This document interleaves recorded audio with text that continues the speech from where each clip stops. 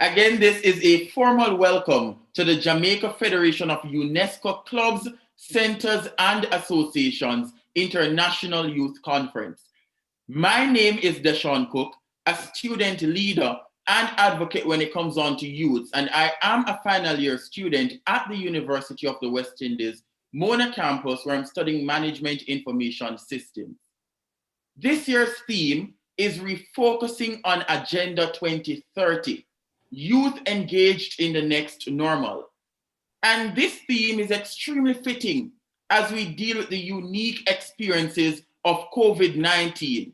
And we'd have just seen one of them, the internet issues of online engagement.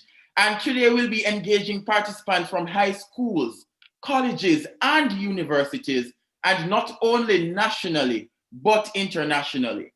It is on this note that I will welcome the youth representatives from Russia, the United States of America, Nepal, Germany, the United Kingdom, Colombia, Trinidad and Tobago, Mexico, Kazakhstan, and Jamaica. And due to the grave time difference among all participating countries, we'd still like to have all participants engaged in the various sessions. It is on this note that I will now invite Ms. Keisha Tomlinson, whom is the president of the Jamaica Federation of UNESCO Clubs, Centers, and Associations, to welcome our guests as she takes our virtual stage. Ms. Tomlinson?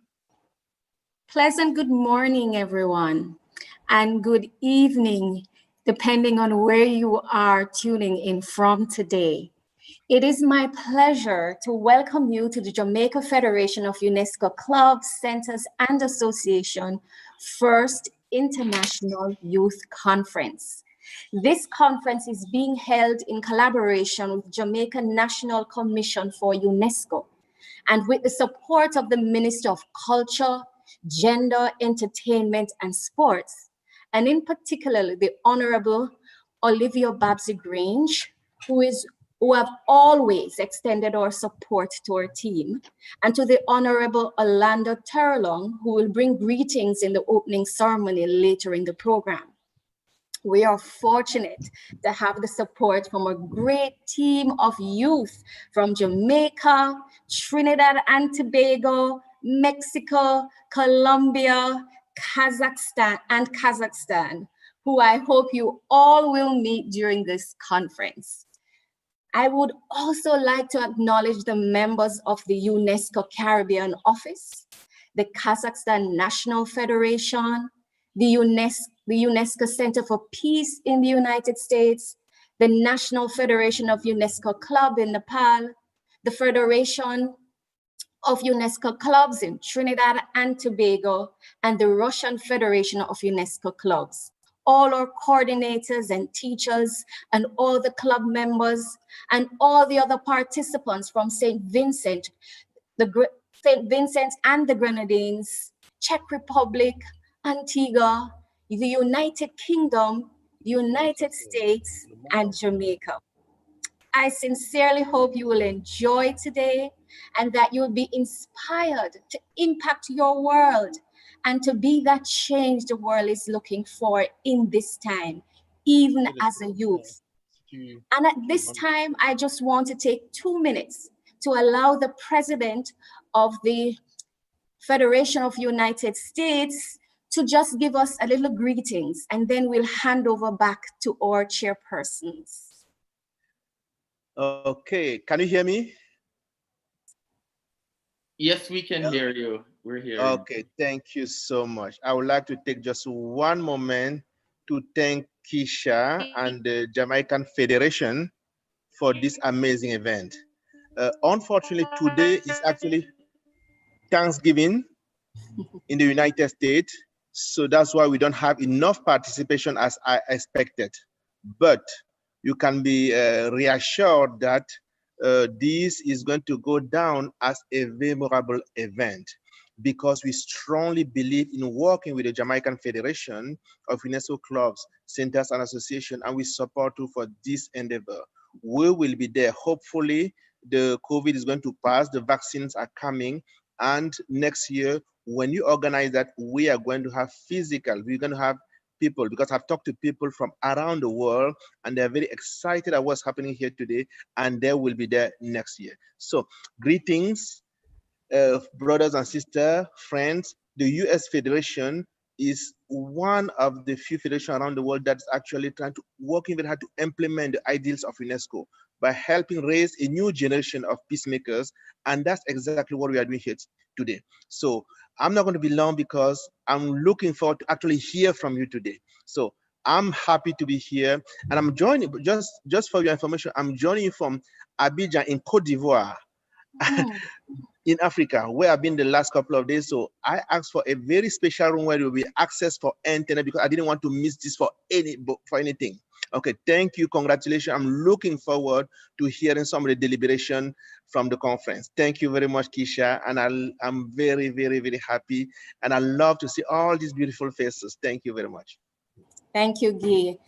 And I just want to invite the presence of God even as we get ready to interact with each other. This is your day, youth. This is a time for you to interact and to get to know each other in this space. So let me take 2 minutes. Heavenly Father, as we come before you, we thank you for this day. We thank you for every youth represented here, every person represented from every country. We pray special blessings over their lives, and we commit this conference in your hand. And we thank you, dear God, that you have worked all things out perfectly. And we declare that these youth will be blessed in every way and that they will be inspired to be the change that they ought to be in this time. We hand over to you, oh God, in Jesus' name. Amen. Sean?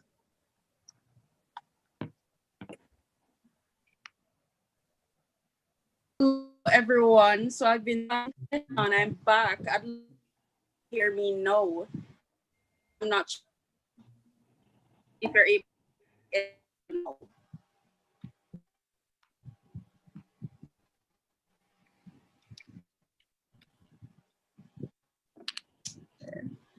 Miss Susan, are you able to hear me?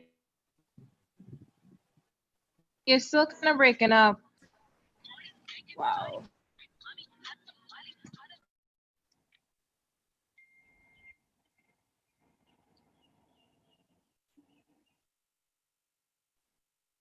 Deshaun, continue. I'm seeing where they are seeing that internet is still a little choppy.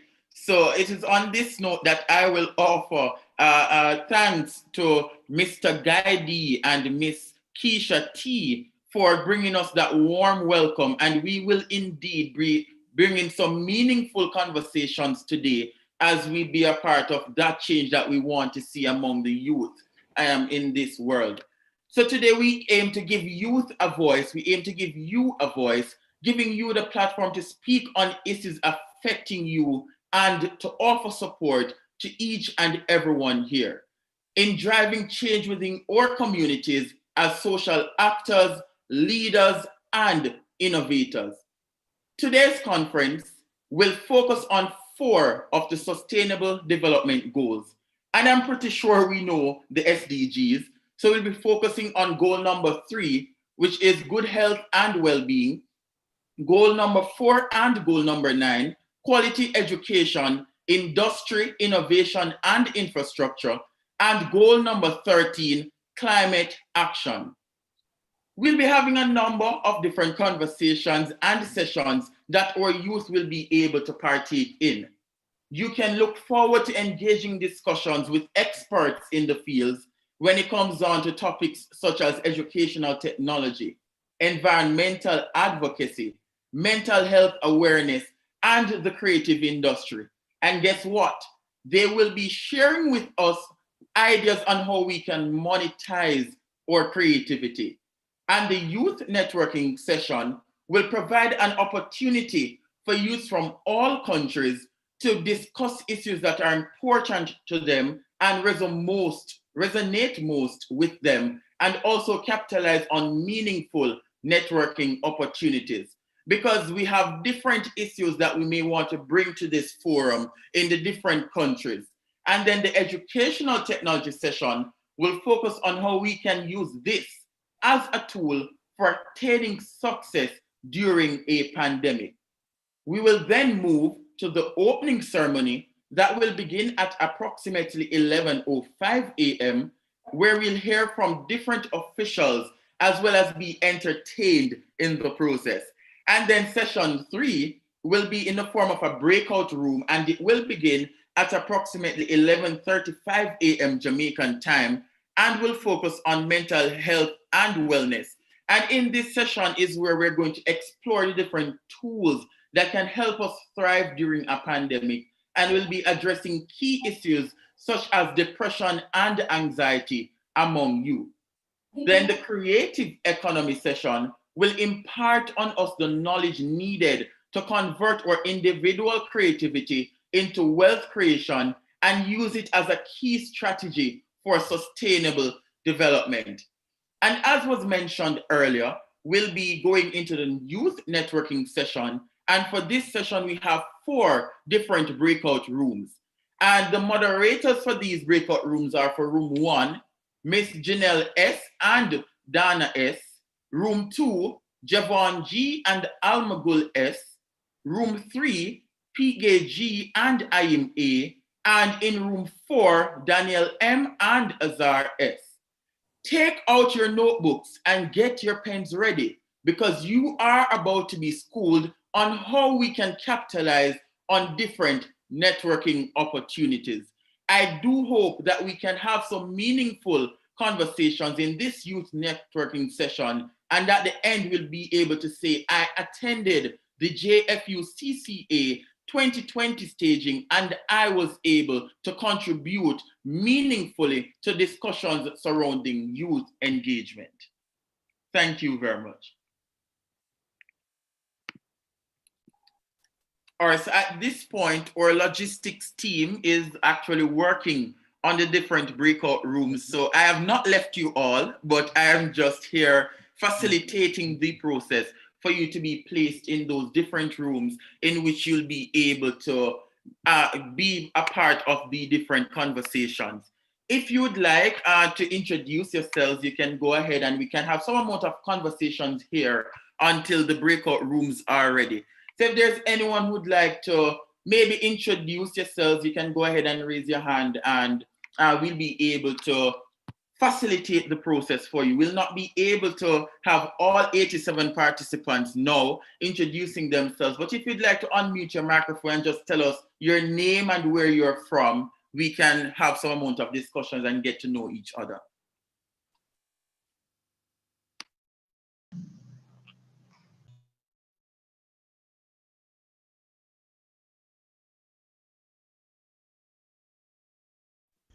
All right, so I guess I'll go ahead and I'll just introduce myself once more. So I am Deshaun Cook, and I am a citizen of Jamaica, where I am actually now doing my Bachelor's of Science in Management Information Systems at the University of the West Indies, Mona, Western Jamaica campus, and I also serve as a student leader at this university. Okay, so I guess I'm next. Hi, I'm Amoya Hamilton from Jamaica. I am from St. Hugh's High School for Girls, president of Unesco Club. Hey, nice to meet you, Amoya. Hi, everybody. Good morning or good afternoon, depending on where you're from today. My name is Rashana Hamad, and I'm from the beautiful island of Trinidad and Tobago, and I am one of our co-vice presidents for our UNESCO. All right, thank you, Rashana. Hello, my name is Deandra. I am a Jamaican. I am the activities coordinator for the UNESCO at the Carteret College. Hey, Deandra, and welcome.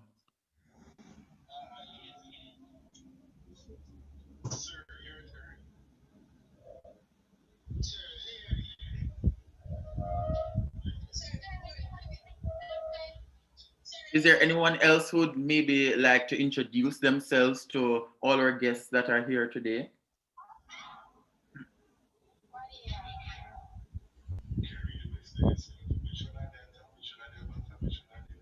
I'm seeing some hands. Amir, you can go ahead. I hope I am getting the pronunciations correct. Hello everyone, it's Miss Sunita Acharya from Nepal, um, presenting the Moli UNESCO Club, which is in Nepal. I'm under graduation on the Tribhuvan University of Nepal. Thank you. Nice to meet you all, guys. Thank you, Sunita. Nice to meet you as well.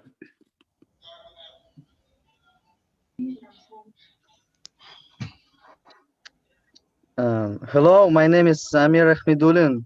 I'm from Russia. Good work, everyone. Hey, greetings, Amir, and welcome. Bonjour tout le Hello. monde.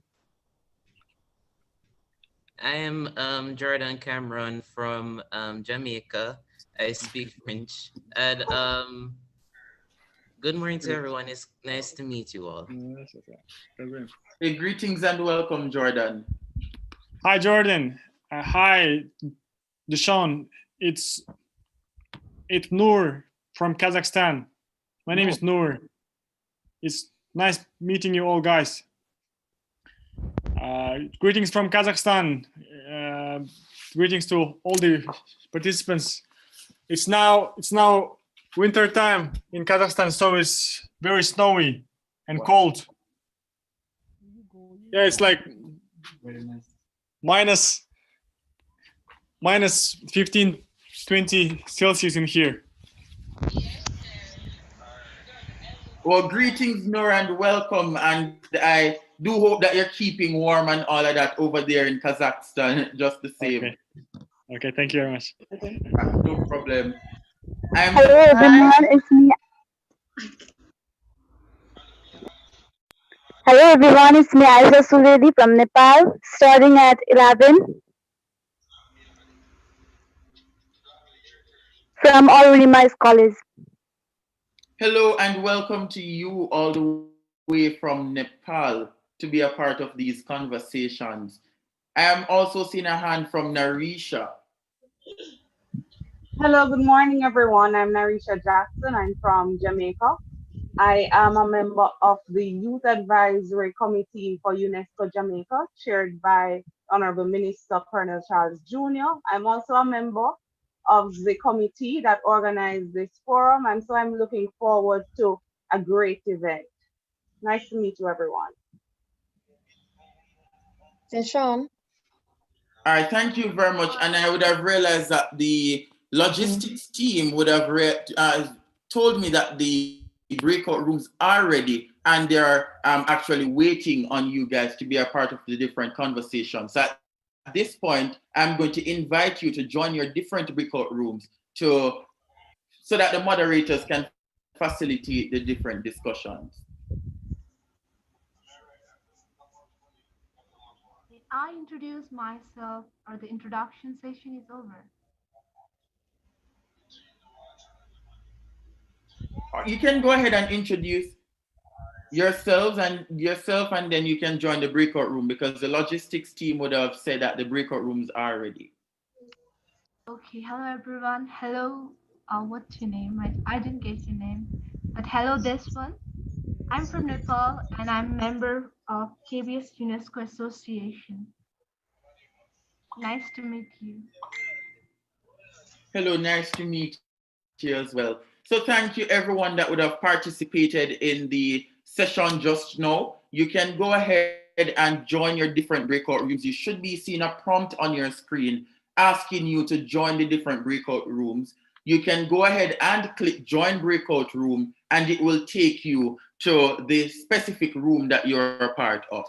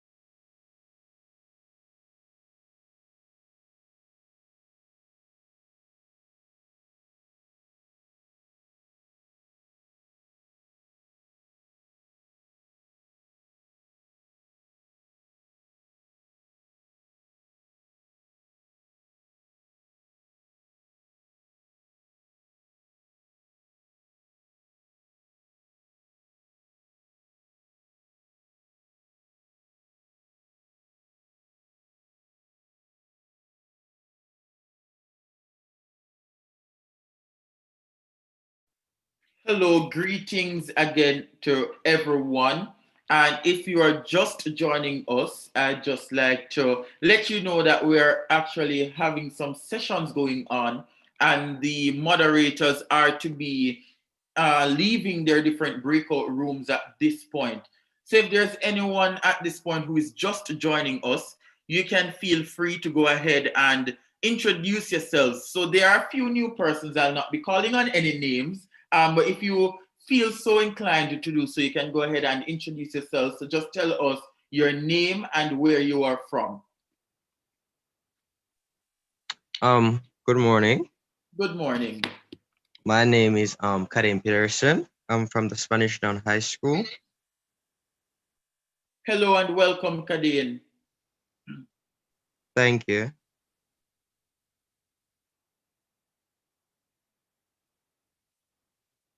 Is there any other individual who'd like to welcome, introduce themselves? So if you're just joining, my name is Deshaun Cook and I am from Jamaica, a student at the University of the West Indies, Mona, Western Jamaica campus, where I'm doing my Bachelor of Science degree in Management Information Systems. My name is Christopher. Good morning. I'm a student of prestigious Media High School. This is my final year in high school, and I'm a prefect and a student council representative president. Oh, wonderful, and welcome, Christopher, to this the 2020 staging of the JFU CCA on conference. Oh, and I'm also the president of the Youth Fellowship School Mission Council.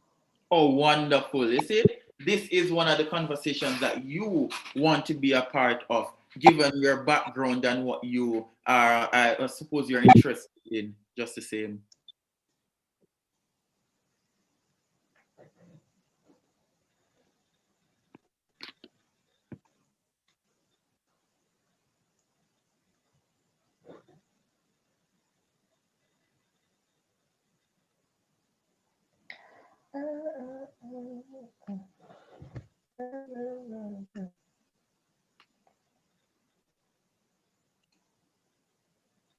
The president Kimani Keisha. No, the president.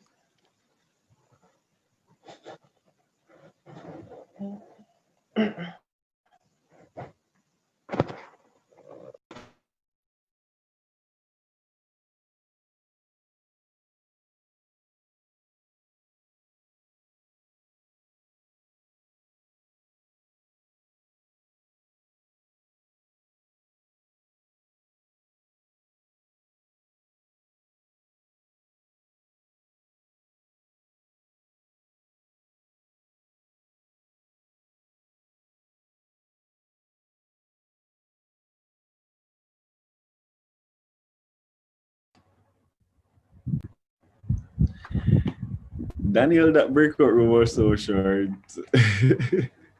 We had fun though. It was great to interact and network with everyone. What did your room speak about, Javon? We got the chance to speak about education and mental health so far. And we kind of intertwine education with technology a bit. So that's great. I really wanted to go to environment, but you know, the time was against me. No problem. I completely get that. Yeah. What was nice is the diversity. You know, you could hear from persons in Trinidad, Nepal, Jamaica, you know, Russia. It was nice to hear all those different perspectives. Yes.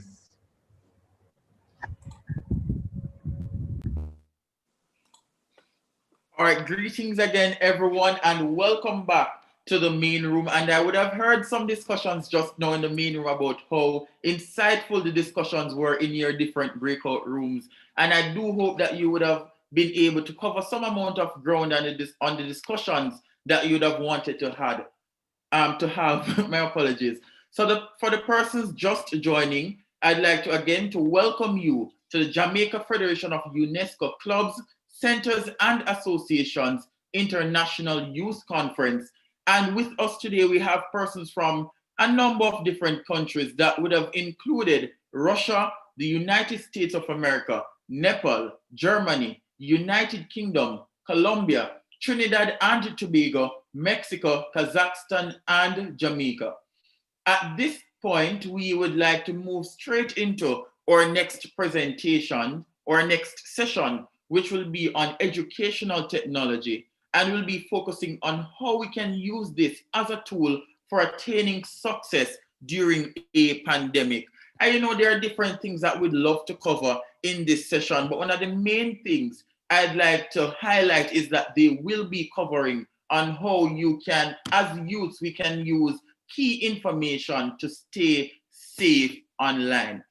And I'd like to introduce our moderators for these sessions, and they are Justin E. and Ika Z. At this point, the logistics team will be sorting out the different breakout room or the different sessions so that we'll go in straight into the presentations for the educational technology session.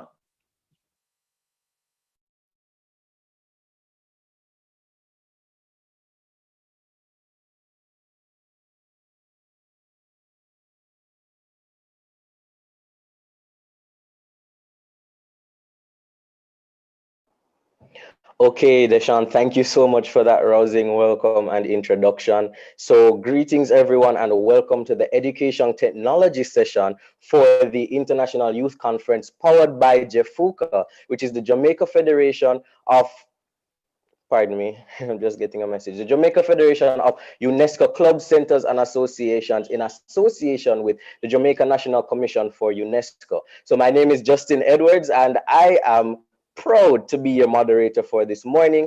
We will be leading you into some discussion concerning education technology, but I will not be alone. I am joined by my moderator counterpart from Mexico, who is Iko Zugasti, and I'm going to allow him to introduce himself as well. Iker, are you here? Yes, of course. Thank you very much, Justin, for that introduction. Well, good morning, Edward, and everyone here. I am Iker Zugasti. I am from Mexico. I am a last year student of law in the National Autonomous University of Mexico. And well, I've been participating in Models of United Nations for a while as a debater and as an organizer. I was part of the UNESCO Center for Peace Camp last year and last year of that. So I'm very honored to be here accompanying you in this awesome conference. And well, I'm very honored to be accompanied by people from all over the world. Justin? Okay, thank you for that, Iker. So my name is Justin Edwards, and let me also tell you a little bit about my educational history. So I'm currently studying law, much like Iker, at the University of the West Indies, where I also serve as the commuting student representative for the UE Mona Guild. And as Iker said, we're definitely honored to be joined by so many persons from all over the world. So what you find is that for the education technology session, we will really be getting straight into the full use and enhancement of education through technology and how it is that we can best seek to further our experiences given the COVID pandemic and to also adapt to the new normal as well as the next normal, because we understand that even after this pandemic, more than likely we'll be seeking to use online learning a little bit more, and to also give you guys some tips on how to be engaged over the international, engaged over the online space, but also to stay safe while you traverse the online airways. So we definitely have an amazing lineup for you guys this morning, and I'm just going to turn over to Iker to introduce our first speaker for you this morning. Is Mr. Jason Brown, and I'm very excited to hear what he has to say for us today. Thank you, Justin. And well as you, I'm very excited as to know all about our new presenter. Well, the first is Mr. Jason Brown, as Justin said. He's a man on a mission, a highly driven and motivated education change agent, leader, innovator, and forward thinker in the field of education and management. He boasts a Master's of Education degree in Education Administration and a Bachelor's of Education degree in Information Technology and Computer Science with honors. With a passion for educational administration, Jason Brown seeks to equip existing and future education practitioners with the right tools to impact teaching and learning in a dynamic way. His drive comes from the mantra, "There are lives to be touched, the work never ends." Participants across the world, help me welcome Mr. Jason Brown. Hello, everyone. Good day, good day, good day. As said before, my name is Jason Brown, and it's a privilege to be here with you today to share this presentation. Oh, they're sharing for me. I was going to share myself. Okay. All right. If I could be given the privilege to co-host and share the screen, I made some amendments to the presentation, if that's possible. Yes, again, so my name is Jason Brown. I reside in Jamaica. I am an educational manager here. I wear many hats from education to media. I do educational consultation. I'm also a YouTuber. I have a YouTube channel where I cater to young persons in seeking to help them go through life. Let me just say thank you to all the persons. One, thank you for being invited to this conference. And two, thank you to all the persons who have taken the time to log on to be here today. All right, so I was co-host. Let me go ahead and share my screen with you. Or so if you're seeing my screen, just say yes, that you can see so I can know what's happening here.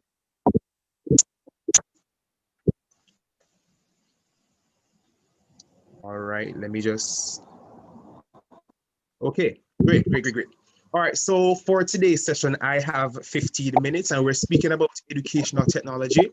And my branch in particular is challenges and tips for online learning. So I have two simple objectives. Two very simple objectives. At the end of this session, participants should be able to identify, understand, and explain the various challenges associated with online learning. And two, to list and explain tips for optimum online learning. So, the first slide, this picture here, I found it very interesting. One, because as we're dealing with education, yes, it is showing a twofold scenario. On my left, you're seeing someone who is working in a classroom, and on the right, you're seeing someone logging on to their device to connect for school. In 2019, November 2019, we had news of this new virus that was happening. No one knew much about it, what was happening. And then fast forward to 2020, the world is now in crisis. We are locked down in some countries, and there was a sudden move, a sudden thrust for learning to take place. And this has come with many challenges, and it has been affecting everyone globally. If I were to stop now to ask persons just to give their experience or present their mental state and how they are now, many persons are not doing well, students are not doing well, children not doing well, lecturers not doing well, teachers not doing well. It's a case where the all is split in two. Some persons are preferring face-to-face, some persons are preferring a virtual, some persons want both. But we have to power on and see how best we can still learn while staying safe and make the best of it. Now, if I were to ask anyone here challenges that they've been facing with online learning, we'll spend the entire day here just trying to hear the many challenges. But let me see how best I can narrow it down for you. And let me say right here in Jamaica, we're not without our challenges. We're still under curfew. We have different communities where persons aren't as privileged as some. So we have a few persons who are logged on to systems, some persons who can't access, some persons who don't have devices. And for the past couple of months, I've been leading a team in training, offering free training to students, to teachers on how to manipulate themselves in the various platforms. And I can understand that as throughout the world, some countries are experiencing the same challenge. But let's jump right into it. We're looking at challenges with online learning. So I'm going to list some challenges and then we can go into explaining some of them and talking about them and making it conversational. So if you want to chime in, you can use the raise hand icon or you can send something in the chat and then I'll try my best to inculcate that into my presentation. All right, some of the most common challenges right here, we have technical issues. We have distractions, we have time management issues. We have the big elephant of staying motivated online. We have understanding the class or the course expectations. We have lack of in-person interaction. We have adapting to unfamiliar technology. And we also have, one second here, adapting to unfamiliar technology, and the list goes on and on. So from technical issues, distraction and time management, staying motivated, understanding course expectations, lack of in-person interaction, adapting to unfamiliar technology. Now let's start with the big one. The big one is technical issues. The thing about online learning now is we put our hope in something that we really can't control. Yes, we pay for internet connectivity, we pay for all the nice bells and whistles, but the reality is we don't control this as much as we'd like to. We can have issues where the network is down, where our computer automatically restarts itself for no reason sometimes. We have issues where because of weather conditions, we are interfered and we can't connect, whether it be on our end or the end of the teacher. So sometimes it's not just the student, but it's the teacher as well. And right here I have, unfortunately, experts say that technical issues are bound to happen in an online only environment. So although this is a challenge, it is not something that we will completely get over. So we have to get used to the fact that the computer will suddenly shut down sometimes, or we may have spotty Wi-Fi. And by spotty Wi-Fi, I mean the Wi-Fi shakes, it goes, it comes. Sometimes I am convinced that my Wi-Fi here in Jamaica, it has a life of its own. Sometimes it's up, sometimes it's down, sometimes it's fast, sometimes it's slow. And I'm sure we can recall to being in Zoom meetings or Microsoft Team meetings or Google Meet meetings or Blackboard meetings, and you see your internet connection is unstable. And I'm like, well, what happened? I didn't do anything. So this is a big hurdle for us to want to try get over. We also have, let's move on to the next one. We have distraction and time management issues. Now, this is a big one because whilst the classroom, the learning center, the schools, the institutions, that's a controlled environment, a controlled environment. You know, you have your classroom, you know where it is, you know, you have your desks and chairs, you know, you have your projector. It's an enclosed building. You can't have random persons walking in. You can't have random visitors. When you're at home, when you're online, this is kind of a new environment for online learning because some persons don't live alone. You have siblings, you have family members, you have persons who are walking across your camera, you have sound issues, and you're home, so everything appeals to you.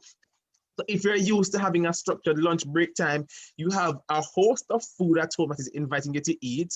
You have your gaming consoles, you have your phone, you have your television sets, you have your recreational activities. Everything is there looking at you in your face, looking at you in your face, and you're mustering up the courage to try to be disciplined and stay in class. So for distractions and time management, here we have, while studying from home or wherever students may be, there can be more distractions than usual, especially with family and possibly younger siblings around. And this is coming from Reggie Smith III, the CEO and Executive Director of the nonprofit United States Distant Learning Association. And it's very hard for us, you know, because when we're going to school and in person, you have somebody behind you keeping track. Your lecturers are there when you want them to be there. And, you know, everything is timetabled. Sometimes when you're home, you have to get yourself together. You have to wake up at a different time, get ready, go to your station, you know, try to schedule time to be in classes. And as persons are saying now, in somebody from Nepal is saying that their neighbor was in a high mood and dancing with loud music, and it was so irritating. So we grapple with these things every day as we try to learn online. Let's go to the third one. Staying motivated, staying motivated, and this affects everyone, even me in the working world. It's a lot. It is a lot. So given that students may be attending classes at a set time on a physical campus, finding the motivation to get started on coursework can be difficult. And let me tell you, when it gets difficult, it gets challenging when you don't see your home as a place of work or as a school setting. And it's a struggle to get your mind together. Because for us, our home is the release. We go to work, we go to school, we go to study groups, we go to group meetings. But when we get home, that place is where we unwind, where we want to chill, we want to sleep, we want to be with our friends. And no, and the common thread is no, we have to transform our leisure space or chill zone or avenue into a place of productivity where we have to balance having time to be productive, having time to do homework, having time to do coursework, having time to get exams done, and also have fun. So now our home now becomes a multifaceted productivity center. Hey, I like that. Our home now becomes a multifaceted productivity center. And it's a struggle to stay motivated because sometimes you just want to give up. Can you imagine being in class, logging on, not being able to get on, and when you get on, it goes down, or your teacher internet drops, or you're not learning the way you want? It can be very frustrating and a challenge to stay motivated. If you're still with me, just type in the chat that I'm with you. Let me know. I don't want to bore anyone. If you're understanding, if you're with me, just say I am with you, so I can know how to continue. Awesome, awesome, awesome, awesome, awesome. All right, so let's continue. The next one is understanding course expectations and course classwork expectations as well. The sudden switch to online learning has left some students confused about course requirements for the rest of the semester. So you have students who are wondering whether, you have students who are wondering whether their classes will still have live sessions through video conferencing, or is there time to have breakout rooms, or is there time to do different things? And you're working this out on your own time. So you're used to going to school face to face. You're used to having everything set. And now you have to be doing some things by yourself. So you're not sure, all right, how the group work gonna work, how presentations gonna work, how testing gonna work, So it's just a matter of understanding the new norm of your online classes. And for some persons, this may be frustrating. And in my breakout session in room 1, a point was made that, this is affecting our mental health. So you have persons who are not doing well because of all the struggles and the uncertainty with the online learning. A big one is the lack of in-person interaction. So the lack of in-person interaction with both teachers and classmates can be particularly challenging. So as social beings, it completely changes the game. There is something different when you can be in the same space, vibing, the chemistry is right, you're understanding, you're learning, and then now we're just operating through the virtual space. And normally, probably a one FaceTime call, a one WhatsApp call, a one Zoom Skype call, but it was never the everyday thing. And it is restructuring. It is restructuring our mind and the way we think and operate. And this is happening right across the world. Even persons who were not fans of school, persons who didn't want to go to school. I see videos of children and students losing it, complaining, crying, being frustrated in these groups, all because they just want that little in-person interaction. There's a video that was circulating here in Jamaica. It was so funny. It was a case where a child was around her device in online class, and her teacher on Zoom was telling her good job, and the child started to cry, saying that she's tired of hearing good job over the computer. She wants her physical book to be marked. She wants to hear her teacher saying it to her and patting her on the back physically, so that she's doing something right. So this is something that is affecting everyone right across the world. And if you can relate to this challenge wherever you are across the world, just type in the chat, I can relate. Just say, I can relate. So I can know I'm not speaking in a vacuum. If you can relate, say, I can relate. There we go. There we go. So we're powering on. I have 50 minutes, and we have adapting to unfamiliar technology. Given the transition to online classes, many teachers and students are now adapting to some digital tools. And by tools, we mean tools unknown and tools barely used. So for many persons, they did not know about these tools before now. And because of the shutdown, because of the shutdown, there was not enough time for them to be formally trained. I'm seeing that Blessed Boy, you raised your hand. Blessed Boy, you can go ahead before I continue.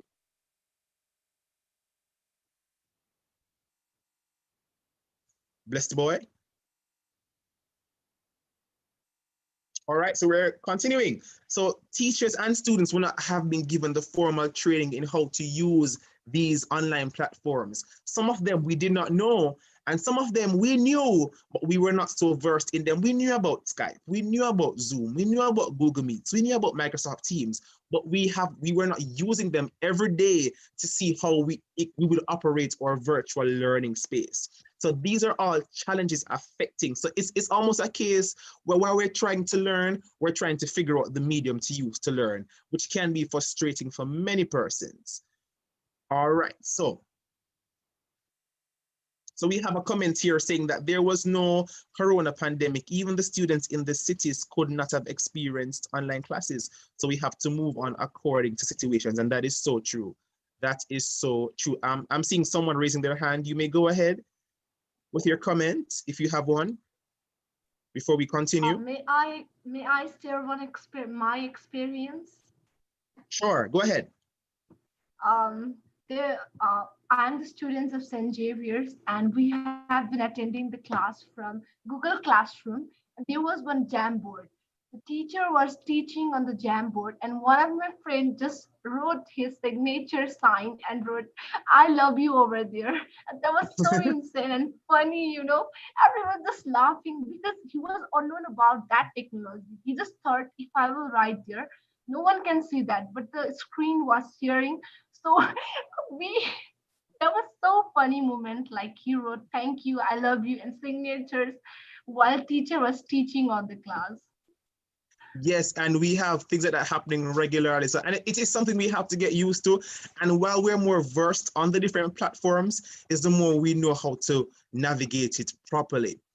And we also have uncertainty about the future. Now, this one is a big one. The sudden switch to online classes at the start of the pandemic has caused anxiety and raised questions among students about their academic futures. Many worry when normalcy will be restored. In Jamaica, for example, we have not resumed face-to-face classes just yet. I know some territories, some countries have, some are going good, some have to stop and to go back into lockdown because we had a spike of the virus. I think in Jamaica, I think about the past 2 to 3 weeks, we have been using a couple schools for a pilot program, but personally in Jamaica, we have not been given any word as to when we will resume face-to-face classes. And this is a challenge because although we're trying our best to navigate, we don't want this to always be the reality. And persons are so concerned, when is this going to end? When will I be able to step back into a classroom? I can imagine the looks on students' faces when they have opportunity to just step back into a classroom and to be able to see the board, see their teacher, and to just be there and enjoy the experience of being in a physical. And then we have persons who, as Ashiba said, you have persons who have transitioned to different levels of education and looking forward to their first year university experience, and they can't even get to step foot on the campus. They have to be doing all of this online. So it is really affecting persons all around the world. And my time is slipping, but I'm having fun. Let's power on. All right, so let's move on. So now let's go on to tips for online learning. And these tips are coming from the Northeastern University. And I'm going to share about, I think it's about 7 or 8 tips. And then I'll wrap up and I'll be out of your faces, okay? And let me just say thank you for staying with me so far. It's very interactive. I'm enjoying this. Tips for online learning. Number 1, treat your classes like real ones. So we know that everything starts in the mind. And once we can control our mind and condition our mind, then things will seemingly get better. So the first challenge is to treat your online classes like real classes. Don't see them as a substitute. Don't see them as a contingency, but see them as the new norm. And when you change this level of thinking and you see your online classes as your official class, as the way it should be, it will be a bit easier for you to transition into making it happen. So see getting up and going to your machine every day as the norm, and just pretend as though there is no there is no lockdown happening. Try to condition your mind because online classes can be effective. And if we're being honest, moving forward from 2020, this will be a staple as we go forward. So don't be surprised if this becomes more regularized and become the norm. It will happen, and online classes can be enjoyed. Tip number 2, hold yourself accountable. We are so used to having our teachers or lecturers on our backs, bothering us, reminding us about things and what to do, how to do it. No, in 2020, at this point in the game, we have to be our own motivator. We have to be our own accountable person keeper. We have to be our own person. Justin, can you please mute your mic? It's unmuted. Thank you. We have to hold ourselves accountable. So be your own accountability statement. Be your own check-in person.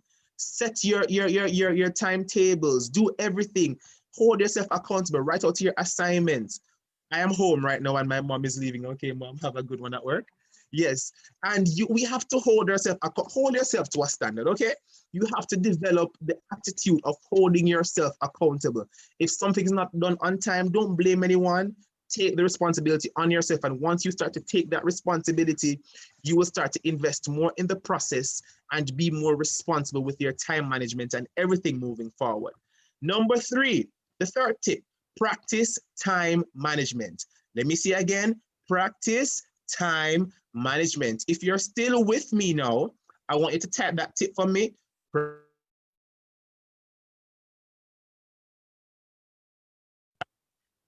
If you're still with me, just type practice time management. All right, so my time is going. So let me just go through the other tips really quickly. Tip 4, create a study space and stay organized. Try to find somewhere that is a quiet environment, not so distracting, and try your best to stay organized. Tip number 5, eliminate distractions. Try to create a clean area for you to learn. Tip number 6, figure out how best you can learn. When you tap into your learning style, you will learn better and you will find the process easier to go through. Tip number 7, actively participate. Unmute your mic, raise your hand, ask questions, answer questions, submit on time, be engaging. And once you're engaged, it will be a lot easier for you. And the last tip, leverage your network. Connect with your teacher, connect with your classmates, connect with other persons online, whether it be YouTube or Instagram. Share content, learn from them, offer your advice, and see how best you can build a community to make the online learning environment much better. Thank you for staying with me for my presentation. If you want to get in touch with me, it's on the screen right here. You may email me at lifelessonswithjason@gmail.com. I have a YouTube channel. You can subscribe there. It is Life Lessons with Jason on YouTube. That's Life Lessons with Jason on YouTube. You can subscribe and check out my content there. And also on LinkedIn, it is Jason Brown. Once again, I am Jason Brown, your educational manager from Jamaica. And it was my pleasure to be here with you for this amazing session. As you go through the rest of the day, I hope that you have a great time, that you learn, and you know we make the best of what we're faced with now. Thank you so much.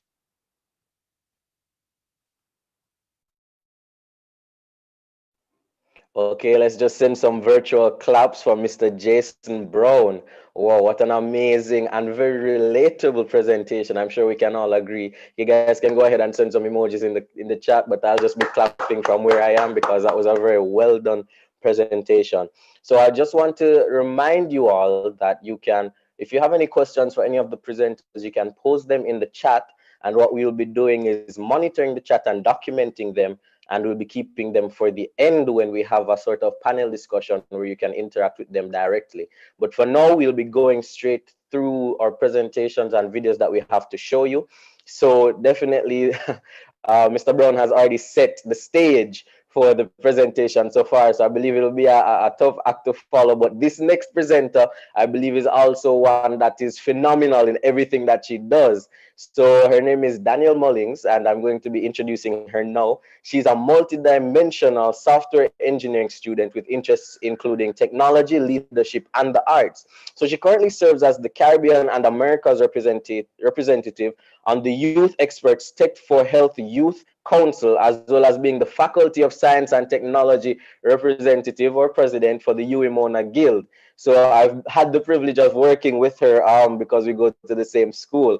So she is also a UE Open Scholar. And if any of you guys are here from the University of the West Indies, you know that being an Open Scholar is a very big deal. Not anyone normal gets those scholarships. So having been described as one of the field's brightest minds, she holds the strong belief in the power of tech and innovation in edifying society, and ultimately wishes to work in areas concerning the civic applications of technology. So everyone, without further ado, please help me welcome the Danielle Mullings to present to us her experiences with online learning.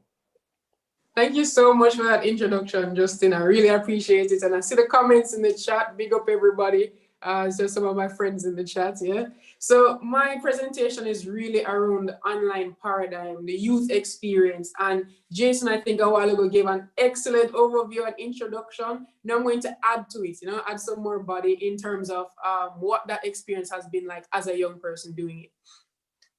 All right, next slide, please.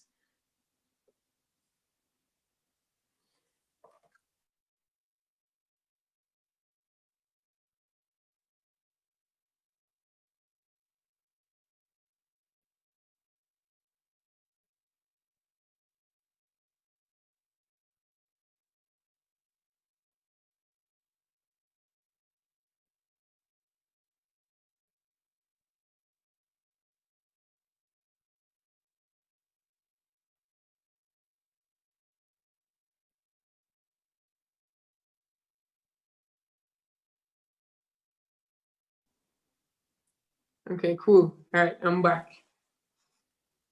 Did it just click? Did it just go out for you guys as well? Yes, I think we were having some technical difficulties just a while ago. Okay, cool. But no problem.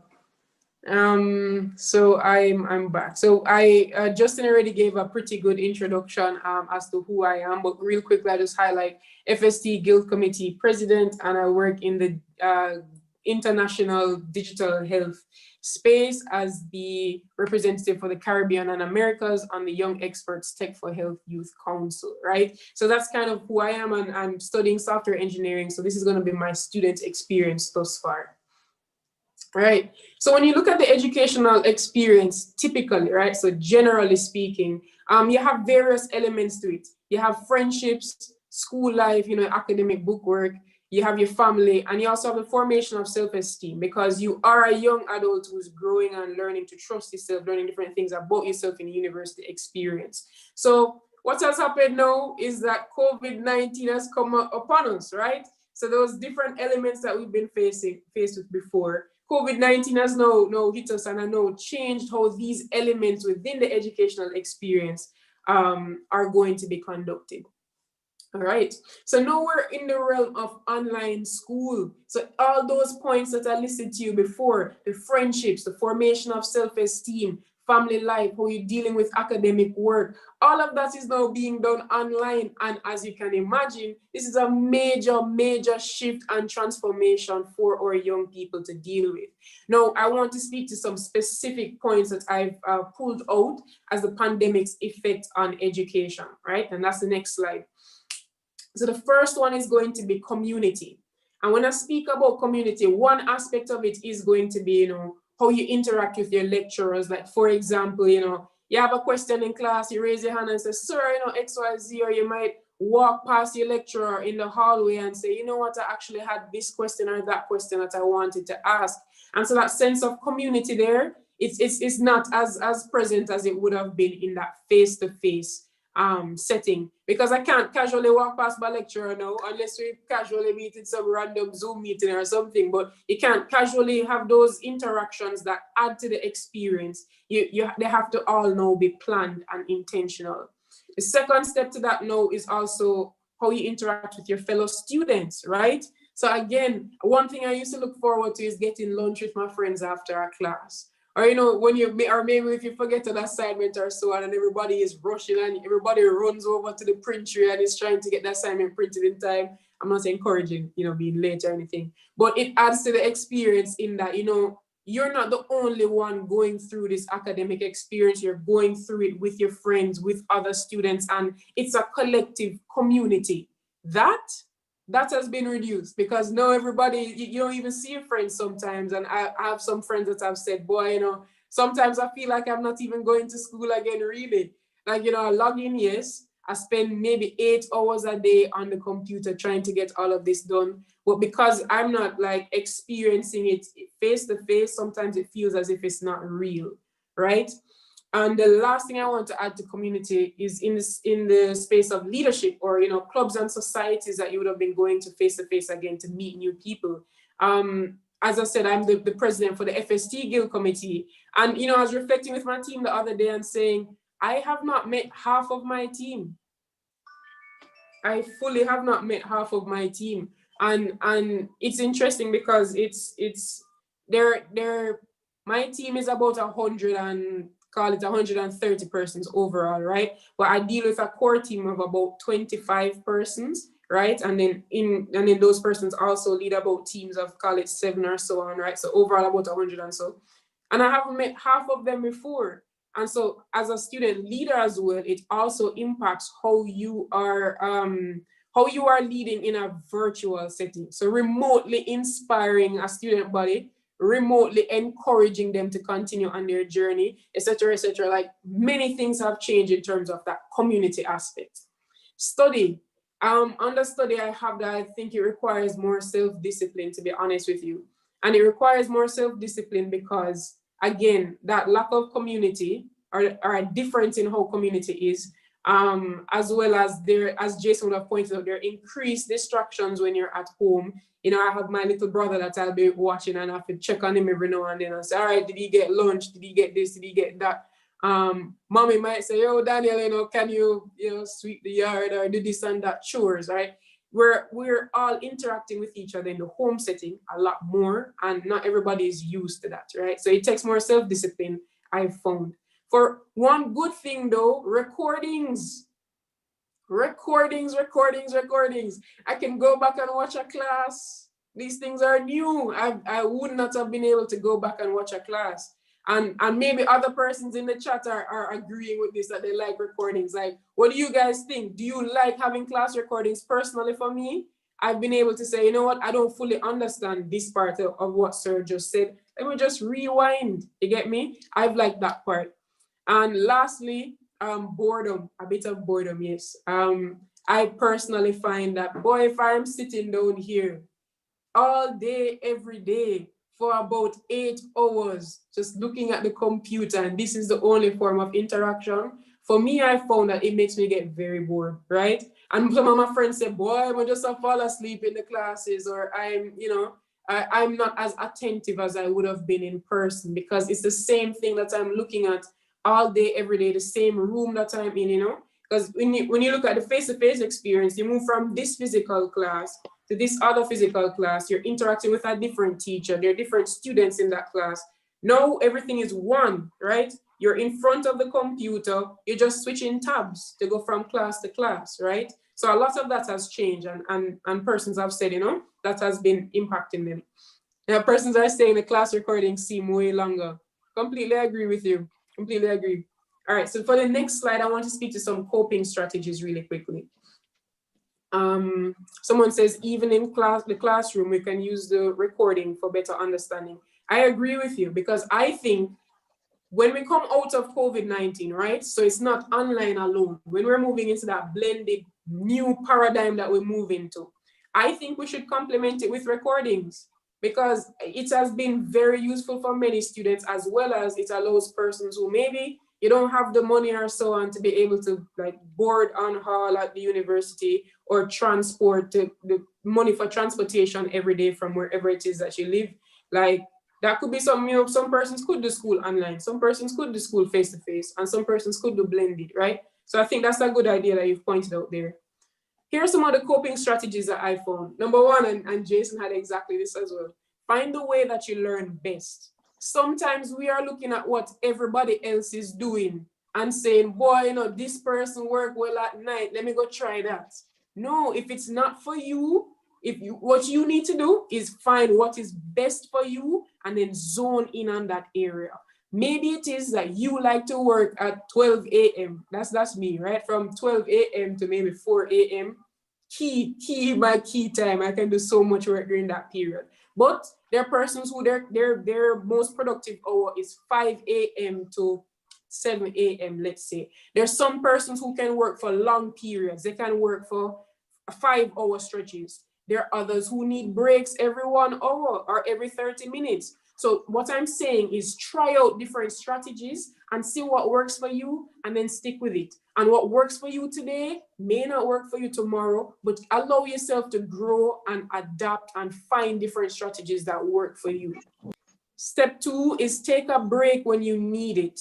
And sometimes we don't allow ourselves to get enough rest. Rest is important, young people. Take a break when you need it.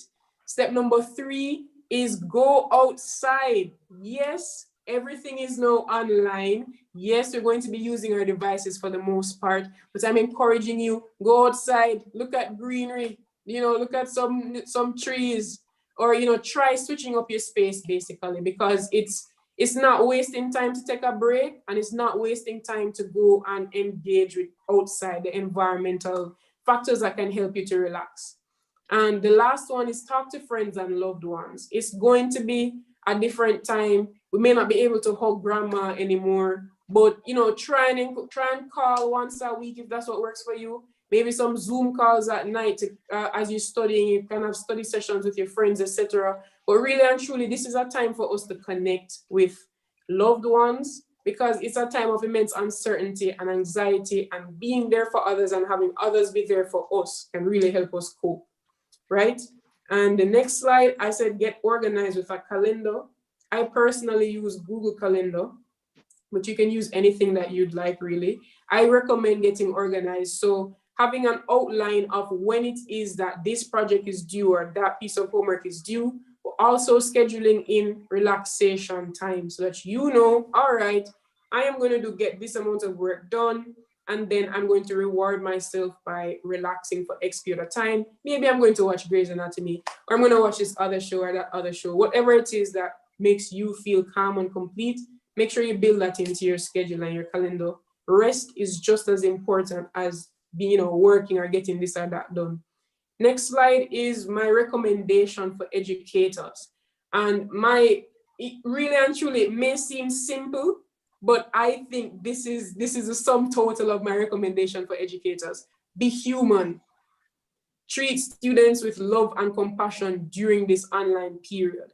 Many of us have experienced loss during this period.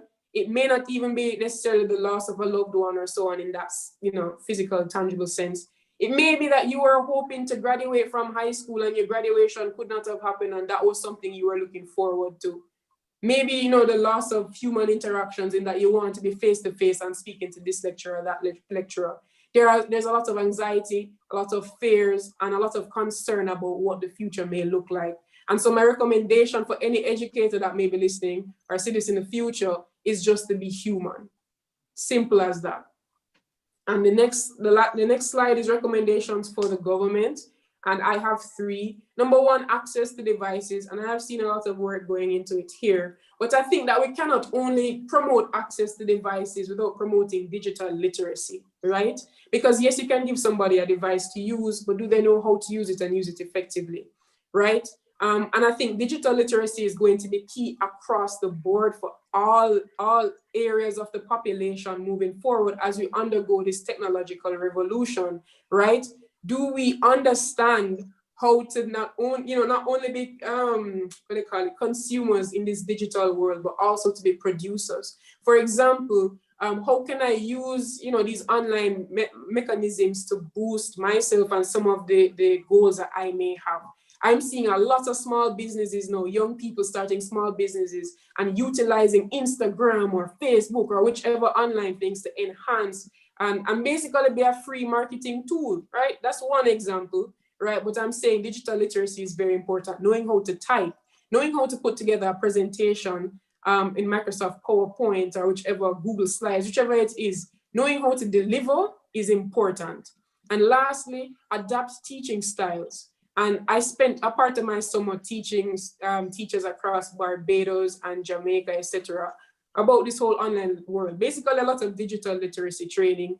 And a key part of it was the idea of the flipped classroom model that would be for online. Basically, we're saying you'd allow, instead of the typical model where you teach in class and then send students homework, you'd kind of allow, you'd give them the content beforehand. So, you know, give them recordings, give them videos, etc. They engage with the material, and then they come to class and ask you questions, and you work through practical things within class. So it's like doing homework, so quote unquote, doing assignments or homework in class along with the teacher, practical explanations, and then actually reviewing material beforehand at home. So that's one example, but I'm sure there are many other teaching styles that could possibly work. All right, so we're closing down. The next question I was asked to speak on is lessons learned during COVID-19. And I think there's so much that has been learned. I think the major one is just compassion. Compassion and respect for the idea that many different persons are experiencing this pandemic in many different ways.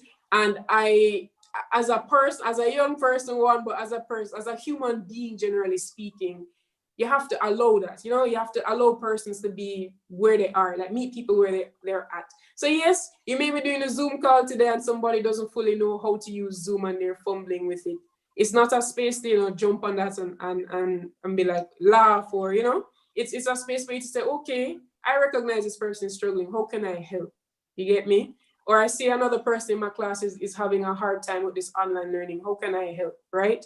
I've also learned that it's important to take time and space to rest and relax. At first, when we had that break in teaching because of the sudden transition with COVID-19 and going to online, there was a lot of space to just think and reflect. And I think that's something that's missing from our lives. Like sometimes we're, you know, always on to the next thing, go to this, go to that, do this homework, da, da, da, da, da, da, da. We're constantly firing and we don't allow ourselves that space to pause and reflect. What am I doing in life? What is most important to me? And where do I want to go with this? You get me? So rest, relaxation, and focus. Giving yourself that time to reflect is important. Those are some of the lessons that I've learned. And I was also asked, what's the first thing I would do after COVID-19? And this might sound cheesy, but I really want to hug my grandmother. I wanted to, you know, I'm one of those people that love to hug people or so on. And with COVID-19, you know, you can't hug nobody anymore. You know, you need to do your whole arm, you know, the fancy arm stands or so on, or footsies or so on. Right? You cannot actually, you know, interact and hug persons and have that expression there. So I think the first thing after COVID-19 I would do is actually just go and hug and spend time with my grandparents, because I'm afraid right now of possibly, I don't think I have anything, right? But I just don't want to ever that to even be an option, right? All right, so I want to leave you guys with this quote that's on the next slide. And that is to never underestimate the power of dreams and the influence of the human spirit. We are all the same in this notion. The potential for greatness lives within each of us. Now we call FST, the faculty I'm from, the Faculty of Greatness. And so I put this in almost every presentation, greatness, something to do with greatness. But I really do believe that it's important for each of us to acknowledge that you do have the potential to be great. The shift to online has been rough. A lot of things came at us that we did not expect to happen. But as young people, we are resilient and we can bounce back. And it's important for us to acknowledge that we have this potential for greatness within us, right? So I'm encouraging you not to give up. I know it gets hard sometimes. I know it seems uncertain and we're wondering what will the future look like. But it does not matter what comes our way. We can trust that we will always put our best foot forward because greatness lives within each of us, right? So I want to encourage you to dream big. You are a person of infinite potential, infinite greatness. That's what's on the next slide. And to close out, I will just leave my contact information on the final slide there. So feel free to email me if you like, danielmullings17@gmail.com. I'm also on Instagram at damullings. Basically search damullings on anything and you'll probably find me, or you can connect on LinkedIn. But it has been my pleasure to share with each of you here today. Again, you are a person of infinite potential and of infinite, greatness. I really want each of you to dig deep into that as we close out 2020 and look forward to the future of 2021. Thank you. Well, thank you very much, Daniel, for that amazing presentation. I think you give us another perspective about how we can address this situation with I think you can give us hope of what we can do to better our situation, as not everything is lost. Um, it is a very nice insight you have given us, and I'm thankful for it. And well, as in addition to featured students such as Daniel, in our conference we will also be featuring students from across the world that have sent us video presentations to be a part of our conference. This next presentation comes to us all the way from Germany, from Daria Tretiakova. She grew up in Russia and, having met the requirements at the age of 16 to matriculate, has started teaching of English and Spanish at the University of Paderborn in Germany, and was afforded the unique opportunity as part of her studies to intern in Jamaica at JFUCCA in 2019, which lasted 5 weeks. Here to share us with her experiences, tips, and advice on embracing the utilization of technology to enhance the teaching and learning, provides and the response of students. Please welcome Daria Tretiakova. Здравствуйте. Guten Tag. Hola a todos. And now in English, hello everyone.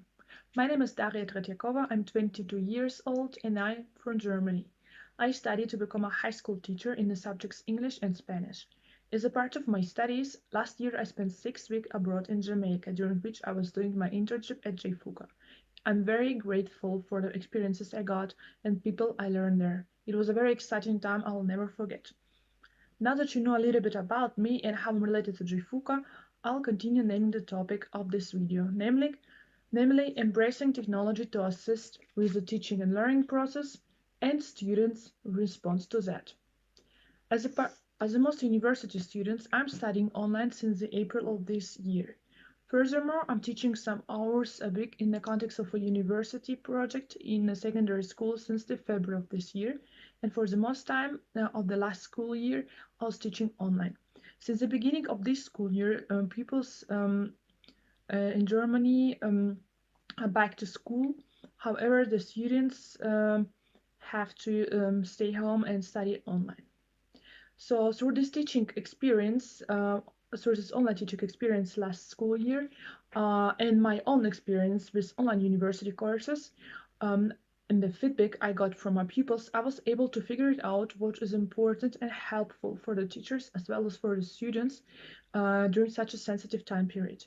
I'll start with some tips for teaching and studying online, and will then name 3 useful internet platforms towards the end of my presentation. Firstly, as a teacher, one should remember that too much of a learning input is not equal good learning process. That I learned from some of my university courses and heard from many other pupils. Even though it is easy and time-saving for a teacher to assign the pupils to read and do a lot of exercises for their self-studies, it is not helpful for learners, especially for the young ones. The information learners have to master needs to be easy to access and understand, because in other ways, it is the parents of a learner who will have to step in the role of the teacher on a day-to-day basis. Secondly, embrace your learners to learn in pairs or groups. It is possible through platforms such as Skype, WhatsApp, Zoom, or whatever else that enables them to do calls in groups. Not only will your students become more productive and motivated, as they do not stand alone during this challenging time, but they will also stick to the learning process and interchange and help each other out, which is very important. And thirdly, in order to make information interesting, it is important to change your teaching methods frequently and try new things out. We have to remember that there is no one-fits-all solution. Each of us is different, and so are our learning methods. Some learn by writing things down, others have to hear and see, the one who explains to get a better understanding, and so on. That leads me to the last point of my short presentation, where I'll share with you some of the websites or platforms I found useful or that I use myself in order to better my online studying or teaching experience. The first one is very obvious. I'm talking about YouTube. So, being the internet platform that is now worldwide and that the learners probably use a lot during their free time, it shouldn't be underestimated as it has many useful videos about different subject relevant topics to offer. If there is no opportunity to give your lessons via Zoom or another type of video call platform, YouTube proves to be very helpful due to the bridge that it builds between you and your pupils. The students do not feel left all alone with the new information as they have the opportunity to adjust the learning process to their own tempo by watching, rewatching, and revising the videos as long as they need to and at any time they want to do so. The next platform I will talk about is learning apps. Using this internet platform, you can easily create your own exercises that will be available for students online at any time by link. It is possible to make closed text, multiple choice quizzes, matching pairs exercise, and so on. This will not only help to transmit the information your learners need to study, but also to apply it in practice. Last but not least is Padlet. This tool can be used to create a digital wall on which information, exercises, surveys, or comments or on any topics can be placed. I personally used it during the online teaching period to ensure my lessons with structure and therefore placed there the information my students needed to handle, as well as the links to the exercises on, for example, Learning Apps website, all in the order that the students should use to proceed with the lessons. The feedback I got about it later was very positive.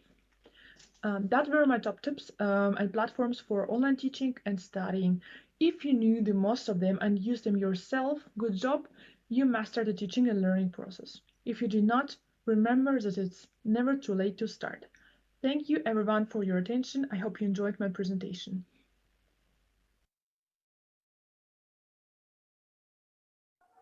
Wow. Okay. So I think I saw some persons in the chat saying that they were having sound issues. I was hearing clearly. So maybe whenever it is that we have another video playing, that you guys should try to turn up your volume, the volume on your devices. But I'm sure a lot of persons were able to hear. So definitely wish that Darja was here, but it was an amazing video presentation. I was making sure that I took some notes on exactly what it is that she was saying. But what really stood out to me was the fact that she speaks like 3 or 4 different languages. I only speak like English and a little Spanish, but she speaks German, and wow, it was just really entertaining. And she really went and dived into some of the practical things concerning our online learning and gave us some helpful tips. So you can definitely see that she's very multidimensional and skilled. And that is something that we can also say about our next speaker, which is going to definitely pique your interest. And his name is Sylvain Kalashi. I'm hoping that I'm pronouncing the last name correctly. He's an entrepreneur and software engineer currently working at the Halberton School, which he co-founded. He has worked in the tech industry for more than 10 decades, and his co-founded school offers training to highly skilled full stack software engineers. And it is actually very unique because the curriculum is based on peer learning, and it is a project-based approach operating under the ideology that what regular schools call cheating, we call it collaboration. So the school is also free until students find a job, and their application is only selective to the students that are, well, demonstrate the most levels of motivation. In his field, he has had the opportunity to work with a number of leaders in technology. However, he himself boasts a master's in computer science, having studied in both, well, having studied in France, China, and the US. So in his free time, he enjoys writing, startups advice, and travel, and he's also a lover of challenges. So everyone, please help me welcome Mr. Sylvain Kalashi. And we will be giving him host right so that he can give his presentation. So let's give him a round of applause. Thank you, Justin. Can you hear me fine? Yes, we're hearing Good, you, not and we good? can see you. Okay. Yes, it's good. All right. Thanks for having me. Thanks for the presentation. So as Justin said, I'm from France, but I've been living in San Francisco, Silicon Valley for the past 10 years. And I am very excited to be with all of you today from all across the world. That's something I really enjoy. So today I'm going to speak about something that you may never heard of, which is the fourth industrial revolution. And so how you as a learner can basically be efficient and strive in this type of society. So before I get started, I will speak a little bit about Albert and Justin covered the basis. We are training software engineers across the world with a methodology where students learn by working on projects in groups. So we have no formal lectures, we have no formal teachers, you learn by doing. Students come from all walks of life. We have people who are just out of high school, people who used to work in other careers. We have former taxi driver, cook, yoga teacher, artist, who end up working for the best tech companies in the world, like Facebook, Google, Tesla, Apple, you name it, all of them. We started in San Francisco in 2016, but since then we have been expanding in the world today with 14 campuses in 9 countries. We hope to come near your place soon if we are not there yet, including Jamaica. So before speaking about the fourth industrial revolution, let's speak about the history of education. So centuries ago, the only way to get an education was to go to the people who had the knowledge, right? And the first university started with monasteries where you had monks, and people would travel great distances to go there and listen to the monks lecturing them. Eventually, perhaps they could learn how to read and access the library. And that was basically how you would get an education, and access to knowledge was the main issue. But since then, our world changed a lot. We went through the first industrial revolution. You may have studied this at school. The first industrial revolution was when we discovered steam, which powered mechanization. We were able to extract the coal from the earth. We were able to build the first train and railroad. It was really game-changing for our society. And this is what education and school looked like at the time. You can see on the picture here. And then we went through the second industrial revolution, also very exciting time. We discovered the gas, we discovered oil, we discovered electricity. We were able to build the first engine. And so we could build plane, car, we built the first factories.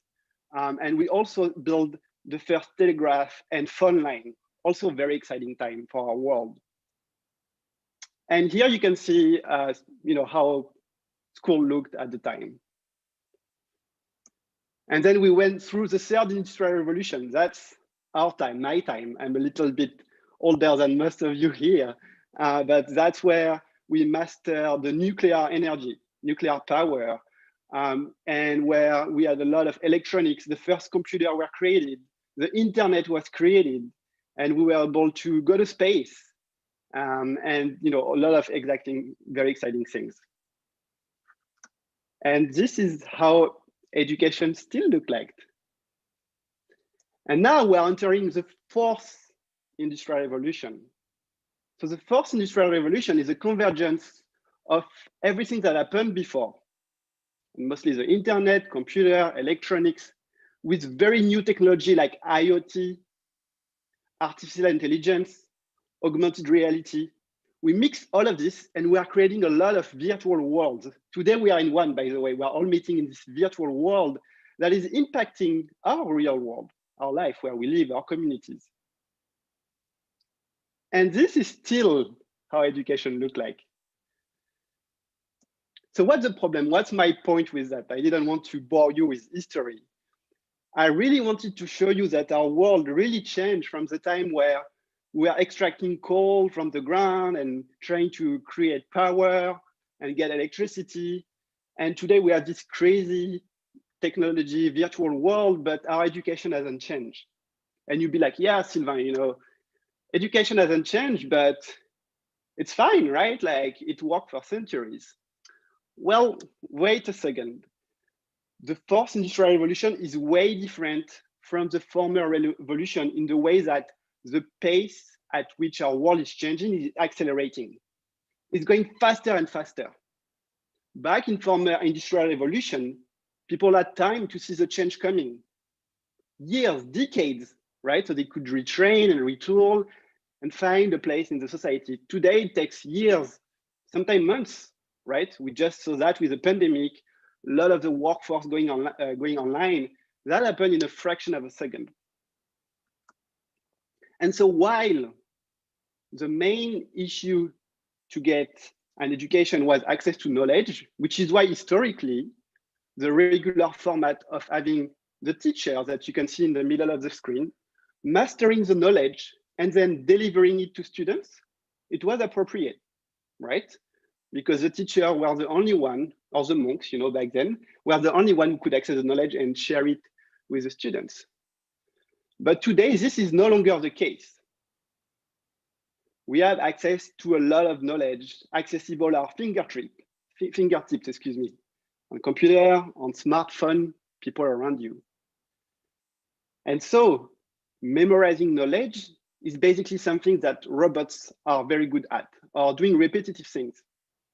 And so we should not teach, and you should not learn to become robots, because the robots are going to be better at it.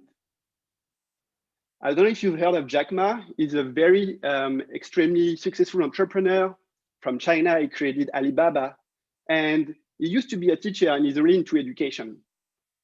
And he's quite afraid of the state of education today compared to where is our world. So I'm like, okay, that's the problem. So now what? What should I do? So access to knowledge is no longer an issue, right? You have library, you have your peers around you. As one of the former speakers said, you can reach out to your community on whatever social media or chat app you want. Your teachers are also here to help you, of course, but the internet became the most important source of knowledge. We have access to more knowledge that we'll ever need, that was ever created. And so it's really up to you to own your learning experience, to use all these resources so that you can be the one teaching yourself. The key for you is to be able to master this ocean of information. When back in the day, access to knowledge was an issue, today there is too much knowledge out there. So you need to know how to write the right Google request to get the information, to understand what information is wrong or right or incomplete. I'm sure you've heard about fake news. Fake news is something that is written on the internet, but it's not true.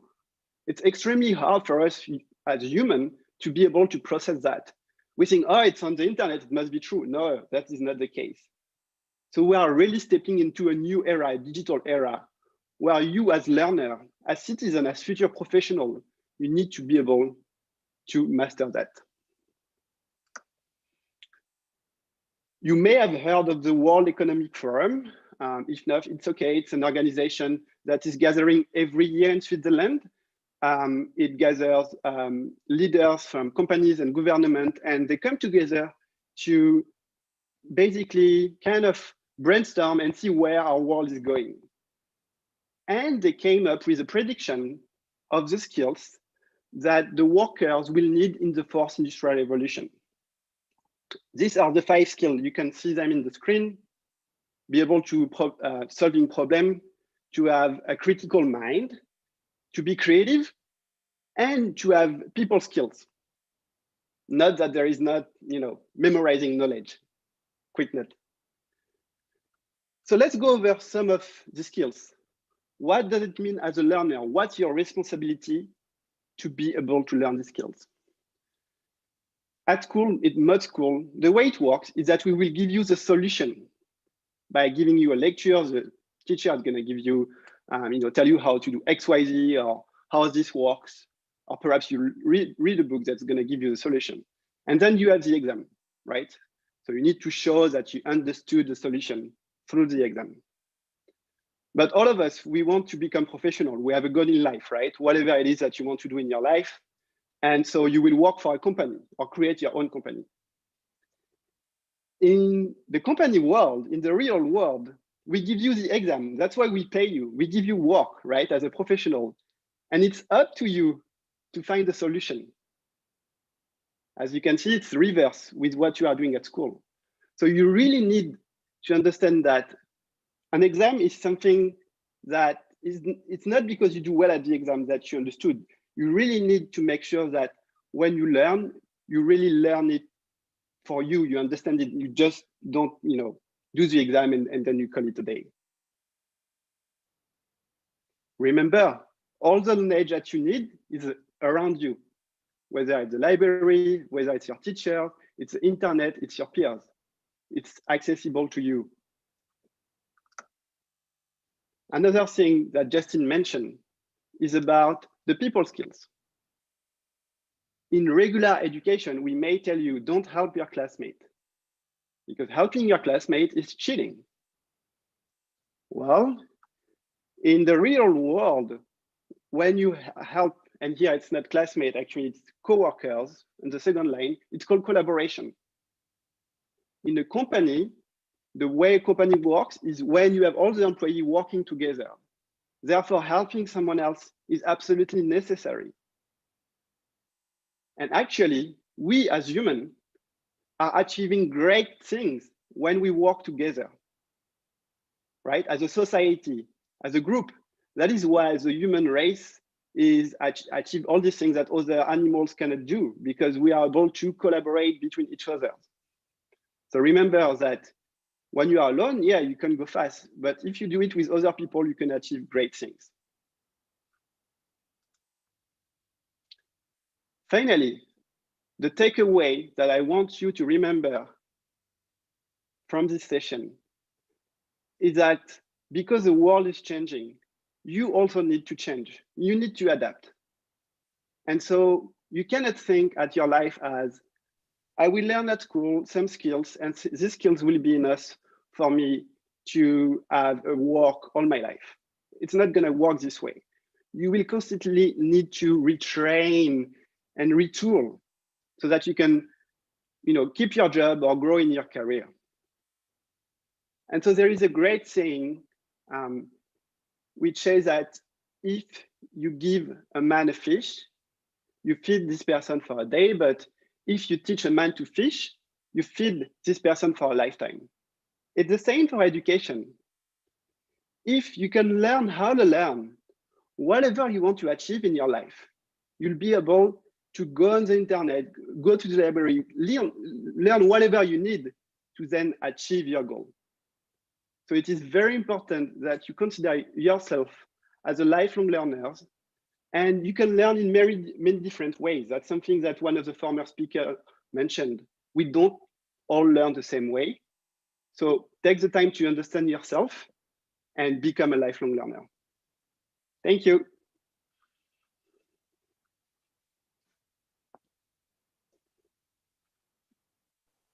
Wow, thank you so wow. Okay, I'm just gonna get straight to the clapping because that was an amazing presentation. Thank you so much, Mr. Sylvain, for that wow. My major takeaway: be a lifelong learner. I don't think a lot of persons think of it that way. Okay, let me just go to school, get this degree, and leave. But to emphasize the idea that we always need to be continuing to learn and to grasp new skills and to grow and develop. I'm sorry, but I love that. I can see that we're definitely having an amazing time in this session. So kudos to everyone that is here with us. But we're going to have to take a break because of the opening ceremony. We have to start now. So we're going to take a break from this session, get into the opening ceremony, and then come right back to our list of presenters. So Iker, over to you. Thank you very much, Justin. Yes, as Justin said, we will have a break for the opening ceremony and we'll be back right away. So I give the word to the Shan Cook to continue with this opening ceremony.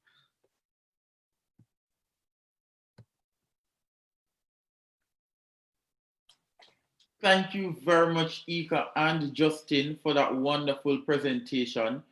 I would now like to thank you again, everyone, for joining our session thus far. And I will now be handing over to Miss Anna K. Hudson, who will be our chair going over into the opening ceremony. Thank you very much, Deshaun. And good morning, everybody. Good afternoon, depending on which country you are. And I'd like to take the opportunity to welcome you to the Jamaica Federation of UNESCO Clubs and Associations in association with the Jamaica National Commission for UNESCO International Youth Conference 2020. And this year we are focusing on refocusing on Agenda 2030, and we want to see youth engaged in the next normal. My name is Anna K. Hudson, and I am the Kingston and St. Andrew Festival Queen, reigning for 2019 to 2020. Before we go ahead, I know a lot of us speak many different languages, so you can go ahead in the chat for me and type hello in English, Spanish, French, the language that you're most comfortable in. And we're saying bonjour. I'm working on my French, and Amoy says wagwan, which is a typical Jamaican greeting. And Sean says hello. Hello, everybody. Hola, Paula. All right, guys. Big up, big up. All right. So thank you guys for being so engaged. We love it. So the first thing we're going to do is we are going to start with the national anthem of Jamaica. So I will hand over to the tech team.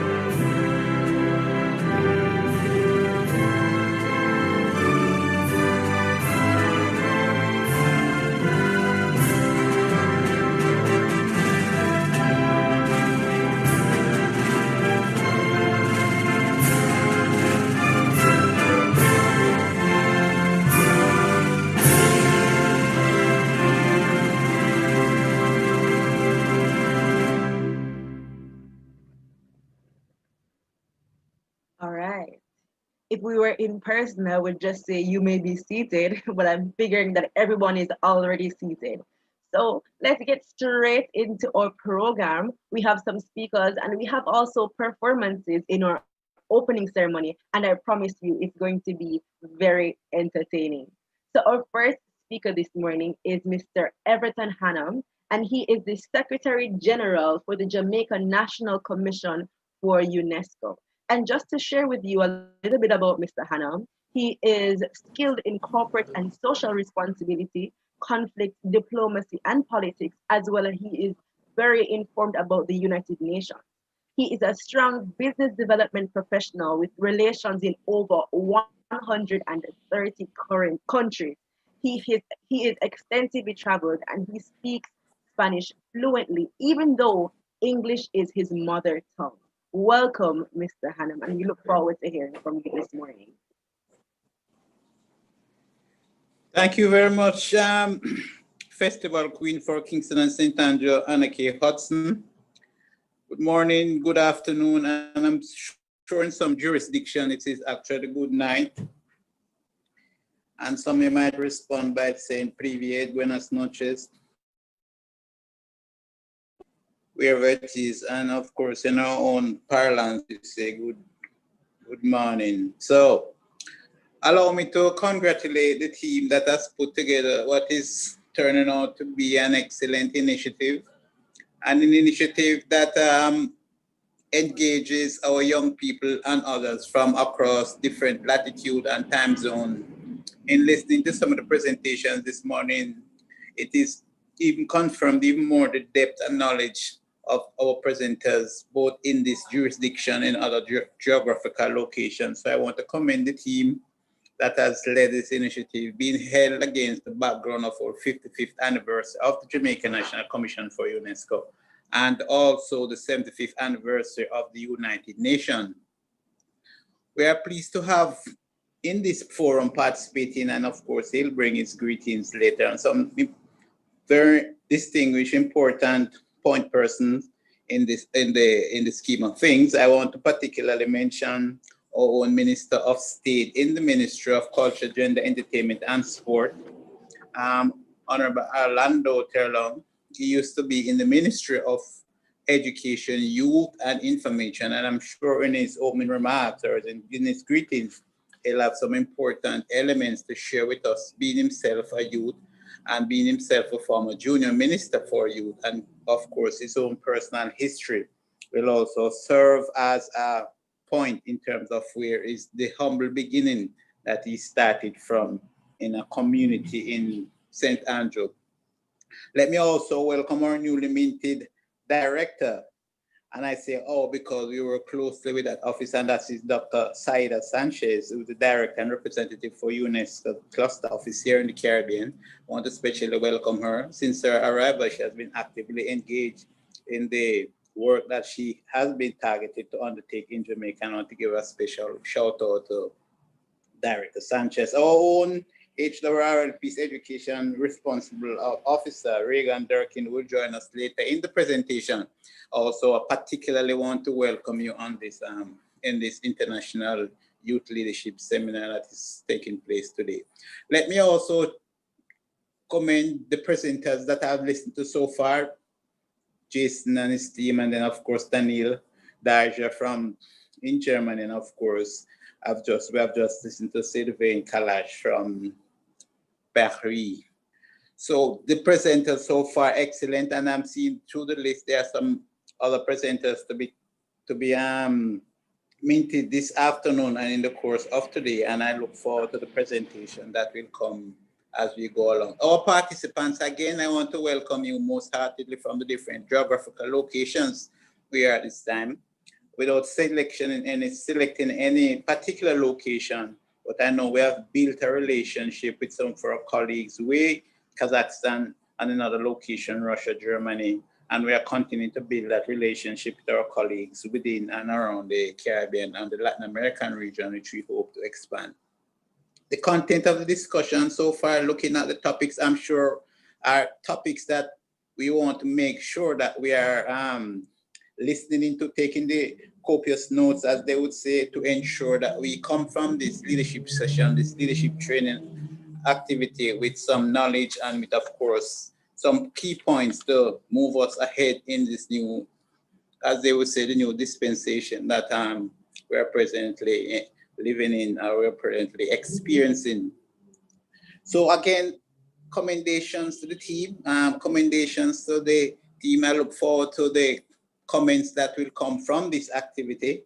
I look forward to engaging the members of the team that would have contributed, the members who are presenting, to see how they can become more engaged in UNESCO activities, both in Jamaica and in their own jurisdiction, to see how they can become engaged in the activities and the many areas of UNESCO. UNESCO, of course, has youth as one of its focal points.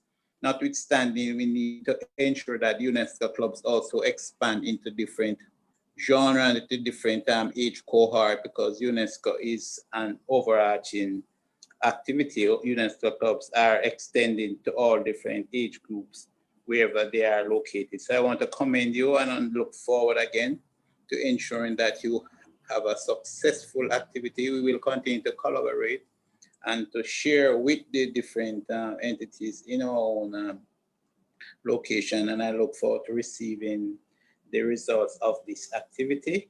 And so as we build, this is the second activity of this sort being held in Youth Month. And of course, as I said before, against the background of our 55th anniversary of the National Commission and the 75th anniversary of the United Nations. Commendations, and do have a great and successful rest of the day or night, wherever you are. So thanks very much. Anna Kay, Hudson Festival Queen, Kingston and St. Andrew, over to you and your team. Thank you, Mr. Hanum. Thank you for your kind words. And we do look forward to hearing from you later on today. So our next speaker who is coming to bring us greetings is none other than Dr. Sadia Sanchez. She is the Director director and representative for the UNESCO Cluster Office for the Caribbean, and she was recently appointed just in September 2020. She is also a sociologist, and she has been working on the design for master's academic programs in the Caribbean. She is also a graduate advisor and a guest professor for over 15 years. Welcome, Ms. Sadia Sanchez Vegas.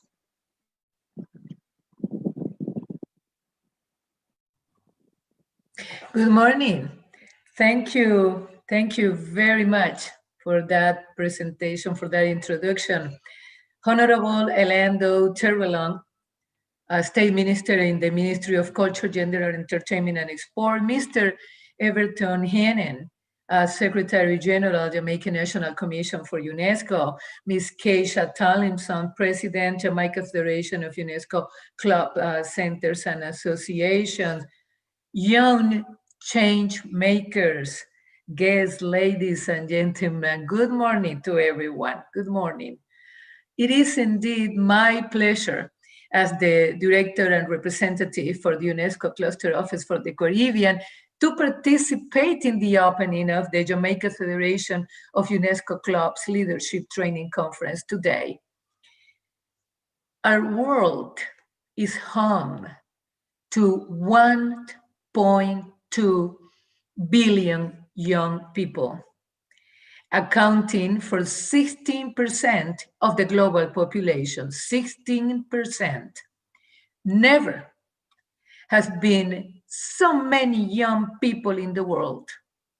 Never has a generation been as connected, outspoken, and open-minded as this one.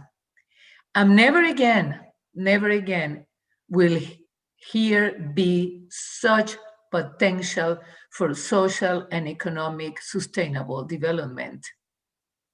If we focus on the Caribbean community, approximately 63% of the population is under the age of 30.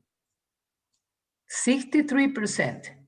It is therefore extremely pertinent that youth be at the heart of this conference. Indeed, the way the needs and aspirations of young people are met will certainly define our common future. It is in this light that the United Nations has recognized the importance of young people as right holders and actors with their own value that need to be recognized in all their diversity. The Agenda 2030 for Sustainable Development positions youth as critical agents of change and full-fledged partners in the United Nations work to build a better world for all, as indicated in the UN Youth Strategy, Youth 2030. The UNESCO Cluster Office for the Caribbean, building on UNESCO's Operational Strategy on Youth 2014-2021, recognizes youth as a key force for driving sustainable development in Caribbean small island development states. UNESCO's special initiative for the Caribbean focuses on the meaningful engagement of youth, considering young people as both beneficiaries and partners. Our work is co-created with young people, and we engage with youth as knowledge holders, change makers, and innovative solution drivers to address challenges in the region, many of which will be discussed here today, such as quality education and, most importantly, climate action. Quality education and climate action. UNESCO's action on meaningful youth engagement also extends to the work of the national commissions for UNESCO, as it is the case for the Jamaica National Commission, the only national commission in the Caribbean with a youth advisory board. Congratulations on that. We celebrate this initiative and hope that other national commissions will follow this example. We are currently living through unprecedented times. We know that we are living in the midst of these times. The COVID-19 pandemic has created new socioeconomic challenges while also exacerbating pre-existing vulnerabilities derived from increased inequalities of income and opportunity. The impact of the pandemic on young people is systemic, deep, and disproportionate. It has been particularly hard on young women, younger youth, and youth in lower income countries. The consequences of the COVID-19 pandemic will continue to have a large impact on our life for years to come. As the pandemic has challenged our perceptions of normality, it is rightfully so that this conference entitled Refocusing on Agenda 2030 Youth Engaged in the Next Normal. Survey results have shown young people are concerned about their access to education. This is what we know now. You are concerned about access to education, with COVID-19 disrupting the education of 70% of the youth population worldwide. Future employment opportunities, as the crisis is expected to create more obstacles in the labor market. Their mental health and human rights. Today, you are invited to delve on these specific issues that are also highlighted in the Agenda 2030, good health and well-being, quality education, industry, innovation and infrastructure, and climate action. A next normal requires for us to question what we have accepted as normal, to challenge that we should be changed, and to design creative and innovative solutions to address these challenges. New challenges. Nevertheless, it is important to highlight that despite these extreme circumstances, young people have been at the forefront, helping their communities overcome challenges amplified or caused by the COVID-19 pandemic. This exemplified by UNESCO's My COVID Story initiative that collected hundreds of positive stories of youth engagement and resilience. The storytelling campaign, launched in April of 2020, served as a platform for youth around the world to share their voices and highlight their different life experiences during the pandemic, including innovative initiatives to find solutions to the crisis.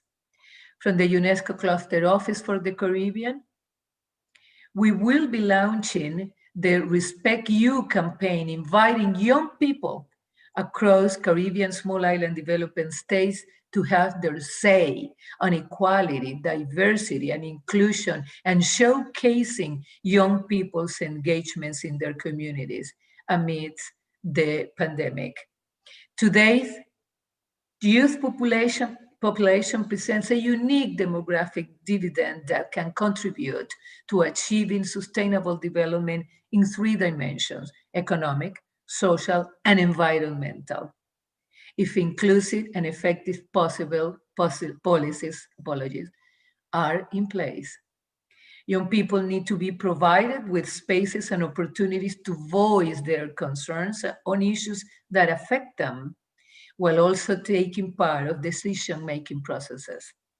This is why UNESCO's Social and Human Sciences team has also invited young people from across Caribbean small island developing states to contribute to a knowledge series focused on identify policy recommendations to address inequalities created or exacerbated due to the COVID-19 pandemic. Likewise, the Youth as Researchers Initiative will engage young people from the region in understanding the impact of COVID-19 on youth, as well as the solutions they have developed. Amidst the pandemic around the world, we see that discrimination, inequalities, and human rights violation continue, exacerbating exclusion and social injustices and weakening the social fabric of societies.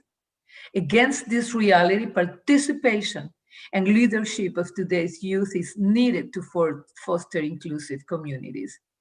The questions you will address during this conference are essential to contributing to social inclusion and a shared mutual understanding during this challenging period. UNESCO reiterates its commitment to empowering young people and helping them to work together to drive social change, participate fully in the development of their societies, and foster a culture of peace and nonviolence. UNESCO is here for you. UNESCO stands for long-lasting peace, inclusion, respect for diversity in all its expressions, and mutual recognition, gender equality, citizenship participation, and equal opportunities for all. Our mandate and actions are solidly grounded in human rights.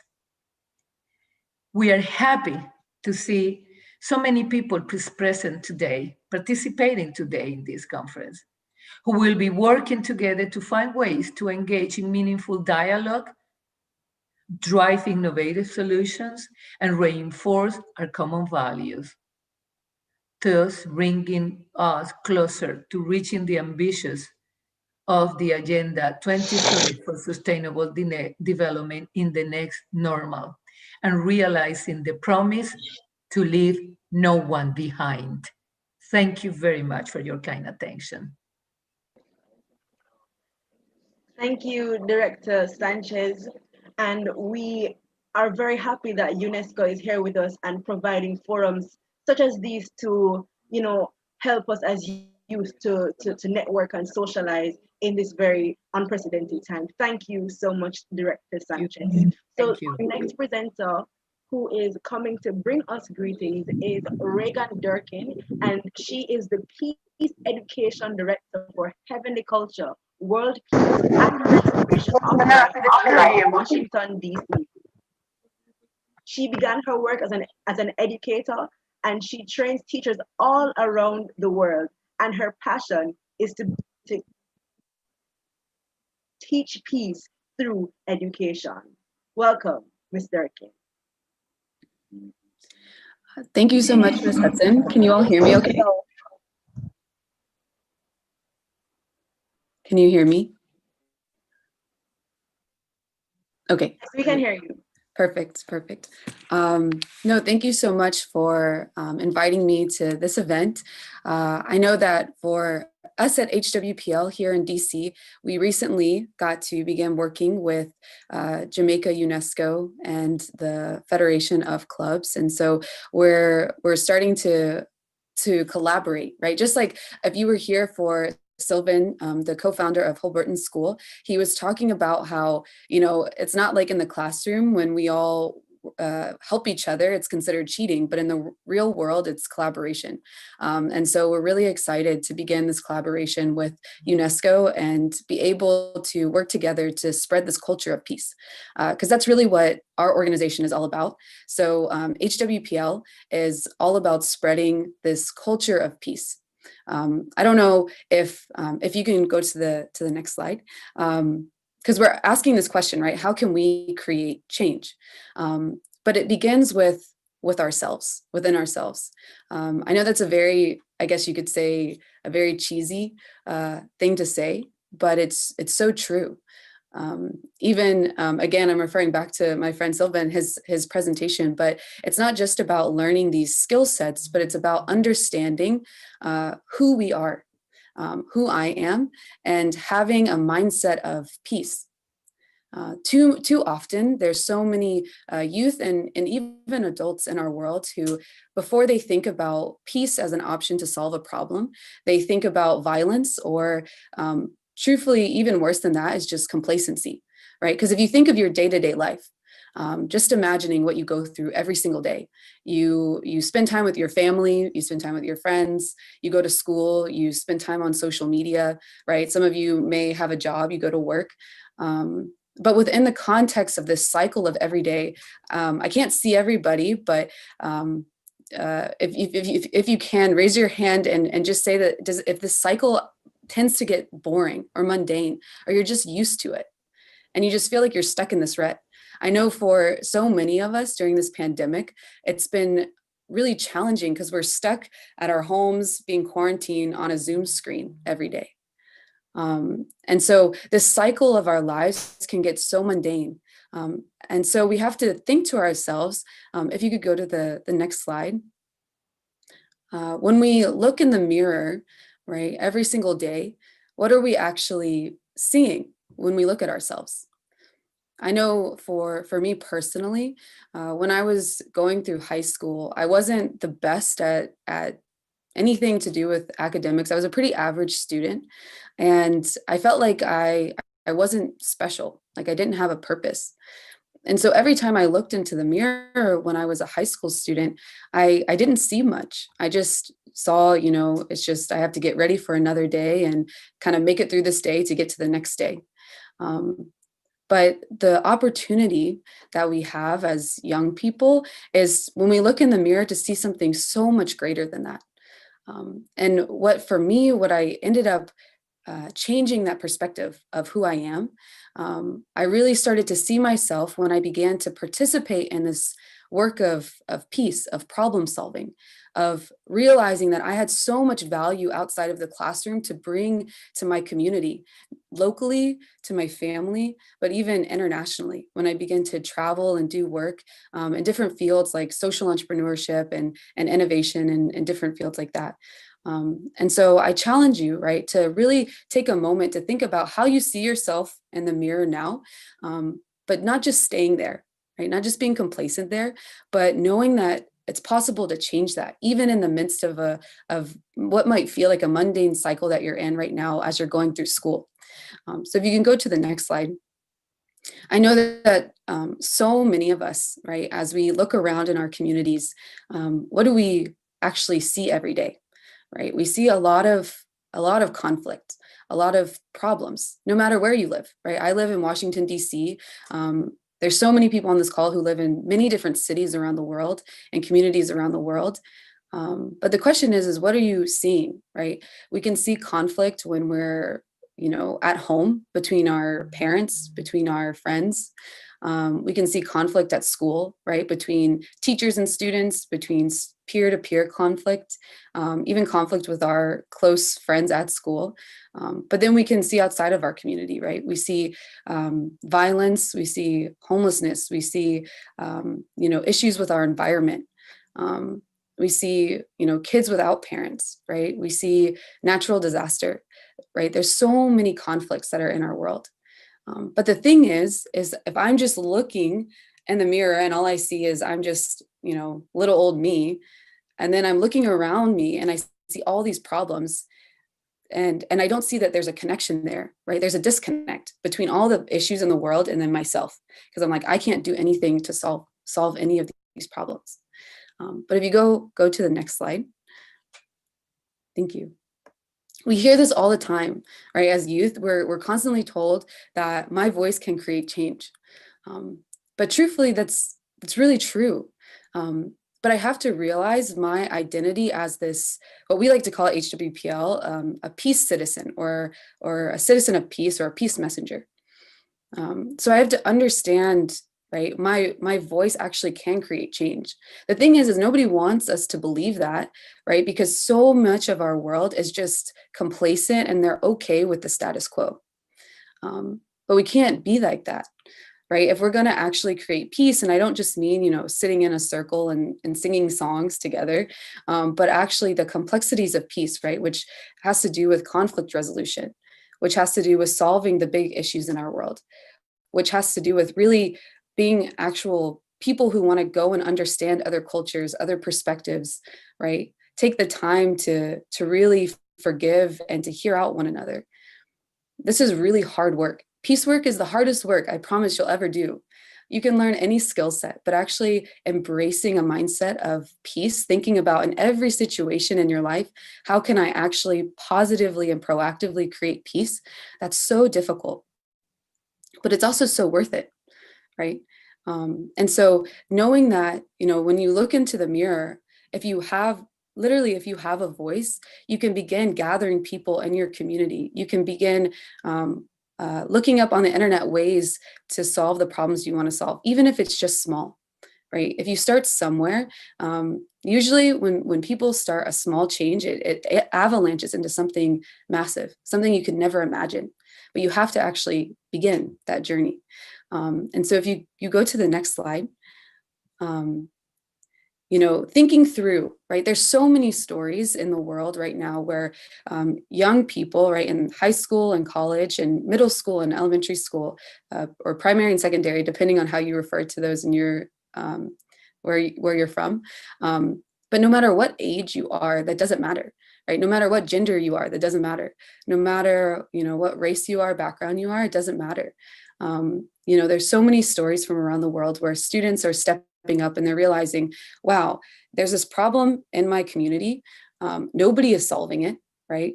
I don't want to wait until somebody else steps in and solve it. I'm just going to try to do something with the resources at my disposal. And really big change can happen when someone does that. And so asking yourself, right, just today, reflecting on what is the change that you actually want to create in your community? What problem would you love to see solved, right? This can be as simple as, you know, I want to solve bullying on social media, right? That doesn't create peace, right? That just creates more division. And so how do I solve that, right? One step that I could take today to solve that problem is I could just start, you know, posting really positive comments on all of my friends' Instagram posts, right? Instead of mean things, instead of sarcastic things. But even that is changing a culture. It's creating a culture of peace instead of this culture of division and hate and violence that we see all too prevalent in our world. And then, of course, something really important, looking at, you know, this question of how can I change anything? How can I be this agent of peace, right, within my community, within my sphere of influence? It's always looking at people who are supportive, who you can tell. So maybe that's a teacher, maybe that's somebody who works at an NGO in your community, maybe that's just a trusted family member, because there are going to be people who don't believe that you can create change. I don't know if that's okay to say on this platform, but it's just the reality. There's going to be people who are always against wanting you to stay just at the status quo, not actually fight for what you believe in and not actually create peace. And so making sure that you can find people along the way who you can really trust and who are really going to support you is so important. And then the last question, right, which I already kind of touched on, to ask yourself is, where can I begin to create this change? In the smallest of ways, what is a conflict or a problem that I see around me that I can actually begin to take action on even today? And so this is the kind of work that as HWPL, we do around the world. Our DC branch, we focus on Latin America and the Caribbean. But around the world, our volunteers and our peace liaisons and trainers, we work a lot with students and teachers so that they can actually go through like what we like to call like these peace accelerators or these peace workshops, so that, you know, it's not just learning about peace, but it's actually embodying and becoming these peace messengers and taking actions to create a more peaceful community in which you live. And so we hope through this work that we get to do with UNESCO in Jamaica, and then also in other parts of the world, that we'll get to work with all of you as students one day soon and get to do more of this work of peace together. So thank you so much. And thank you so much for having us today. Thank you, Ms. Durkin. Thank you for your presentation, and I hope that we could all learn something and try to be ambassadors for peace in our own communities and become peace messengers. Thank you, Ms. Durkin. All right, everybody. So I promised you entertainment. So if you are ready for the entertainment, please send a party emoji in the chat. I'm looking out for them. So Amoy said clapping. So you guys can send balloon or heart. And in the meantime, I'm going to introduce our item, which is coming from the JCDC, the Jamaica Cultural Development Commission, that focuses on unearthing, developing, showcasing, and preserving Jamaica's culture. And the tech team is going to share with you that video presentation. And Justin has sent a dancing guy. Ashiba says insert party emoji. No man, guys, look for the dancing emoji. You know, the one with the lady in the red dress. Ashiba is using her laptop. All right, so we're ready. Go ahead now.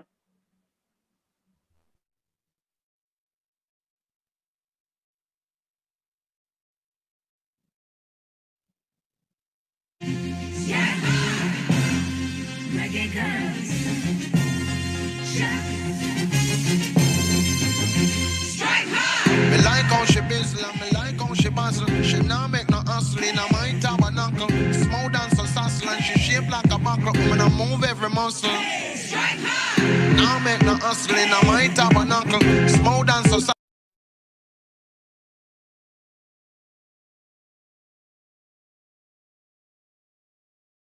Can't reach yet, cause them gone bad already and them can't reset. Them try qualify and them get reject. Jamaican colors and your latest trends. Top compliments the way your wardrobe blends. Real fashion statement, feel light and lens. Your fragrance are nice up the circumference. Jump up, me say keep it firm and strong. I want that you ever met the well of pearl long. Train hard, shine, cause you in a first position. Don't worry about nothing, ain't no competition. Woman, you got the title, your place number one. And everybody know you is a born champion. Highest medal is a gold, but you get a diamond. And anyway, you're there, you know the latest brand.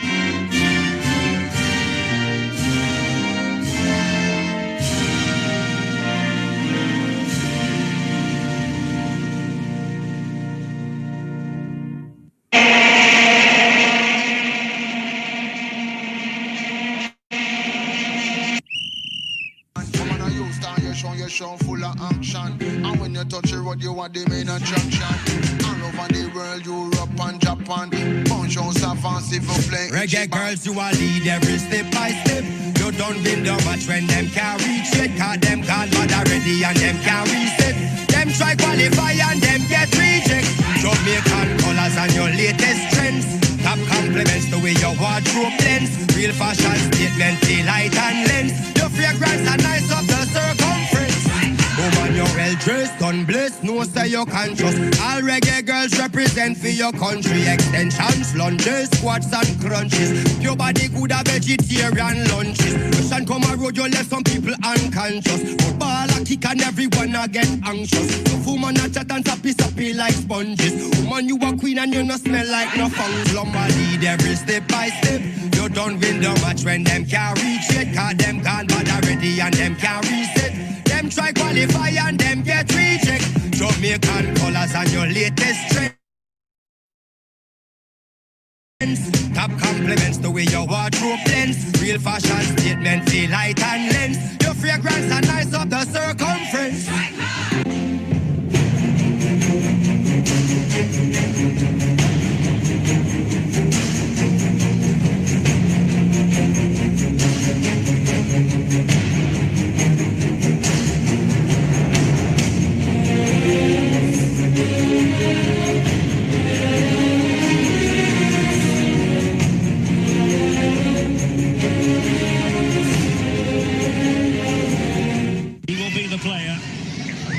The chance to settle it.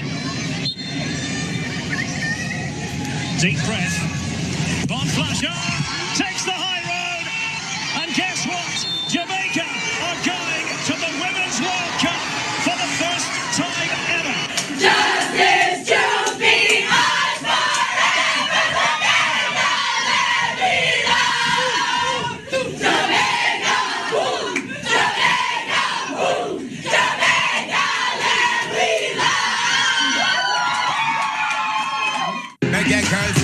lead every step by step.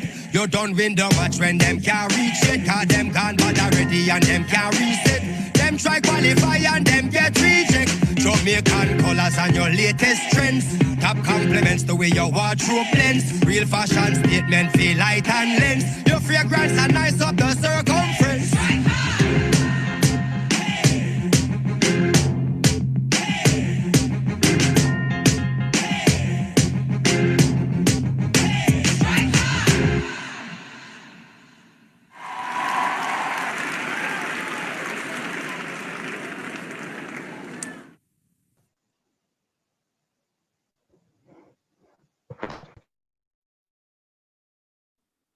All right, so that was a very entertaining virtual performance. Aishiba says lighter. I guess it's a part of adjusting to the new normal. You know, we just had a virtual World Cup jam session online, and I hope you guys were able to enjoy it as much as I did, especially the music. So don't worry, we still have more entertainment for you. But before that happens, I'm going to invite the Honorable Alando Terrelong, the Minister of State in the Ministry of Culture, Gender, Entertainment, and Sports. He comes from humble beginnings, a Campion alumni. He studied law and is a former Chevening scholar, a nation builder, and he is in love with youth and education. To help me welcome the most honorable young king, Mr. Alando Terrelong. Oh my God, my favorite Jamaica politician. And someone is saying that he's their favorite. Yes, it's Christopher's favorite Jamaica politician, Imam Babsy Green.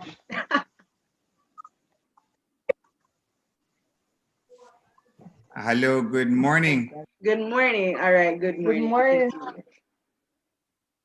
Hi, I'm not sure if I'm gonna put it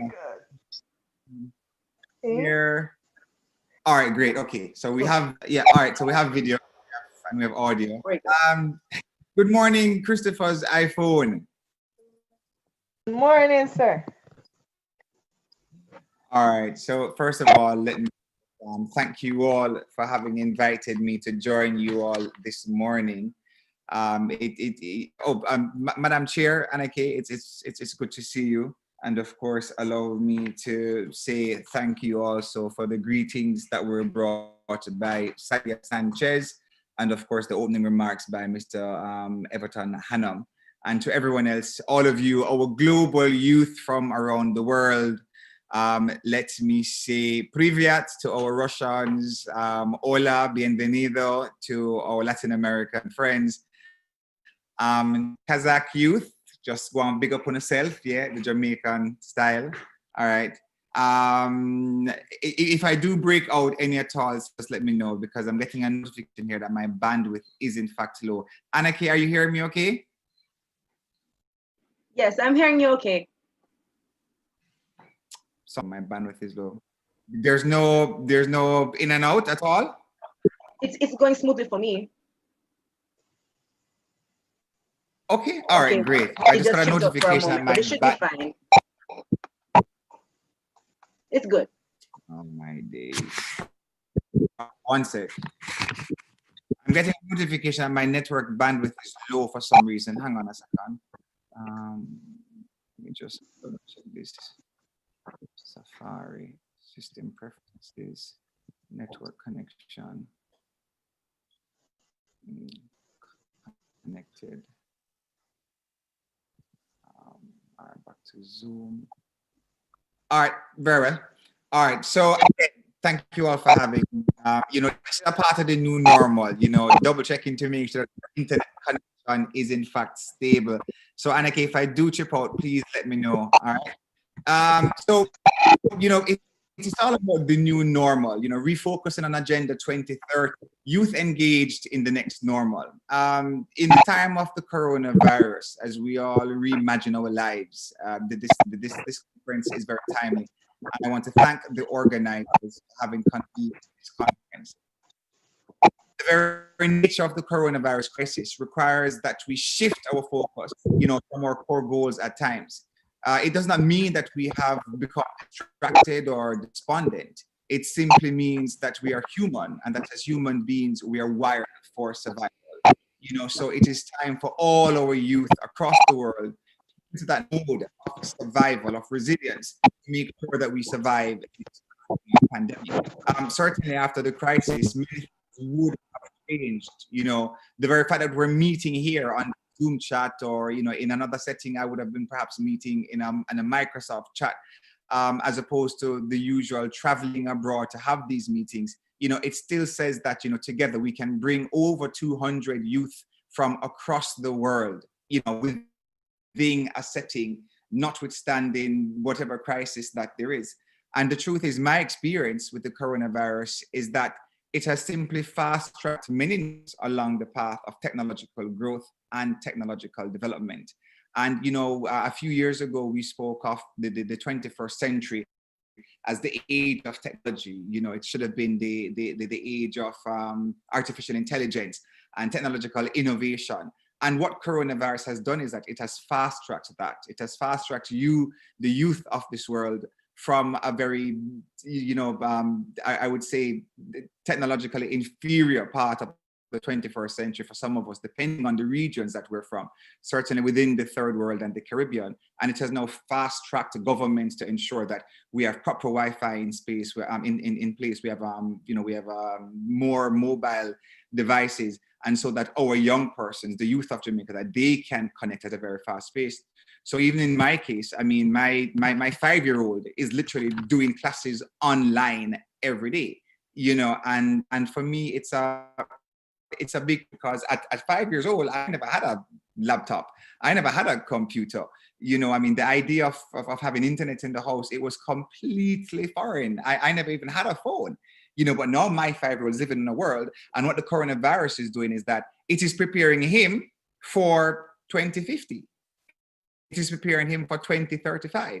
In the same way, it is preparing you, the youth of this world, for that year when the new normal is in fact a greater interface, though it might not be a greater face-to-face interface, but certainly a greater interface with technology, which really is your future and the future of the world. So there's going to be a natural shift and a new normal, as we come out of this crisis. And I want to say to you all that, this is completely fine.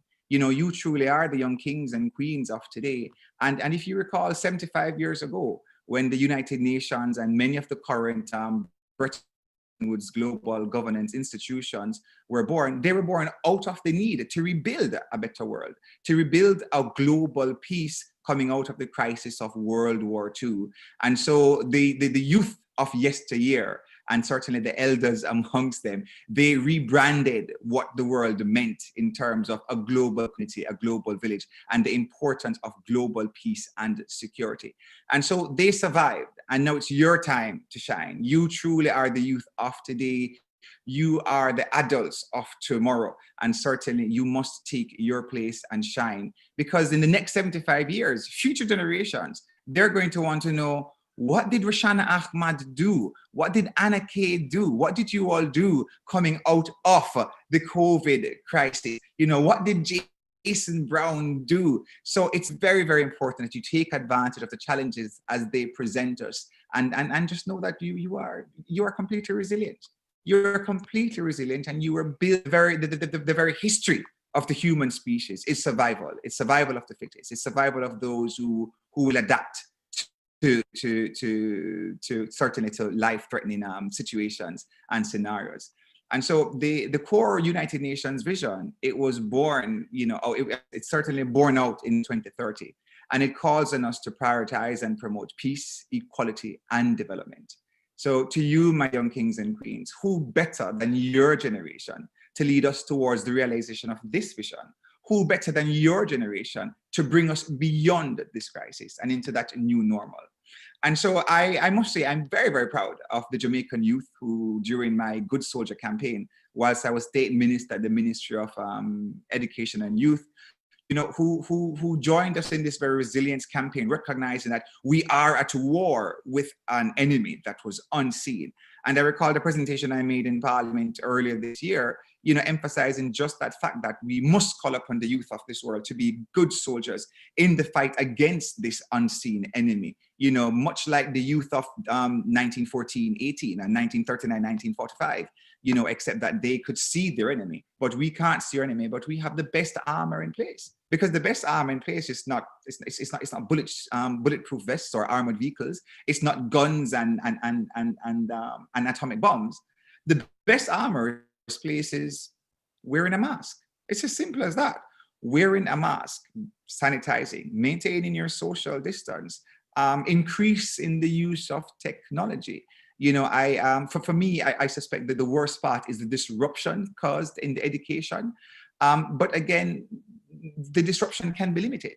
If governments truly invested in securing better technological upgrades within their countries and ensuring that students across the world and obviously across this or varying regions, that they have these technological devices enabling them to connect to the internet and ensuring that our teachers are properly trained and equipped as well, then there would be no interruption in the education, or there need to be less interruption.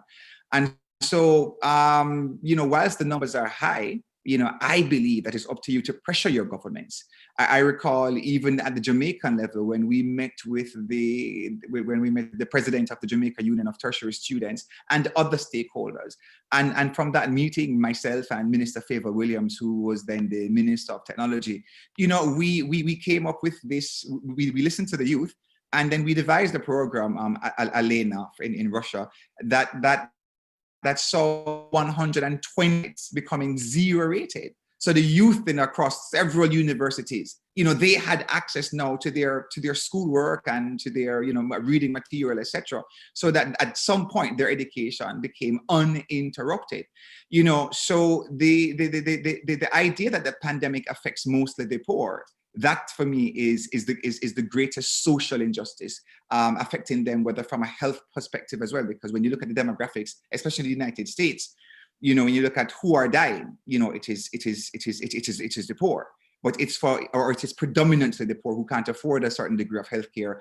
Of course, persons who live in crowded homes, which have like 6 and 8 persons, which is not unlike the inner cities in Jamaica as well. But certainly we have devised measures to ensure greater safety, so our numbers are not astronomical in terms of the rate of infection and the number of deaths. But certainly it is up to your generation, you, the UNESCO youth, to ensure that you advocate for change, to ensure that the poorest among us, that they have free Wi-Fi and that they have free mobile devices so that education can be uninterrupted and that they remain connected with what is happening in the world.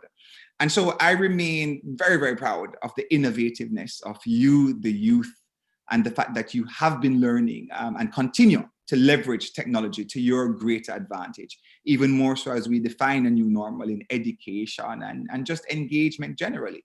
The very fact that your internet connection is unstable. All right, I'm hoping it maintains while I wrap up. So we just saw entertained. We saw young girls dancing, virtually. So there is hope. There's great hope and great scope for the world and for you all. And so I absolutely look forward to your generation defining transformative visions that will emerge as you refocus on Agenda 2030. I look forward to fresh new perspectives that will challenge the status quo. I want you all to ask, why not? Why not better? And that, my young kings and queens, is exactly what you deserve. You deserve better. And I pray that by your doing better, we can all catch a fresh vision that for us is a world in 2030, because indeed the best is yet to come. And that best starts right now, right here with you, the youth of today. I thank you all, and I wish for you a wonderful conference as you focus on realizing your Agenda 2030. Thank you all. Have a blessed day. Thank you, Minister, and thank you for your charge on refocusing and advocating for a better tomorrow. Thank you. It's my pleasure. Cheers. Cheers. All right, guys. Adios. Those and everything. All right. So next on our agenda, which is the final thing on our agenda, is some more entertainment. And I did promise you entertainment. So now we're gonna hear from Justin Lowe. He is a 20-year-old contemporary steel pan soloist from Kingston, Jamaica, and he has been playing steel pan for more than 10 years.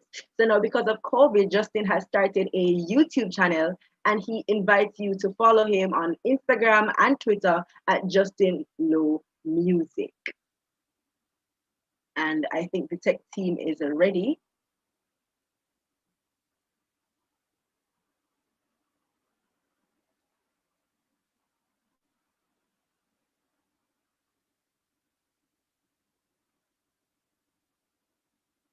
I'm not here. Okay.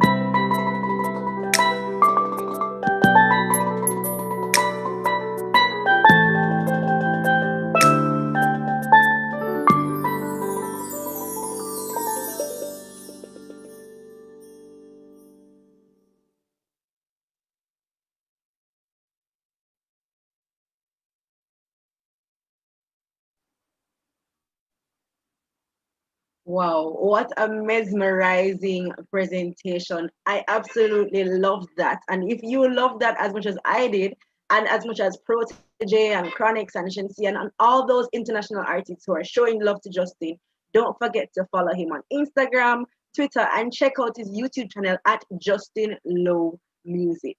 Now, we have come to the end of our opening ceremony, and it has been my pleasure to take you through the ups and downs of this session. And I will be joining you guys later on in the afternoon to check out what's coming next. Again, my name is Anna K. Hudson, the reigning festival queen for Kingston and St. Andrew. Check me out on Instagram at Anna Hudson J. It has been my pleasure, and do enjoy the rest of the day's activities. I now hand over to Justin Edwards. Bye, guys. Christopher, I can't hear you.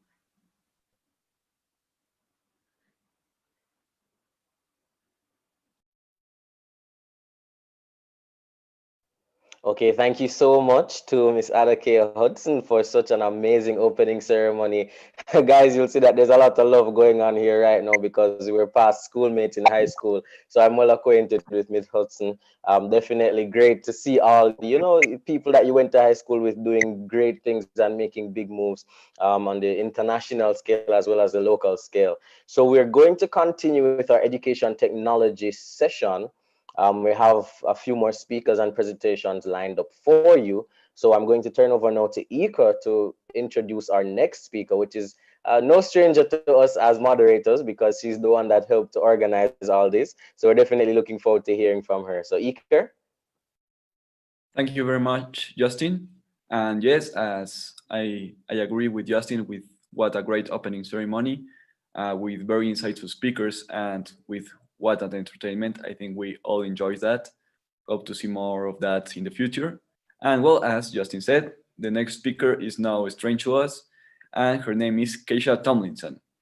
She is the president of the Jamaica Federation of UNESCO Clubs, Centers, and Associations. She is also an author and is currently writing a book entitled Rewrite Their Story, a therapeutic poetry and activities workbook for childhood trauma survivors. She has been working in the child protection sector for over 11 years and served as a teacher for 8 years. She is also an ambassador for Get Safe Online, and so without any further delay, help me welcome the lovely, educated, and passionate Miss Keisha Tomlinson.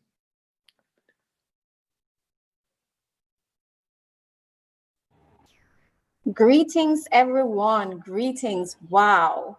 I must say, our youth are doing a fabulous job today, leading. And I noticed the discussions, persons were busy participating. And congratulations to all of you who made it a date today to be with us in this way. Now, it is my task to share with you on this very important topic. And I'm going to wait until, okay, my screen is up.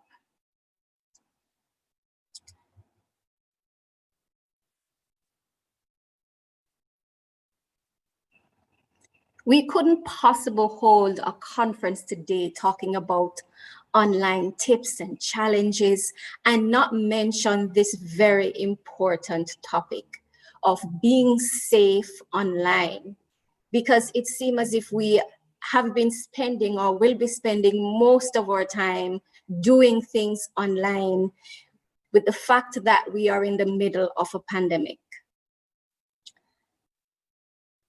And so I'm just going to share with you a few tips of how you can remain safe online and encourage you to visit the Get Safe Online website to learn more.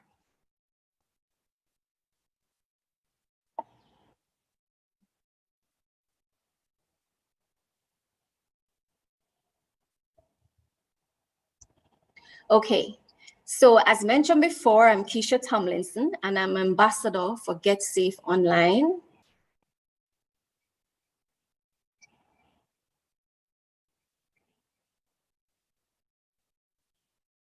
So who are Get Safe Online?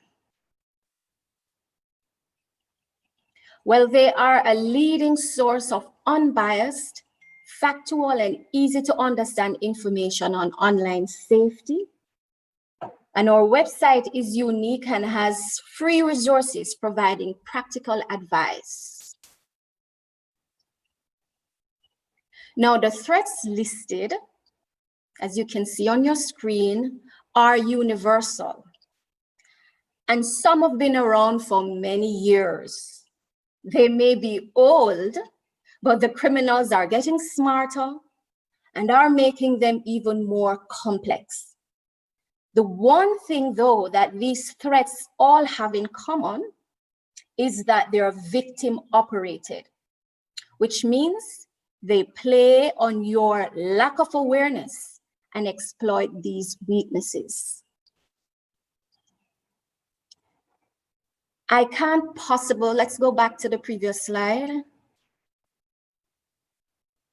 That's correct, right. I can't possibly go over all these in 10 minutes, but I'm going to concentrate on 4 important ones: viruses, passwords, spoof Wi-Fi, and privacy settings. Next slide.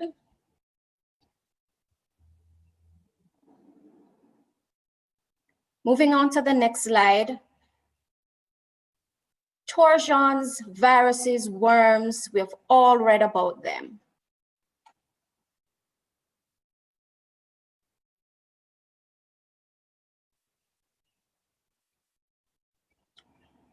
Well, they do different things.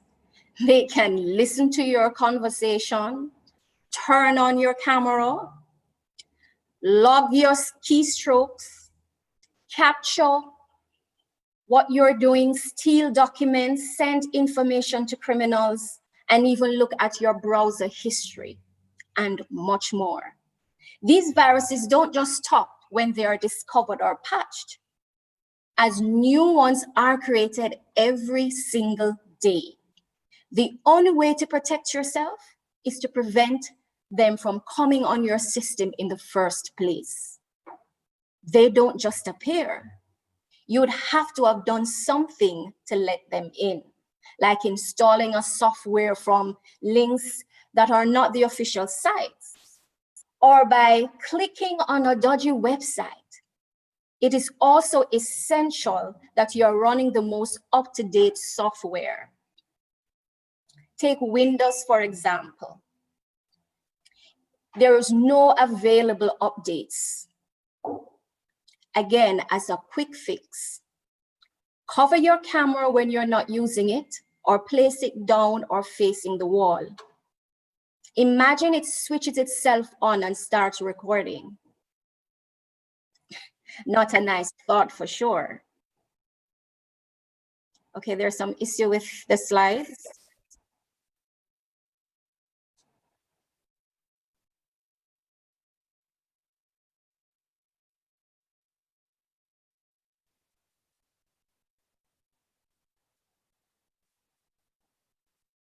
Okay.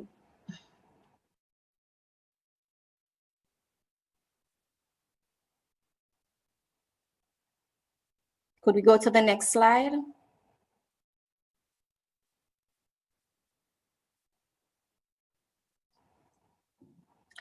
So what else can you do to protect yourself? Check what's available and what you already have on your devices. Install the latest software and add updates to ensure that they are switched on to upgrade automatically. And visit GetSafe online. Passwords. Next slide. Thank you.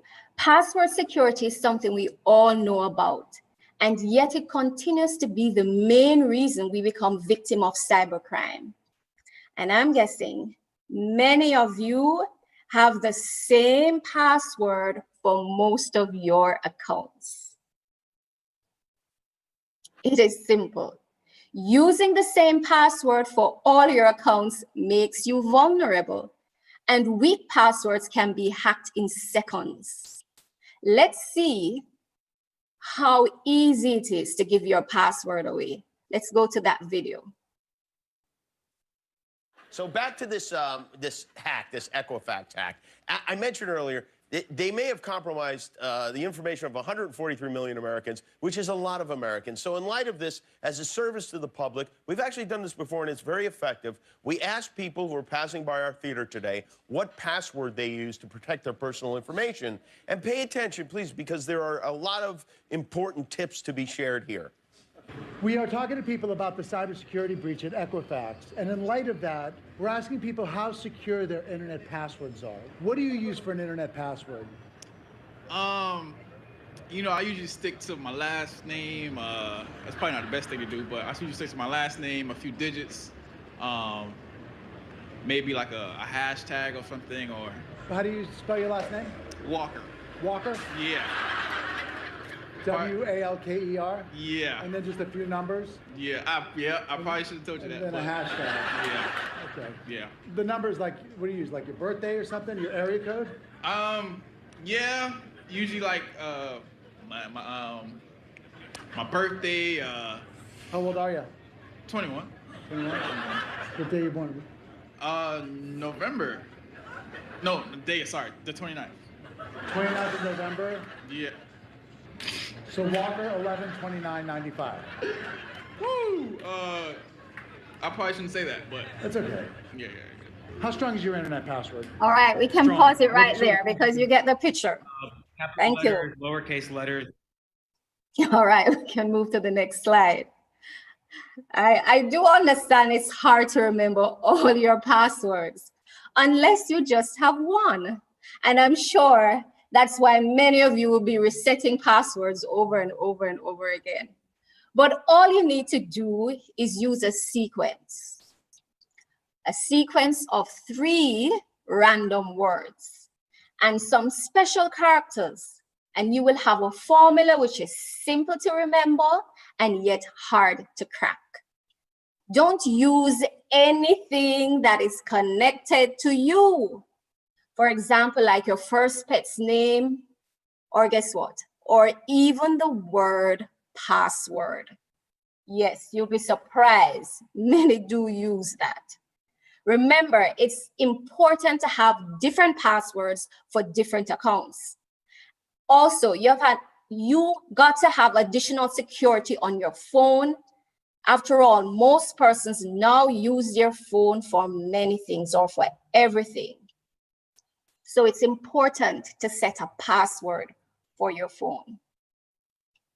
Passwords should be on all devices.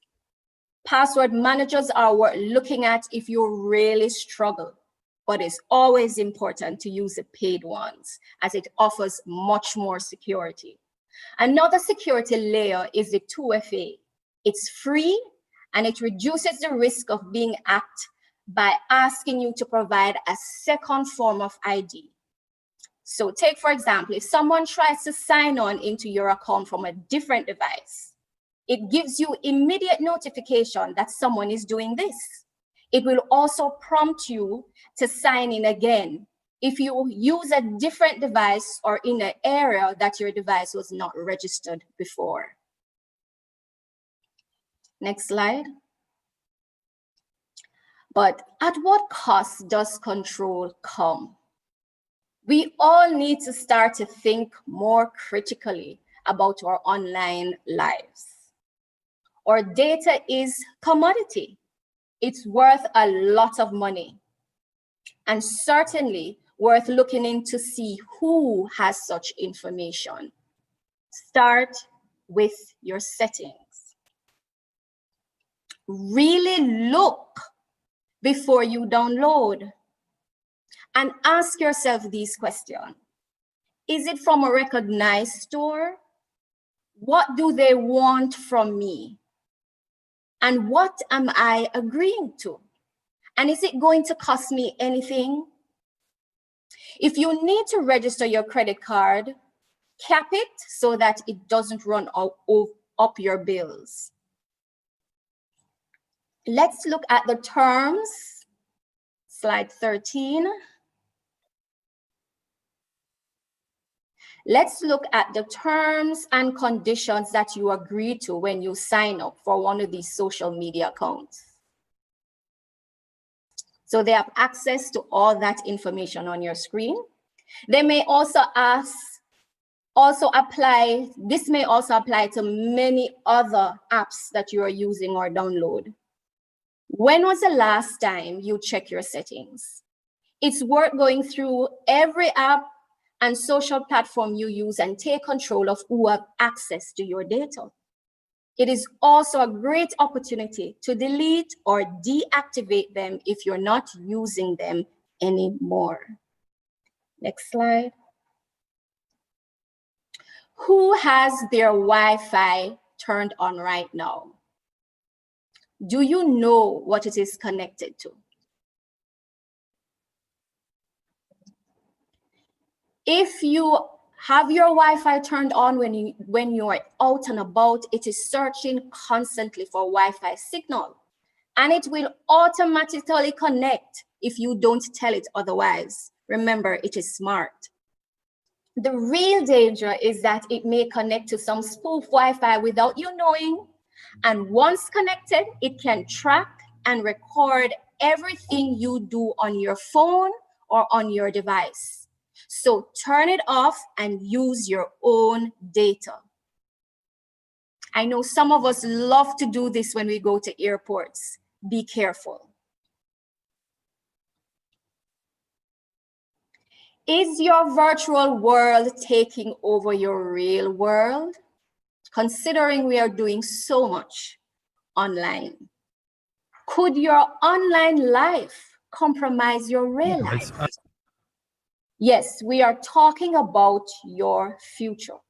So just to finish off, social media can be a great experience, but what would our online life look like in the real world?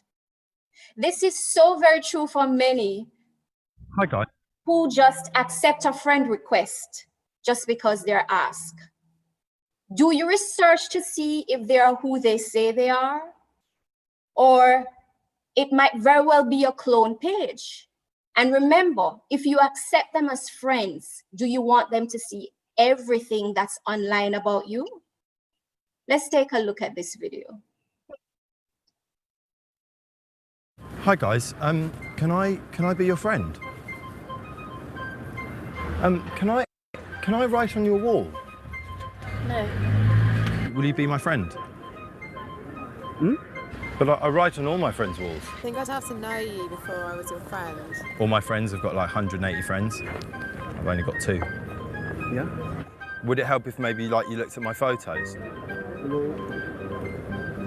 That one's with 2 like really pretty girls. Like, you know, that's my ex. You know, I was in a relationship with her, but you know, I've changed my status now. Okay. Yeah.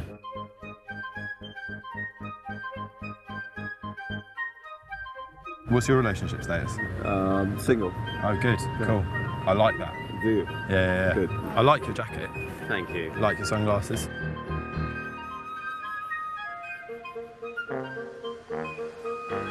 Do you like that? Yeah. Do you want to comment on it?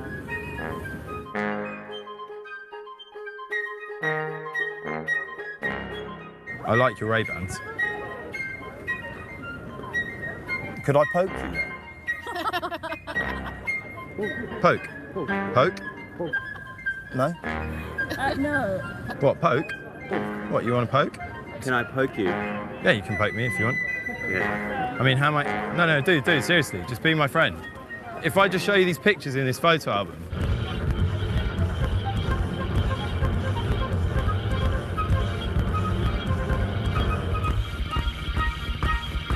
What's your name on Twitter?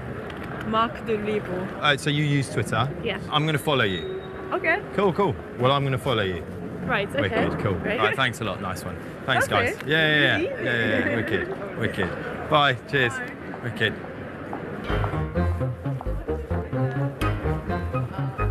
All right, thank you. That's great. Wicked. Thanks a lot. Bye. Bye.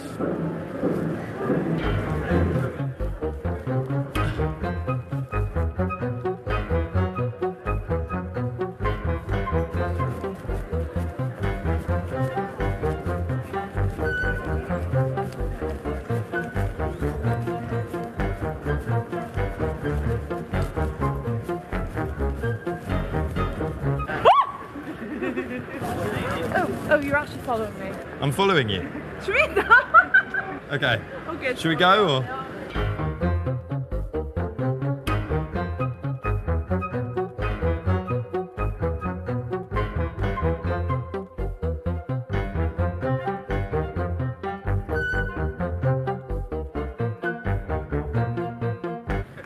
Status update. Can't wait for my fabulous evening at the E&O.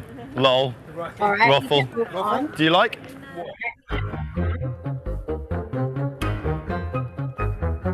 Yeah?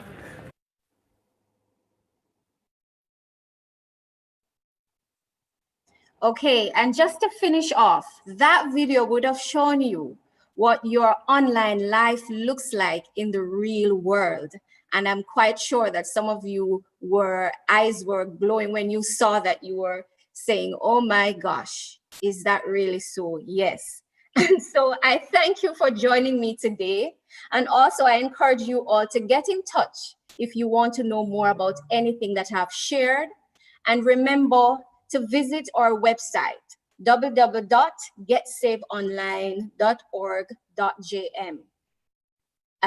Remember, it's as easy as ABC.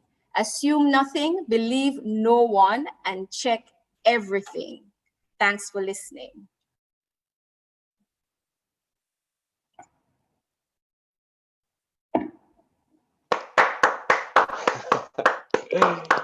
Wonderful presentation from our very own Miss Keisha Tomlinson. Thank you so much for that presentation. It was really insightful. And I think a lot of us had our eyes opened to a lot of the realities of both our online lives and how it reflects in the real world. And sometimes you even find these days that we become so absorbed into our online lives that we forget to live in the here and now. So I'm definitely thanking you, Ms. Tomlinson, once more for her presentation. We've been enlightened by a lot of these presentations, of course, and we're looking to have another one coming our way by virtue of a video, another student experience that will be shared with us right now, coming from Sharajina Maria from Russia, who is a bright and upcoming 17-year-old student sharing her experience in learning during the pandemic at her secondary school.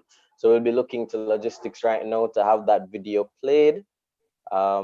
Logistics, over to you.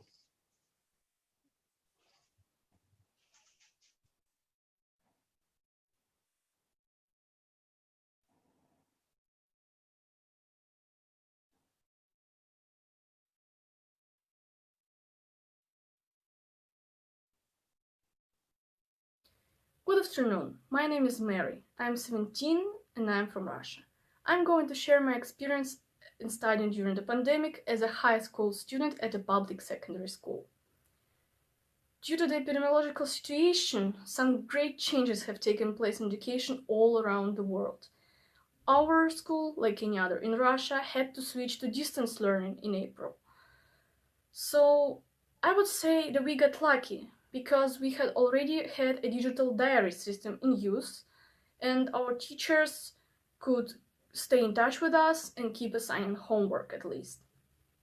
Also, we had some experience with educational platforms online, so we could use them too. Of course, in the beginning, everyone was a little bit confused, but we figured everything out quickly, adapted, and started studying properly.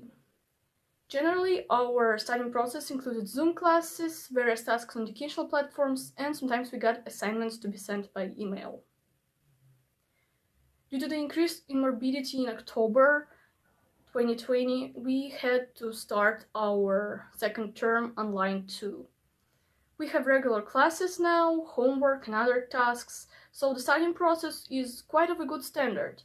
In my opinion, educators have already taken into account all the recommendations that they got from the Ministry of Education, students, and parents during the last year.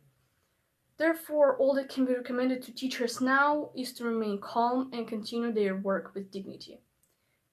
The pandemic has undoubtedly changed the world. It has affected every person's life in one way or another. COVID-19 is an event that no one could have predicted.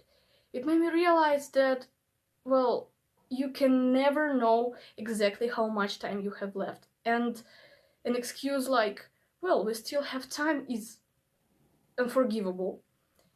Thanks to this realization, I began to appreciate my time spent with relatives more because you never know how this will turn out. In my opinion, all the biggest changes associated with the pandemic have already taken place. One of them being a great leap in development of information technology. And since I plan to work in this area in my future, I think that this is the consequence that affected my life the most. When the pandemic is over, the first thing I do is finally meet my relatives without fear of being infected or infect them. Stay home, stay safe, Thank you for your attention.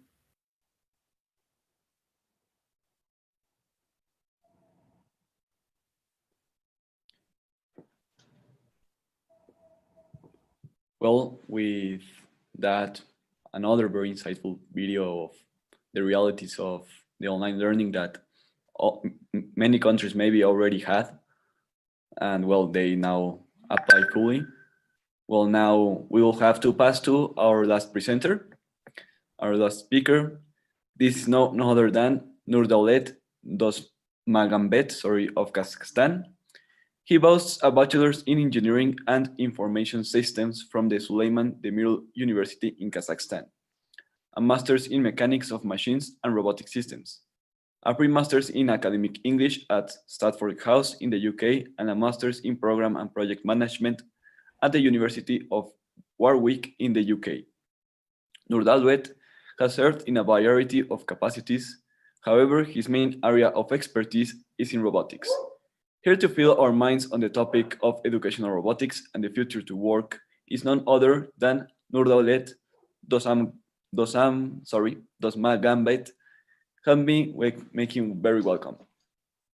Okay, thank you very much for this opportunity to share my ideas and thoughts regarding the future of jobs and the educational robotics. So, like, first of all, let me briefly stop on this topic. Like, what should we expect from the future, and like, how do we? I mean, what do we have to do in order to prepare ourselves, like, for the future of jobs? So, as we all know, we are stepping into the fourth industrial revolution, which means that there will be lots of automation, robotization, and like lots of AI things in our environment. So basically, lots. I mean, the majority of like routine and heavy jobs will be transferred like to the robots. So, which means that we are going to face a huge unemployment rate in our countries. So basically, we have had this issue before. So, like, if we have a look at our history, long time ago there were switchboard operators, which were, I mean, which tasks were to switch the one number to the other number, so they connect to people like from different places. I mean, they were utilizing as telephones. So another example might be like a video store employees. So if there are people who lived before like 1900, I mean, we used to have like DVD or like videos, like stores where you can buy like CD or like DVD films. So there were like video store employees who could assist you, help you with the like films, videos, or like music. I mean, so like we don't have that kind of like stores today, nowadays. But I mean, everything now is like more online, more digital. So we have to prepare ourselves like for the automation. In this slide, like you can see the chances of automation by different job categories. so like for instance, insurance underwriter has an 99% of chance of getting automated. So basically, this this table means that uh, all the jobs in the left corner, in the left row, they have the most chance of automation. So all the jobs, works which are on the right hand side, like physician, dentist, they have the lowest chance of automation. So basically, if you're now choosing to, if you're now choosing your career path, you can go ahead and like go ahead and learn these professions. Like in this slide, you can also see that there's a huge percentage of automation risks by different segments of business. So the studies like says that in 5 years, more than a third of skills in labor market will change due to digital transformations. Like by 2030, 77% of current professions will disappear. So basically, the majority of works and jobs that we know that exist now will be gone in 10 years. So basically, it means that we have to think about it now, and we have to like reconsider like re-educating ourselves. So what to do? So giving that information that we don't know what kind of jobs and works we'll be having in the future, we only can prepare ourselves by mastering the skills. So what kind of skills is it? So I mean, this is the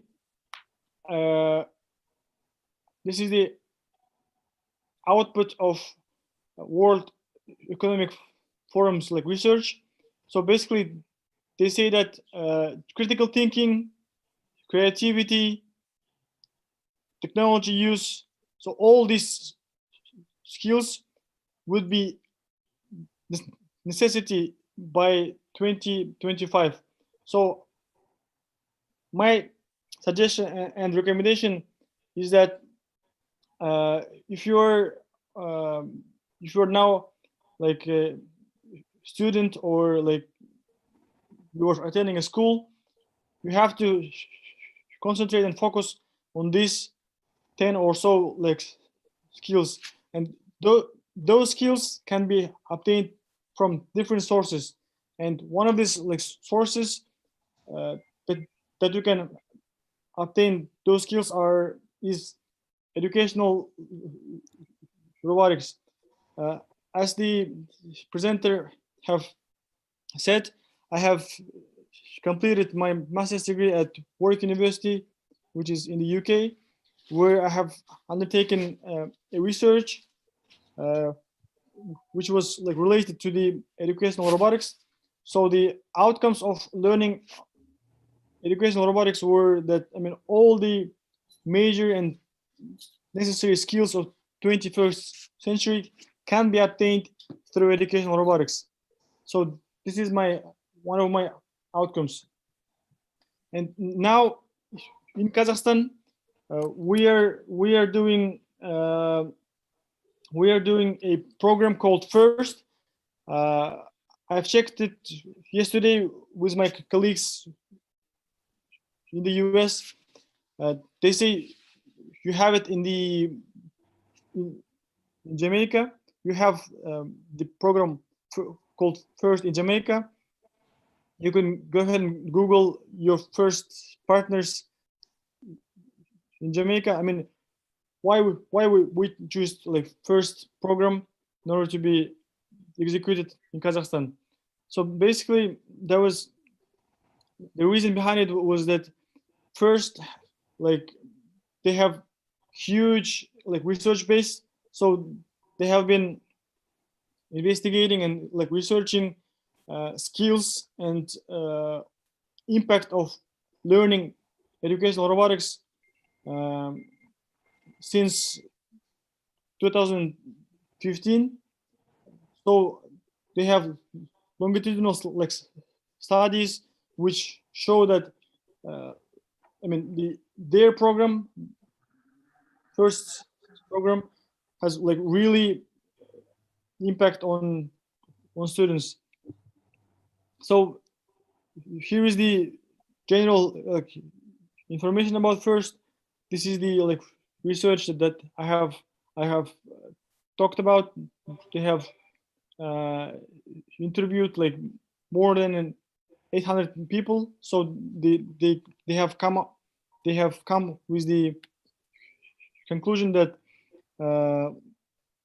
most of the their alumni, they choose to go to computer science and engineering. So these are the skills that that first alumni gained after they were involved in the first programs. So 90% of like 90% of the students, they say that their problem solving skills are increased, teamwork, innovation thinking, creative thinking. I mean, they have gained lots of skills through first. So I would also like suggest you to go ahead and try to be involved in programs such first. Also, here in Kazakhstan, government also like supports the educational robotics. So we create like labs, we create rooms like STEM centers in different parts of the country. So this is one of our lab. Here our students train and learn how to build robots, how to program robots, how to play with robots. Yeah, like they try to like utilize robots as a learning tool. So this is our like some of our like results. We have been like participating in different kinds of competitions since 2015. So the like one of the last and biggest like result was last year before the COVID outbreak. We got third place among 191 countries at First Global in Dubai, and we are really proud of that result. So basically, that's it. If you have any questions, please let me know. Yeah, that's it. Thank you for this opportunity to present you this program and our results. Back to you, Hiker. Thank you very much, Nurdaulet, for that an amazing presentation. I will leave the word to Justin so we can continue with our program. Okay, thank you very much. Bye. Okay, we just like to thank Mr. Nerdalet for his wonderful presentation. And on that note, which is a very great note to end, we will be seeking to go straight into our Q&A/panel discussion. So most, if not all of our presenters should still be here. So we had asked you guys to post any questions you might have had in the chat. However, we noticed that not many persons, there weren't any questions that were posed. But I'm going to be turning over to Iker to conduct the question and answer section, and then we'll get to a brief summary right after. Okay, thank you, Justin. And well, I hope that all our speakers are still here. I will begin with the first presenter, that was Jason Brown. as I have a question for it. And remember that if you think of a question right now, you can put it on the chat and we can ask to any other of the speakers that we heard in education and technology. So I'll wait if Mr. Brown is still here.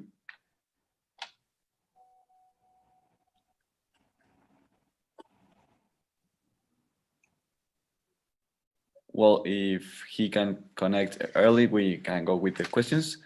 Well, I have that if Daniel is here, please let us know so we can start with the Q&A. Okay, Iker, I don't think that Daniel is here. She informed me that she might have another session to join. So maybe if you have a question for one of the other presenters. Okay, yeah. Well, for Sylvain, that I see him right here. Sylvain, you mentioned in your speech that we should transfer from not teaching knowledge to teach abilities. But do you think that all kind of knowledge should be get out, or we should keep teaching some of this knowledge, as for example, history or general culture, or we can forget about teaching knowledge? What do you think? Thank you for the question, Iker. I do not think we should stop teaching knowledge. And as Regan said, there is a whole lot of knowledge that we need to know to be a great citizen, to be great to each other, and to have a peaceful world. So I think it's important to learn about the history, about how our world is working, to learn about art, to learn about a lot of things that makes us human and that makes life interesting. My point is that knowledge is great, but most of the time it won't give you a job. And so I think as you are learning, you should should have a good balance of acquiring knowledge that will make you a great human being and acquiring the skill that will make you a great professional and someone who can change the world and achieve what you want in life. Well, thank you. With a follow-up question, well, we need to change our classrooms. I saw some comments about how classrooms and classes have been given the same way for 2 centuries or something like that. So what changes do you suggest we should make in our classrooms besides making online? So, the regular classroom is that you have a teacher in front of you, which is, giving you the knowledge. But I think now the teacher should not be here to transfer the knowledge because the knowledge is accessible on your smartphone here, right, on your computer. And so teachers should be here to empower you to become this great learner. They should help you when you are stuck on a project, or perhaps you've Googled something, you've read the website, you've watched a YouTube video, you chat with your classmate, and you still don't understand something. The teacher can be here to help you grasp a concept you may not have learned. And so, as we said, collaboration in anything in our life is the key of success. And so I think that classroom should be more, set up so that you can increase collaboration. Actually, what you see behind me is a type of school that we do. So we have a lot of different spaces, living rooms, big table with a lot of chairs so students can collaborate. We have a standing desk. We have all sorts of different setups so that people can also, when they are tired and they need inspiration or creativity, they can sit, they can stand, they can go in the sofa.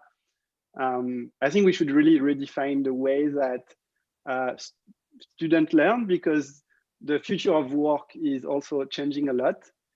And what we are doing today, I understand that it's hard for many of you learners to learn online, because we human beings need human interaction. But you should also take this as a learning opportunity.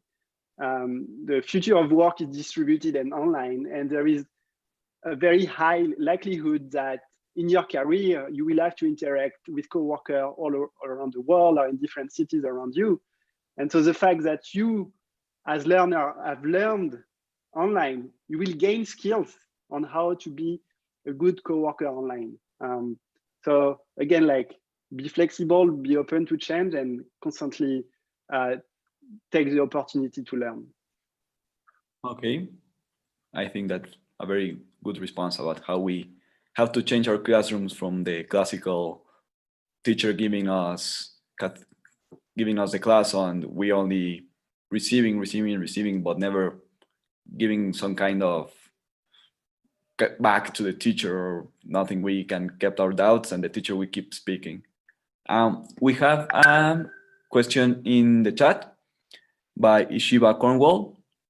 As a youth leader operating during the COVID-19 period, do you think that we have to focus on different things at the same time trying to make a difference in our communities? I mean, like trying to advocate for climate change and simultaneously for youth empowerment and quality education. I hope you understand what I am asking.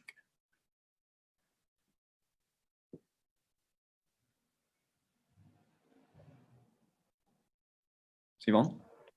Sorry, I didn't understand. This question was directed to me. I think indeed, you know, as the UNESCO is advocating on a number of topics, and what Isheba, excuse me if I mispronounce your name, say is absolutely necessary. The pandemic is something that hopefully is going to be over in a relative, you know, short future soon, and so. We already need to think about the future in 10 years, in 20 years, in 50 years, and prepare our world so that we can pass it to the next generation.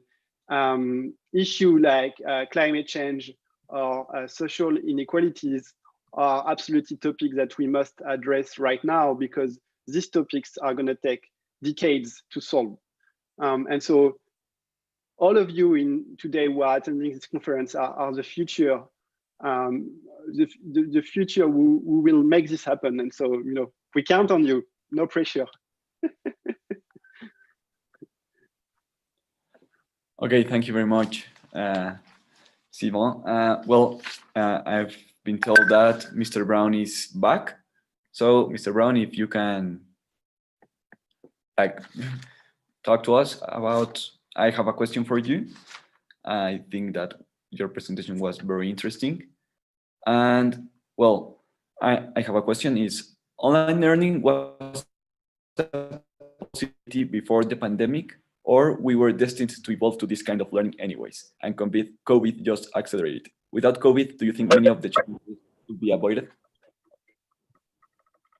Can you repeat, please? Yeah.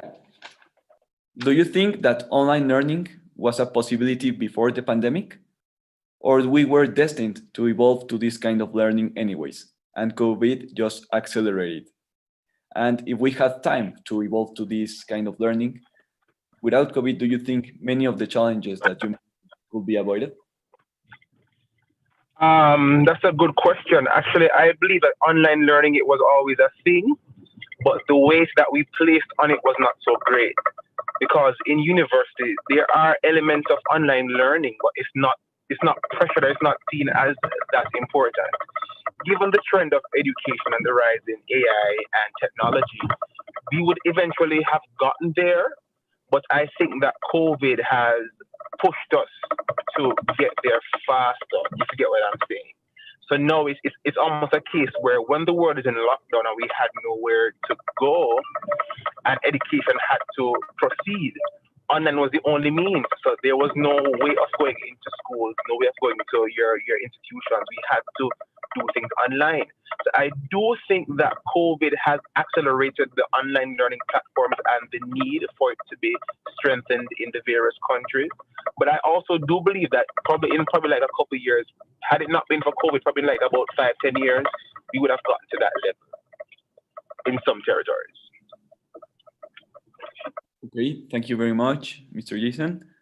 I think Roshana has a question, but she has still to type it. In the meanwhile, I want to make a little follow-up on the last question. And what can you suggest for the rural areas that do not have access to internet or other communication media? How can they adapt to this new normal? How can we bring these kind of communities to the new normal? Uh, that is a good question. That is something that we struggle with right here in Jamaica. We have a lot of rural communities who are not so advanced as others. And honestly, it goes back to my answer will be centered around equity in the education sector. Mind you that they want to touch all the schools, they want to have an impact all over the island, all over the country. But we also have to zoom in on the areas that are more in need. Say, for example, if Kingston is more developed, we can have more resources going out to the rural communities to upskill them with devices, with IT centers, with internet for the communities, and to try to get them to a better level. We can't expect to give the same support to corporate communities as the rural communities. And for some persons, like one of the initiatives I had with my team was we had to do worksheets for some of these children. We do blackboards in the communities. We try to have homework drop-off centers. So even though they don't have the devices, the internet connection, they can still have some element of learning taking place. Simple things like doing videos for YouTube so that they can access the lessons online. But I think for the rural communities, it has to come from the government and from private and corporate entities who will seek to invest in the upskilling and the upgrading of their communities so that they can navigate the COVID waters a bit better. Okay, thank you very much for your response. And I would like to pass for, Reshana Ahmad has her question. So it is for Mr. Brown. She says, to me, education is twofold. It encompasses both formal knowledge and social skills. How can we bring this human education into this more impersonal online space so that we and even younger children can be able to function and communicate in the real world and learn how to be social beings later as humans are? That's a good question. That's a good question. I think the reality is our educators are having a harder time adapting to the online environment because unfortunately we are taught to give our best and to be our best and to make most of the teaching and learning experience in the classroom in face-to-face time. So there are components of technology and online learning a part of our study, but it's not something that is really centralized or that we focus on a lot. And I think our educators are more focused on the deliverables right now, as in getting the lesson out, getting the exams done, getting the homework in, as opposed to creating a wholesome experience. So and the online platforms, they do give the leeway for you to be personable in your lessons, for it to be inclusive. If you would have used games in the physical classroom, you can still do games online. You can still do group presentations. You can still do breakout rooms. You can use virtual reality to create backgrounds. You can now input video, audio, and other methods of socialization into the online space. So I think the drive is for the educators, the persons who are leading the charge in teaching and learning, to look back at their lessons, look back at their planning, and see how best they can impact both areas of education, both the physical, the educational part and the social part. I think it goes on to the planning and what we put into the lesson. So less focus on delivering the lesson and getting persons online, but more of the quality of the lesson and how can I impact the social beings while still delivering my content online. Okay, thank you very much. That very insightful response for a very good question by our companion Reshana. Well, I have a question for Ms. Tomlinson. I hope she can answer it. What do you think about privacy in this new normal?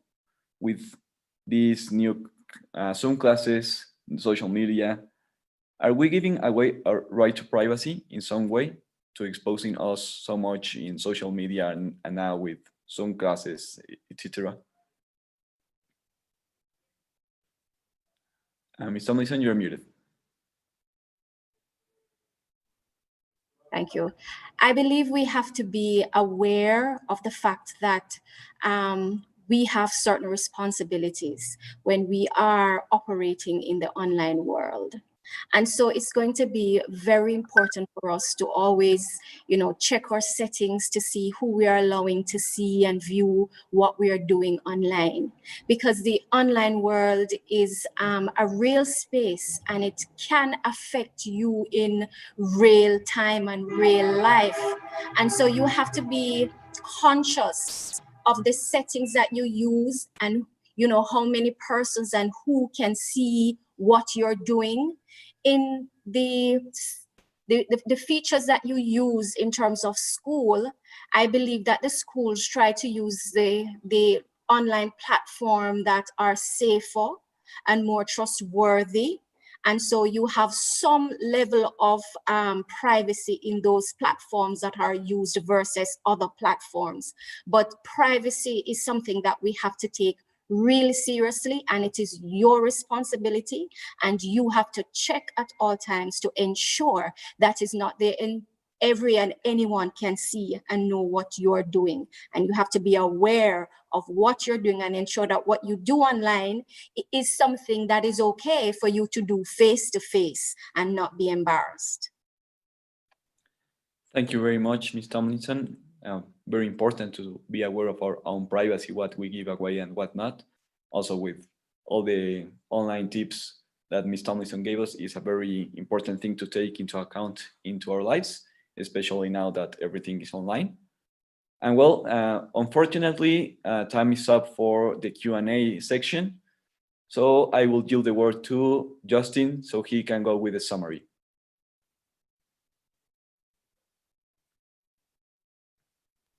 Okay, thank you so much for that, Ika.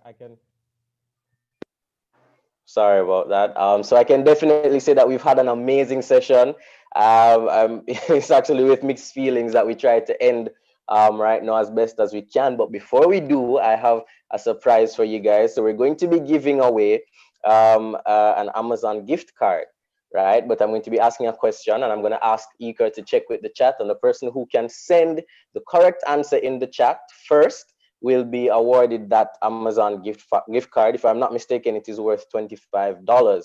So if you guys were listening to the presentations, you'd have noticed that a lot of what they were saying was really interconnected, right? But for me to choose just one presentation, something that really stood out to me from Mr. Sylvain, he said he gave a very important analogy in his presentation. If anyone can type out right now that analogy in the chat, I'm not going to go into any more specifics about what it was, but it was a life lesson, a type of old proverb, then you'll be awarded the gift card. It was something very distinct about Mr. Sylvain's presentation. No takers? No, Mr. Cook, you can't answer. Come on, guys. It was very distinct from his presentation. Okay, so we have Ariane Marie with it there. Okay, I saw it coming up in the chat. So she says, what? It's give a man a fish and you feed him for a day. But if you teach him how to fish, then you feed him for a lifetime. All right. So thank you guys so much. I'm gonna ask that I'm going to ask that person. Let me just check. Iker, can you ask the person to send their name and email address in the chat so that we can note for the winner to be given the prize? So just note the name and ask them to send the email address. So just to wrap up, I'm going to give a very short summary of what we've heard today. So we had Mr. Jason Brown highlighting basically the major hiccups concerning online learning, read the internet issues, distractions with studying at home, and also highlighting how it is difficult to stay motivated in this time. He also highlighted that our home space has really become a multifaceted production center, and that we should always push to understand more our course information so that we can better apply it. And he also highlighted the lack of personal interaction, which we see is a major trend right now given COVID. So the pandemic definitely did require a rapid adaptation to unfamiliar technology by students and teachers, and he gave some great tips about treating your classes seriously, time management, and creating a proper study space, among others. Then we had an amazing presentation from Daniel Mullings, who highlighted the new realities of online school and she gave some coping strategies. So find out the best way that you learn. Take a break when you need it. Remember to go outside and engage with nature and to talk with your friends and your loved ones. She also gave recommendations to educators so that they should be human and treat students with love and compassion during this time. And she also stressed the importance of digital literacy. So she was really encouraging us that we will bounce back after this pandemic, and that greatness lives within us, and we are persons of infinite potential.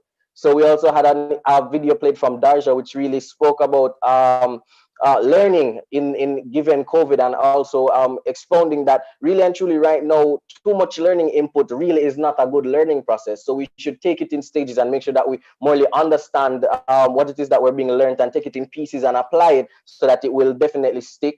She also recommended working in groups and gave websites that are helpful, such as YouTube, learning apps, and Padlet. Then we had Mr. Sylvain with his presentation that started with a historical lesson of the progression of the Industrial Revolution, starting from the first, where we had to basically go to those who had knowledge to gain knowledge, to the fourth, where information is so easily accessible at the touch of a pad or a screen. So he emphasizes that problem solving and creativity right now is where we're trending, and people's skills as well as collaboration, and most importantly, becoming a lifelong learner. So the same analogy that we just said, give a man a fish and you feed him for a day, but if you teach him how to fish, then you feed him for a lifetime. Then we had an amazing presentation from Ms. Tomlinson focusing on online safety. So she highlighted software apps that are a threat to us online, including Trojans, worms, viruses, you name it. And she warns against using dodgy websites because a simple click can invite these malware onto your computer, and other practices that invite these bugs into our system. So even spoofing emails and spam, that kind of thing, we have to be wary of. She recommends the use of passwords that are strong and not to use the same passwords across different accounts. Make sure that you don't use any personal data or information like in the video. So don't use your last name and maybe your birthday, that kind of thing, or the word password. Also be wary of your Wi-Fi connection, because there's spoofing connections that can get access to your personal data just through being connected to them. And most importantly, remember to, one, not be absorbed in the virtual world, that you don't forget to live in the real world, and also be wary of strange friend requests, duplicate and copy accounts. So assume nothing, believe no one, and check everything. Then we also had an amazing video from Maria, who highlighted her experience with this distant learning and how they really adapted to the use of educational platforms. And it was really good for them because they already had that basis and had a digital database which they could utilize. And we also had an thrilling presentation by our final speaker, which is Mr. Nerdalit. I cannot really pronounce the last name, so I'll definitely try not to. So he really highlighted robotics and the trend right now to expectations of the future, that robots will really be taking over many of the jobs in many of the sectors. And we're expecting that there'll be high unemployment. So he has recommended top 10 skills for students now to keep up with the future, right? And also stressing problem solving skills, innovative thinking, and creativity. So we have to get with the new normal and how it will progress us into the future. So thank you guys so much for being with us here for the education technology session. It was amazing, and I definitely enjoyed being your moderator, as well as my co-moderator, Iker Zugasti. Can say goodbye to the people. Yeah, thank you, Justin. As well, it was a great pleasure and honor to be moderating this session. I hope you have learned a lot. I did myself. I can bring back many things that I learned. I thank you, all the presenters and speakers, for your time, for your insight and your teachings, and Justin for accompanying me in this amazing work. Okay, thank you so much, Ikra. I share your sentiments. That's just how networking across international scales really works. So, guys, without further ado, we're going to be handing over to Miss Wright for the next session. I believe the next session is mental health. So stay tuned with us, those of us that can stay, and for those of us that have to leave, we're sorry to see you go, but we're definitely going to continue. You can watch us via the live stream, the YouTube live stream. We're going to have it sent in the chat so that you can see the proceedings later on. So that's it from me and Iker, and you guys take care. Hi, good afternoon, everyone. I'm hoping everyone. Hi, good afternoon. My name is Kamara Wright. I am the reigning Miss Jamaica Festival Queen, and I am also a chef by profession. And I will be introducing the next segment, which is the mental health segment. And it really will be focusing on us finding ways to cope as it in the COVID period and the new normal, and definitely seeing how it affects our youth and the different methods that we can actually employ to ensure that our youth are doing well in this new normal. So with that said, I know that it has been an informative session thus far. If you have been enjoying it, you can send a clap emoji in the chat. So I can see where I haven't seen any coming yet, but I know that it has been a very informative session. Ashley, yes, I see you. Aishiba, I see you. Yes, using the laptop. All right, so it has been a very informative session and I have been enjoying it thus far. So in going forward, we will be looking at mental health, and then from there, we will be having a 30-minute break. And in that break, you'll be treated to some Jamaican music. So enjoy when it comes. And then we will be resuming. And then from there, we will be approaching the closing, of course, with a few activities and then questions, and then we close out. So with that said, enjoy. I will be here. Also, remember, this is a good networking opportunity. So you can leave your handles in the chats as well, so that persons can connect with you and, reach out, share ideas, because at the end of the day, this platform is a good opportunity for us to not only learn and grow from each other, but it allows us to further the mandate of coping with the new normal and ensuring that we are also assets to society as well. So enjoy the conference, ladies and gentlemen, have fun and take notes, network, learn something new, meet new people, and I'll see you all soon.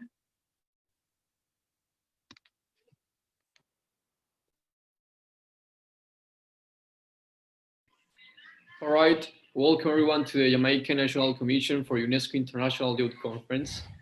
We are glad that you are all present here in this day and making these initiatives possible. We'll give a brief introduction of ourselves, your moderators for this session. Well, I'm Santiago de Vega. I was born in Veracruz, Mexico. I have worked as facilitator in the UNESCO Center for Peace. I'm a person who is fully engaged with the world development, and I have big expectations in us, the young people. And I hope this can be a great experience for you to acquire more knowledge, as Cam mentioned, and share your perspectives about this topic.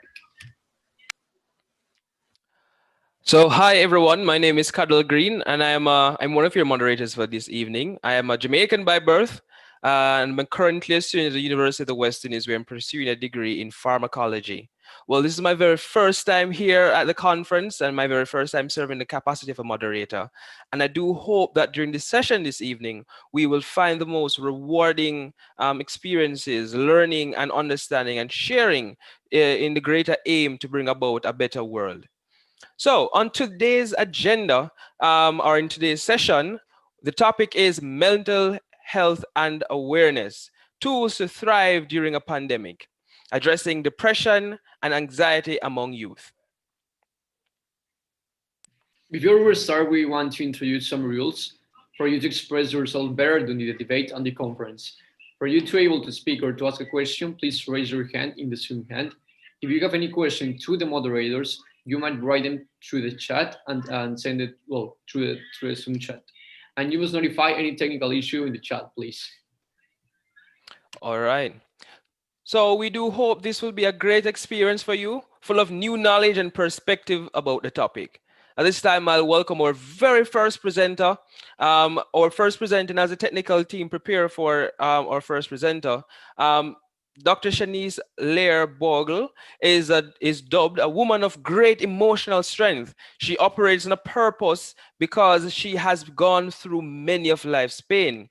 She's determined to fulfill her life's passion and purpose to help release God's people, especially youth, from emotional hurts, pain, trauma, and mental illness. She's a wife, a mother, an author, a transformational speaker, an educator, mental health advocate, especially through her suicide prevention organization, which is called Will to Live Jamaica Foundation. She's also the founder and CEO of an online trauma recovery coaching and mentorship business called Mind, Body, Spirit, Accelerate. Ladies and gentlemen, please help us welcome Dr. Shanice Bogle. So as the technical team prepares for Dr. Bogle, all right, she's on.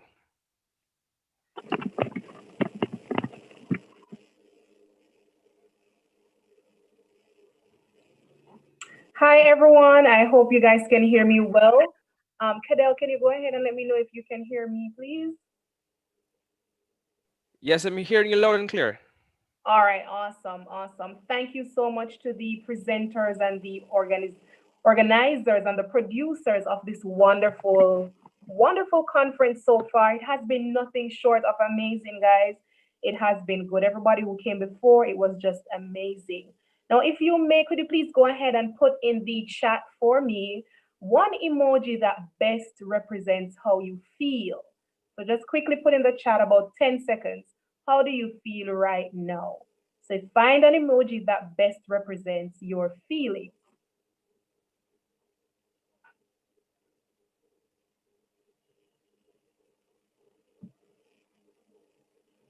Nice, thank you.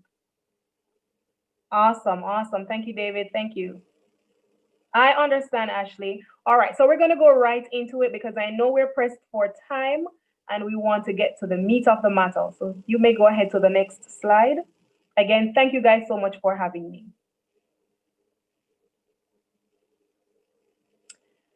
Okay, so the big question is, and we are looking at today, tools to thrive in a pandemic. Can I thrive in craziness? That's how we would look at it, right? It's a crazy time right now. Can I thrive in craziness, in madness? I want to tell you today, guys, that absolutely, without apology, yes, you can. Do you know why? Because some of the most beautiful creations, beginnings, opportunities, characteristics were born out of crises. And I think I don't want to get his name wrong, but the young man who talked about, it wasn't technology, I think it was our very own minister, Alando. He talked about the resilience of the teens back then and how we are going to be seeing that emerge out of our own generation. Will it be challenging? Yes, it will be. But there was never a time, guys, there was never ever a time when hard meant impossible. There was never a time like that. Next slide, please.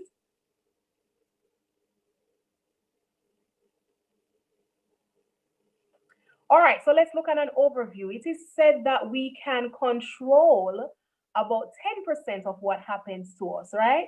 About 10%.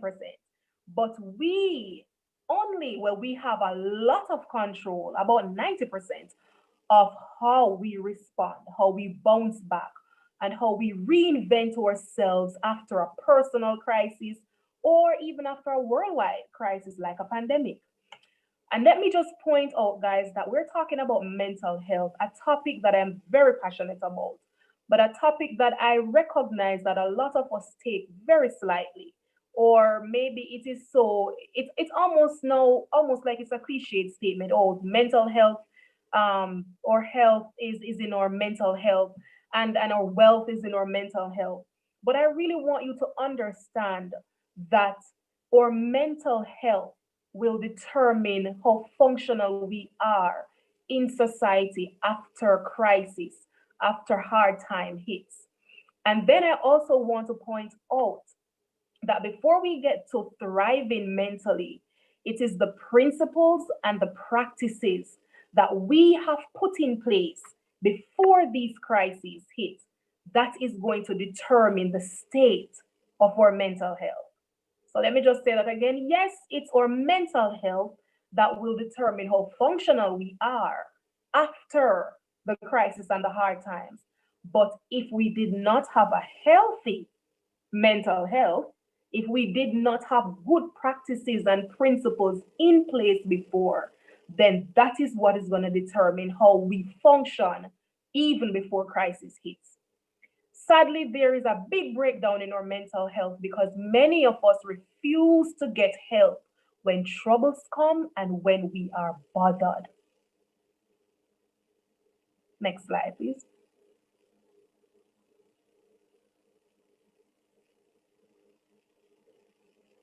All right, so now let's look at youth and hard times, young people and hard times.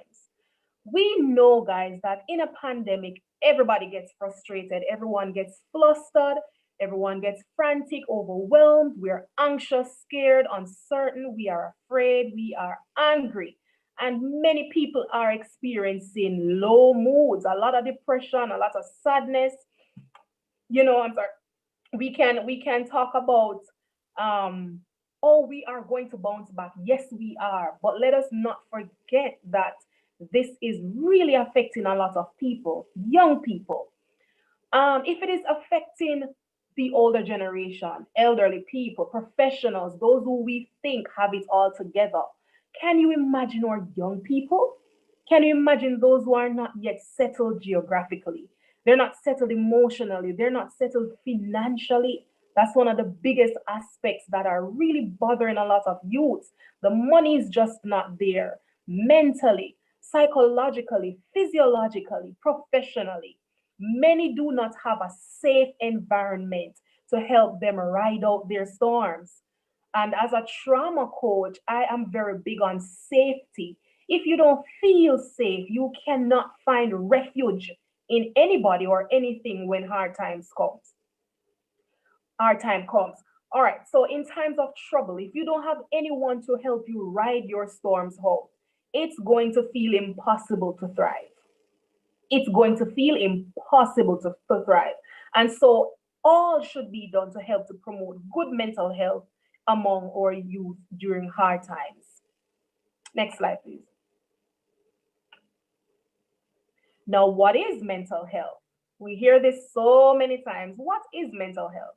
According to mentalhealth.gov 2020, this is the condition or state of someone's psychological and emotional well-being. So it has a lot to do with how well you feel, how well you are thinking, the perspective, your mind game. It's all up here and in how you feel, how your body is holding on to feelings and thoughts and your view and your vantage point. How well do you see things?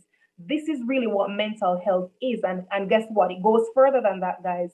How effective you are and how effective you can contribute to society and your personal life. Next slide, please.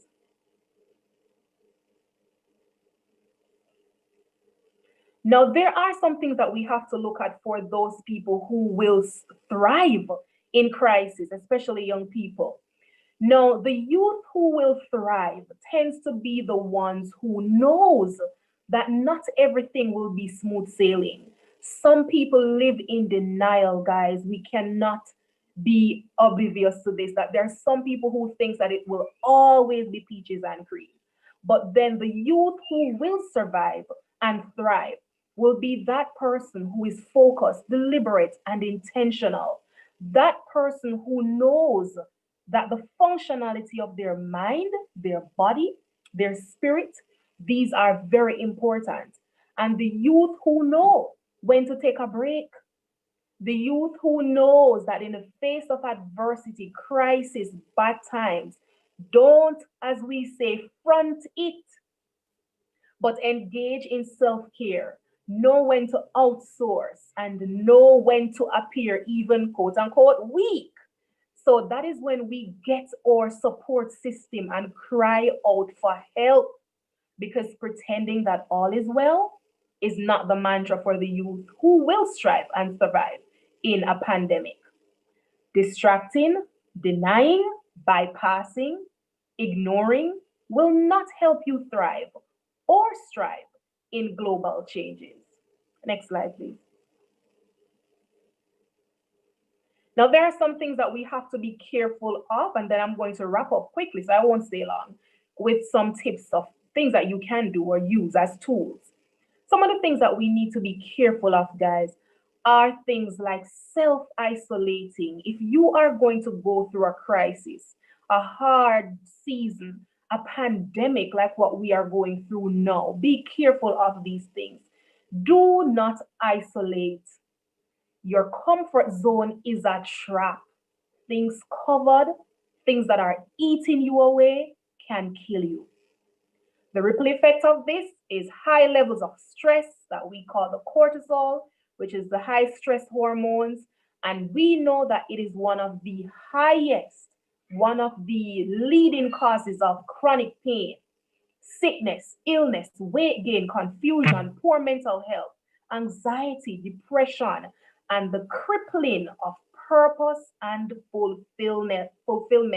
And guess what, guys? It leads to early death as well. Next slide.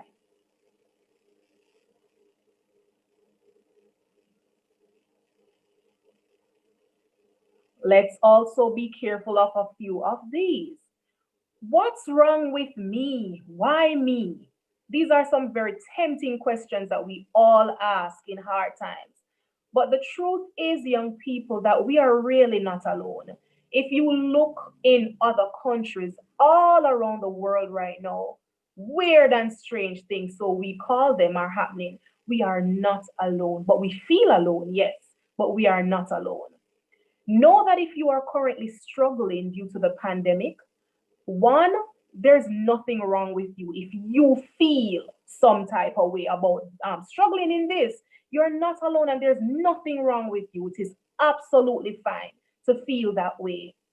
Something wrong it feels like something wrong is happening to you, but it's not just happening to you, it's happening to the world. The next one is shift perspective. It's not happening to me, but it is happening for me. If we can go through this pandemic, this season like this, with this perspective, then that will lead us to see the golden opportunities that can emerge from out of situations like this.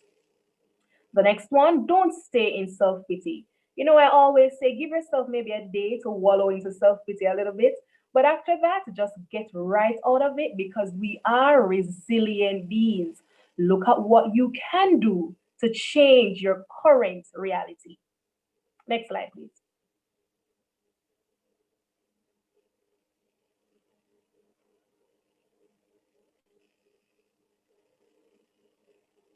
All right, now some of the things that we can do. What can we use as tools? Studies have shown where there are some things that help people bounce back better out of traumatic situations, hard times, crisis, pandemic. Number one, tell the truth about how you feel.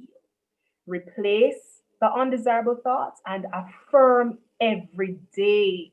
Let me tell you guys that I always say, you see, we hear a lot of things. And I think as Sylvania, I don't want to get his name wrong, but the young man who talked about collaborating instead of really just giving information and imparting knowledge. The truth is, guys, knowledge really doesn't move us after a point. All we're going to come up as is brilliant, smart, but it doesn't change our life really. So if we can take action, that is where the power is. That's where the power lies. So after you tell the truth, every single day you have to talk to yourself.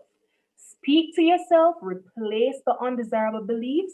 For example, this pandemic is going to kill me off. This pandemic, after this, there's no good that can come out of my life. That is not true. So you have to reframe, you have to affirm every single day. The next one is establish or continue with a routine. Now, your body, the body, when it comes down to trauma and being going through things that are hard, your body feels best in control when it is continuing with a routine.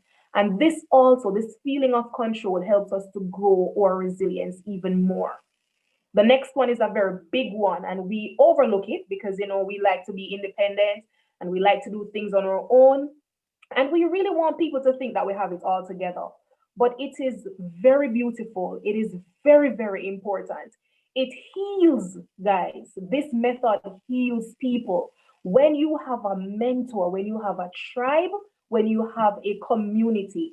I don't know if you know about placebo effect, but a tribe is like a placebo effect for healing. A support system helps you to feel like you belong to, you're validated, you're understood, you're seen, you're heard. When you have a support unmatched, it is one of the biggest keys for survival. Next slide, please.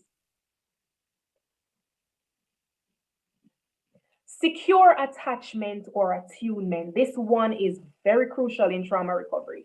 If you're going through a hard time, you're in this pandemic, one of the closest set of people to be among right now more than ever are your parents. If your parents are not there, for whatever reason, if you grew up with guardians, get to the people who are closest to you. I understand that everyone's situation is different, but find them even if they are friends, because safety is in the attachment bonds.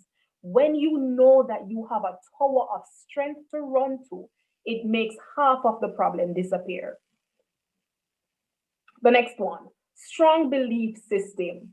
Karl Marx said that religion is the opium of the people. We know that not everyone is religious or religion or faith-based, but some people have belief system in all sorts of things. Whatever your belief is, when you believe, when you have faith, it grows resilience and it changes your perspective on things, because you always will think that there is good that will come around the corner after a storm. And with this in place, psychologists have found, studies have found, that people with this mental view normally bounce back better. Next slide, please.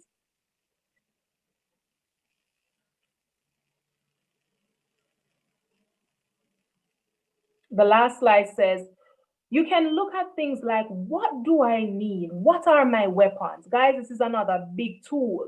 Look at what you need. Sometimes it's not what people tell you need, but you need to listen to your own body. Today, you just need to sometimes take a quiet break.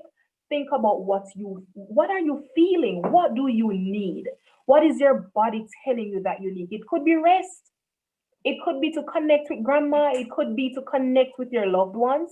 It could be to call dad, call mom, call aunt. It could be to go hug your little sister. It could be to spend the day with your child. What is it that you need? It could be an ice cream. It could be to go outside and walk, go play with a puppy. What is it that you feel you need? There's a quote that says, he who holds the problem holds the solution. So our bodies know what we need. The next one is to look at the weapons that we have. What are our tools? What do you have in your hands? Not literally, but what are the things that you can control? Because guys, think about it. We really freak out, we really get anxious when we think we have no control. When we look at anxiety and depression, apart from depression, the feeling of anxiety chips in when we are uncertain about futuristic events. We don't know how this thing is going to end. So guess what? We can't help but be anxious. It's just normal human response. So what is it that we can control? What is it that we cannot control? How do I reinvent and realign in this season? What can I fix? What can I start to do now? What can I tweak? What can I continue to do? And what is it that I knew I can do or could do, but I didn't try it? So I can try it now.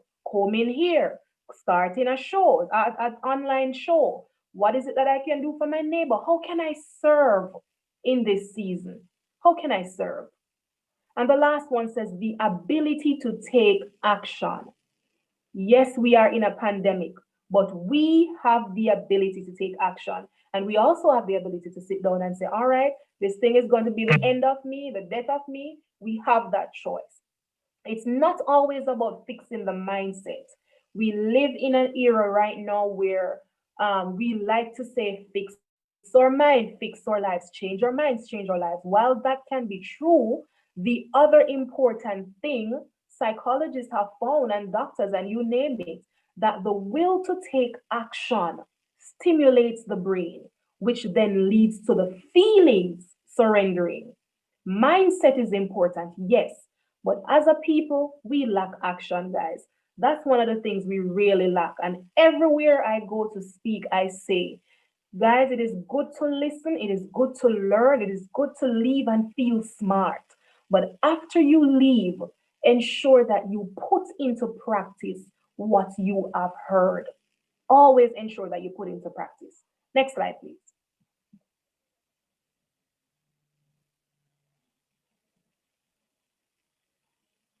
Final thoughts. I just want to point out on the soft side that if you are currently on medication, keep taking them. This is not the time to be flustered to the point where you throw your routine off. If you are in this position, keep taking them. If you see a doctor, if you can keep in touch, whether via the phone, Zoom, occasionally in person, keep in touch with your doctor. If the media, very tricky one, if social media is affecting your mental and physiological health, your state of being, your heart rate, you feel nervous, you feel pressured, your head hurting you, you don't feel confident, you are worrying physically, then limit the consumption of social media. The next one is always remember your why. You were born in a time like this for a reason. You're not an accident. You are here for a purpose. And if you are in this era, in the pandemic, you were made to be here. You were born for this. You were created for a time like this. Look at what is at stake if you lose the will to carry on. You would be robbing the world of a special imprint of your DNA because there's nobody else in this place like you, and there will never be another, even if you have a twin. So look at what is at stake if you lose the will to carry on. Yes, it's going to be hard. Yes, it's not going to be easy. But guess what? You were born in this time for such a time as this. Next slide, please. And I think this is our last two slides. Okay, so these are just some available services, which is our Suicide Prevention Foundation that I am also the founder and CEO of, which is the Will to Live Jamaica Foundation. That is my email. We are also on Facebook called Will to Live Jamaica Foundation. I also run the Trauma Recovery Organization. That's also our number for the US. The institution below Choose Life International is also a company that we are familiar with, an organization. So I've placed their number there. The last slide, the very last one. Yes, I think that one is the last one. These are some further ways that you can contact me. Thank you so much, guys. While I exit, let me leave with you some quotes. Your mind is your greatest asset. Do everything to protect it. You are your biggest business. Take care of you first. The third one, we are resilient beings no matter what. We were born with an intrinsic, unique design to rise above crisis. The world is changing. Yes, it is, but we can too. We can adapt for survival. We will not only survive, but we will thrive. And after all of learning these, let us not be hearers only, but let us be doers. Take action. Thank you. Wow, what a brilliant presentation. Guys, you can utilize those emojis in the chat room and send some clap emojis for Dr. Shanice for that exceptional presentation, one that really touched on a number of key points. Just to reiterate a few, can we really survive in craziness? Of course we can. We can. It was through craziness and a number of other circumstances that brilliant ideas came about, that brilliant interpretations came about, and brilliant persons were able to enter into this new world to create for us things that we're enjoying to this very moment. You were built for this time. We were created for this season. It simply means that whatever is in store, whatever is in the future, we have a stake in it. And it is important for us to remain confident in that fact that this time was created for us to make our mark on this world. Excellent presentation. I'd just like to remind you that following the presenters, we'll be having a breakout room where we'll be able to have some more directed questions to our presenters. So keep sending your questions in the chat. We are recording them and we are preparing them for that breakout room session, which we'll have in the next 30 minutes or so. So just bear with us. Over to you, Santiago. Thank you very much, Cadel. Thank you very much, Ms. Shanice. This was such a great talk about this way of thriving, this mental health during this pandemic. And guys, please remind this: do not live with fear, because the fear is a main barrier for you to want to do not achieve your dream. So thank you very much. Okay, so our next presenter holds a BSc in Economics and Statistics, MAC in Counseling and Social Work, and DSc in Mental Health and Diplomacy.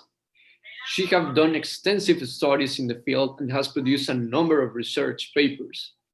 This presenter is not a stranger to the world of leadership, where she has served on numerous councils and boards from as far back as high school. Please help us to welcome Dr. Monique Lynch.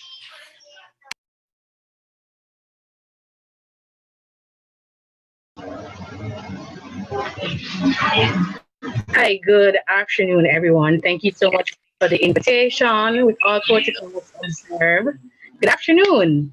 So I'm happy to be here. I am just waiting for my presentation to come on the screen.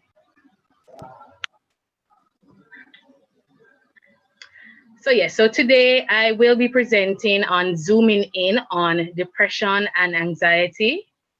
And I know many times when we hear the word mental health, if you're being honest with yourself, the first thing that comes to mind is a madman on the road. And I understand, because I was once in your place. I've had several interactions with mad persons on the road. I've been ran down, I've been spat on, I've had liquid thrown on me, I have been kissed by a madman before. So I do understand, and for many years I had that fear and that anxiety. I mean, if I was walking on the road, I would rather walk in the middle of the road and be hit by a vehicle than to pass one of these persons on the road. And I think that's a fear that we all have when we hear the word mental health. And this fear has actually blocked us from actually understanding. And I believe that when we are informed, then we can make better decisions. So, what is mental health? And I know Dr. Boga before would have explained what is mental health, but I think many times when the word mental health and mental illness are used, they're often interchanged as if they mean the same thing, but they do not. So all of us, we have a mental health.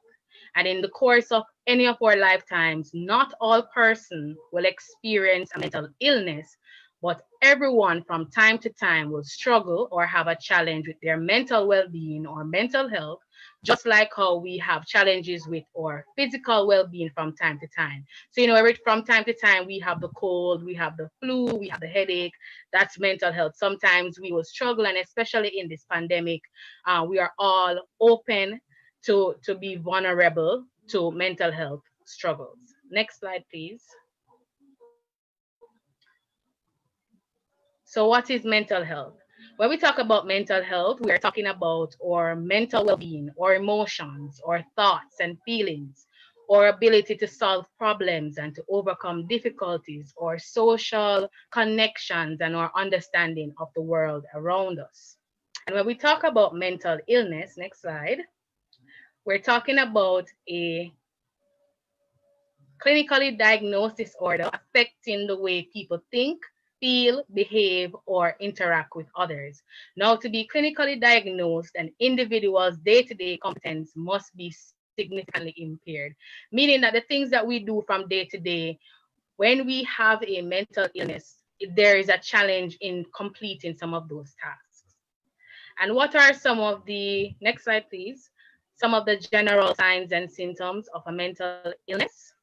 Feeling hopeless, having constant low energy, using mood altering substances such as alcohol or nicotine or ganja more frequently than normal, displaying negative emotions, being confused, being unable to complete daily tasks such as completing school assignments, cooking a meal, doing your daily chores, having persistent thoughts or memories that reappear regularly, or thinking of causing harm to yourself or to other persons, hearing voices, experiencing delusions, and thinking of causing physical harm to yourself and others.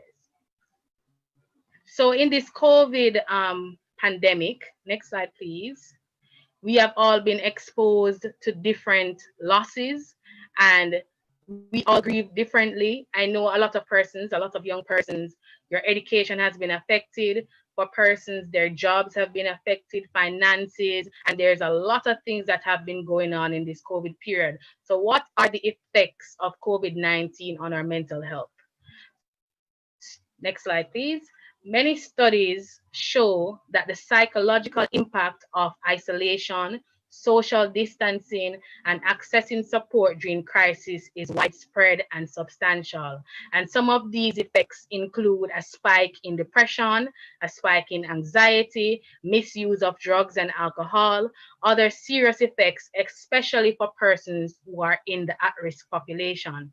Now, we often hear this slogan from the Ministry of Health and Wellness that there's no real health without mental health, but how many of us really place value and or is very intentional about maintaining good mental health?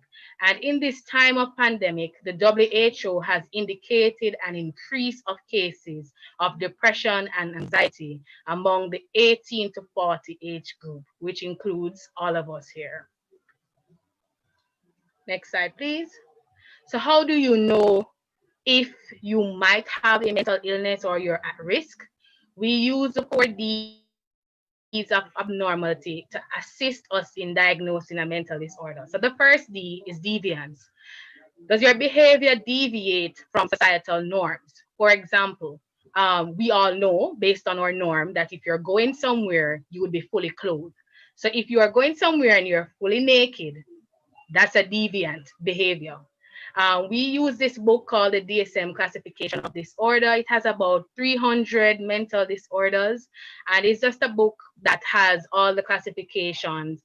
And it would say that these are the societal norms. And if a person's behavior deviates from these sets of rules or these sets of behaviors, then that's one indicator that you might be having a challenge. Two, dysfunction. If the symptoms are significant enough to interfere in the individual life in some major way, like this person is passionate about, say, international relation, love all the courses, and then all of a sudden, there's a sudden disinterest, don't want to go to any classes, not completing assignments, just completely avoiding international relations, that's another cue. Three, distress. How is the individual coping? And four, danger. Is this person a danger to themselves or they are a danger to others around? So with these 4Ds, we usually use to assess behaviors to see if they're abnormal or they're normal. So based on the spike of cases in depression and anxiety here in Jamaica, we want to zoom in today on depression and anxiety. Next slide, please. So just for a disclaimer, having a depressive disorder is not being sad about a situation. I feel as if many times in Jamaica, when we're sad about a situation, we say, oh, I'm depressed. I am so depressed. No, you're not. So being sad about a bad situation is not having a depressive disorder. Grieving the loss of a loved one, it's all in a person's head, overreacting or being overly emotional, something that everyone experiences. It is not something that somebody just gets over. It's not about a pity party. And sometimes we can be very cruel to persons when they're actually going through something. We say that, they want to have a pity party or they want people to feel sorry for them. No, it's an actual serious case. It's not about being lazy. Depression is not a choice. It's not a sign of weakness, and it's not a character flaw. Next. So what is depression? So occasionally, everyone feels blue or sad. And I'm sure even in this pandemic, you feel sad or you feel blue at some point in time.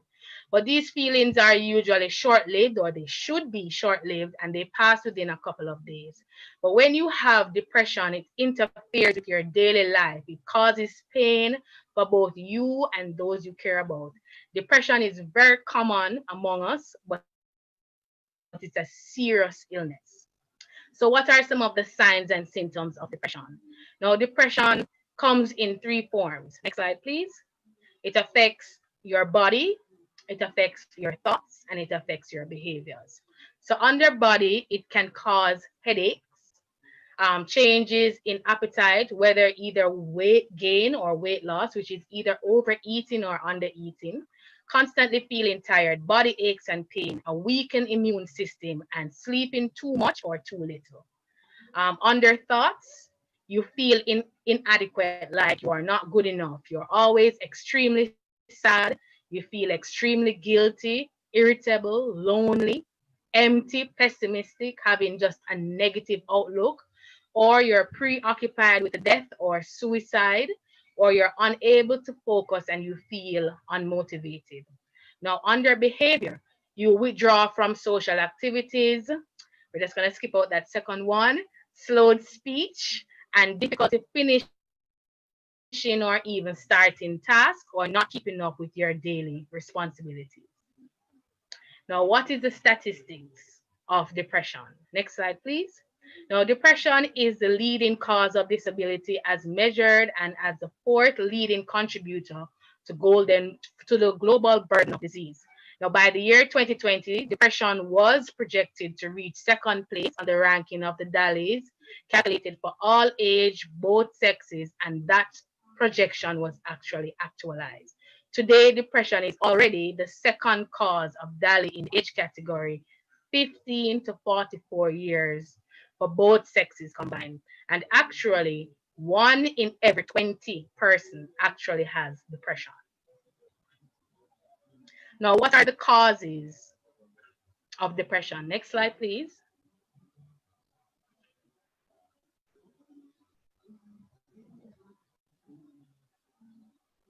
Okay, so the causes can be one, genetic. Two, meaning that someone in your bloodline might have struggled with the disorder and it somehow got to you. Two, biological, biochemical. Okay, and I have 2 minutes, so I'm just gonna rush through. And medication. It can be dietary, environmental, or it can be caused by sociocultural factors, situations such as COVID, relationships, and personality. Three tips just to tackle depression. You need to figure out what lifts your spirit and make a list of what you can do when you start to feel down. Two, exercise. That's always one of the best ways to get over depression. And three, remind yourself that everything doesn't suck by keeping a journal. Journaling is very good. Even I journal. You write down being grateful, practice gratitude. So I write down every day, what are 3 things that were exceptionally well today? What are 3 things that didn't go so well, and how can I improve it tomorrow? All right, so we're gonna move into anxiety. And I'm just going fast because I think I only have 2 minutes. So what is anxiety? Everyone experiences anxiety. However, when feelings of intense fear and distress are overwhelming and it prevents us from doing everyday things, then an anxiety disorder may be the cause. Now, often anxiety disorders involve in repeated episodes of sudden feelings of intense anxiety and fear or terror that reach a peak within minutes, and this is just really panic attacks. Now, what are some of the signs and symptoms of anxiety? And just like depression, anxiety affects the body, or thoughts, and our behaviors. Now, under the body, it causes chest pain, heart palpitations, shortness of breath, dizziness, stomach discomfort, nausea, fatigue, trembling, muscle tension, headaches, tingling in the hands or feet, or trouble sleeping. Under thoughts, there's an exaggerated worry about everyday life, a fear of dying, repeated unwanted thoughts or nightmares or flashbacks, irritability, anger, trouble focusing, numbing of emotions, or anticipating the worst outcome of a situation. on the behaviors, rituals that seem impossible to control, being easily startled, avoidance of people, places, and or things, and limiting life experiences, inability to sit still, and easy losing one's temper or being snappy at someone. Now,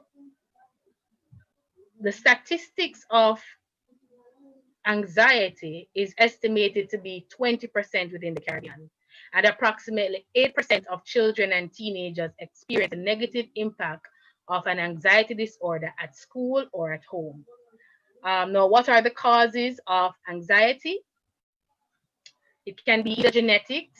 Some families have a higher average number of members experiencing anxiety issues or stress. A stressful or traumatic situation such as abuse, pandemic, death of a loved one, violence, prolonged illness is often linked to the development of an anxiety disorder.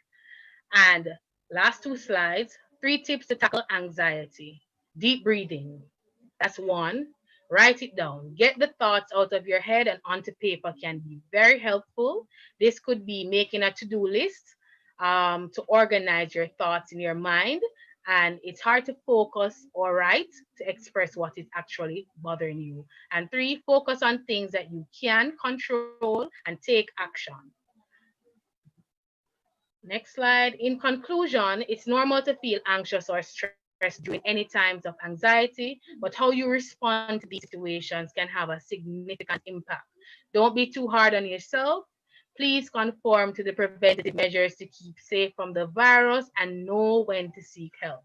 With guidance and over time, you can improve your resilience and your well-being. Stay positive and remember this too shall pass. So let us endeavor to take care of both our physical and our mental health during this crisis and follow every guideline given from our authorities. It is for our own well-being. Thank you. Thank you very much, Miss, for reminding us that the fear with the word mental health. We should, with a conclusion, or brief conclusion of this talk, is inform. It helps to have better decisions. So thank you, Miss, for reminding us that having a depressive disorder is not a choice. It is not a sign of weakness and overreacting or being overly emotional.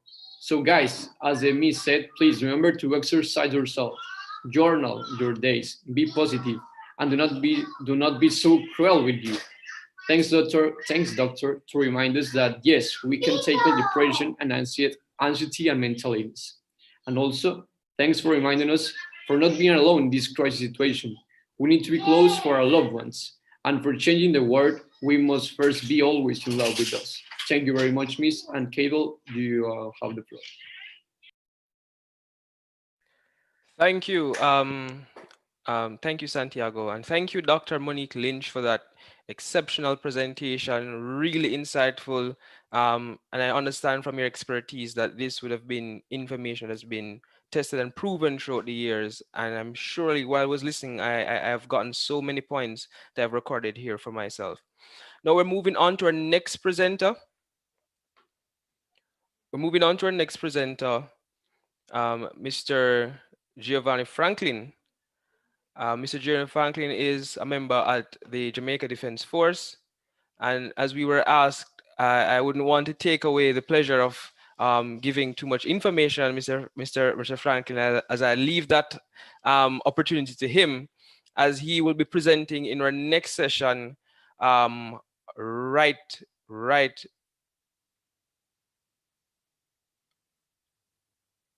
Okay, noted. I just got some information regarding our breakout rooms. So we're moving on to our next presenter, Mr. Giovanni Franklin.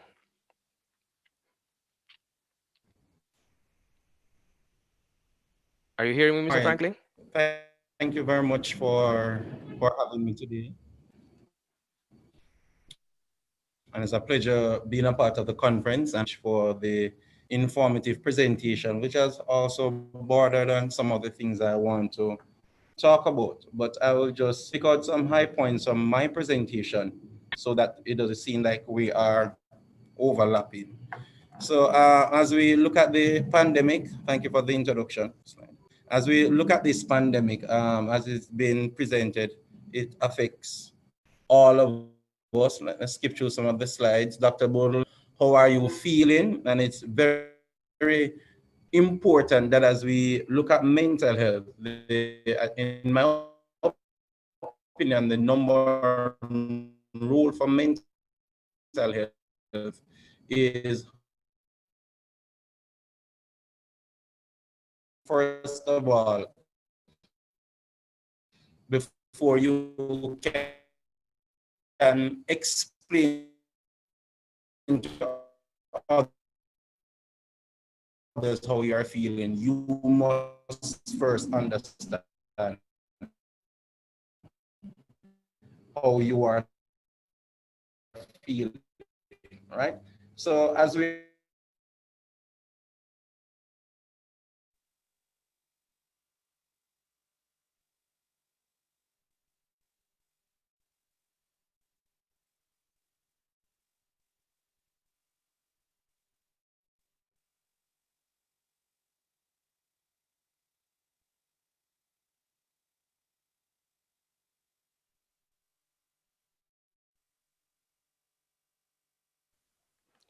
It seems like we're having some connection issues with Mr. Franklin. Mr. Franklin, are you hearing us?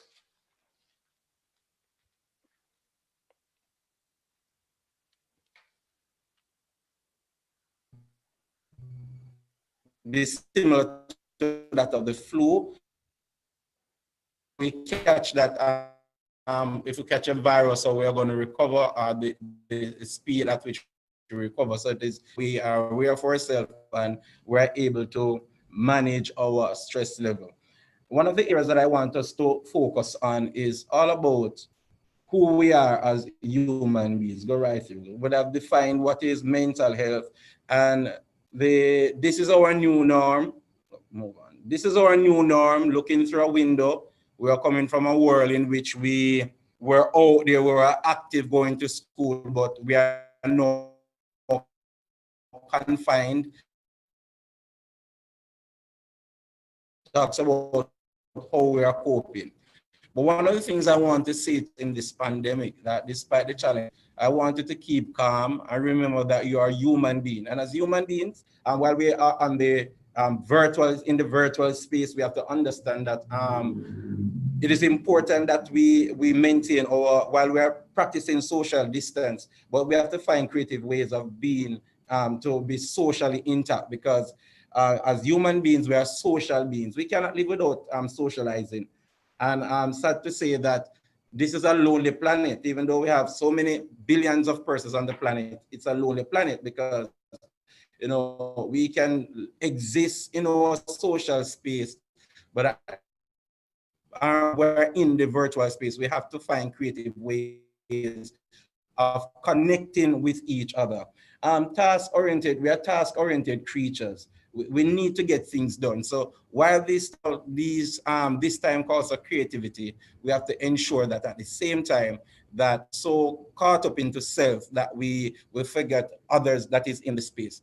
All human beings want friendship, and you know, this kind of friendship to help with mental health is more than online friendship. So we have to find a way to maintain that the physical contact. We have to find a way to connect with each other. Work, you know, work means different things, but the most important thing is to be active and love. We have to love each other. You know, the virtual space give us a wider platform of reaching out, but it's all about checking in and, you know, find means and ways to express how we love each other, reaching out to our loved ones, because in this time and space, we can be in this isolation and we forget about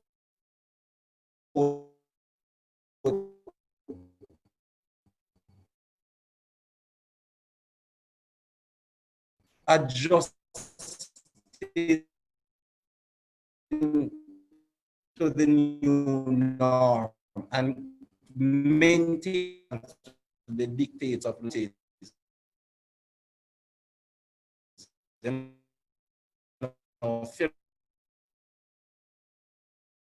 funeral services. We realize that maybe time are now past due to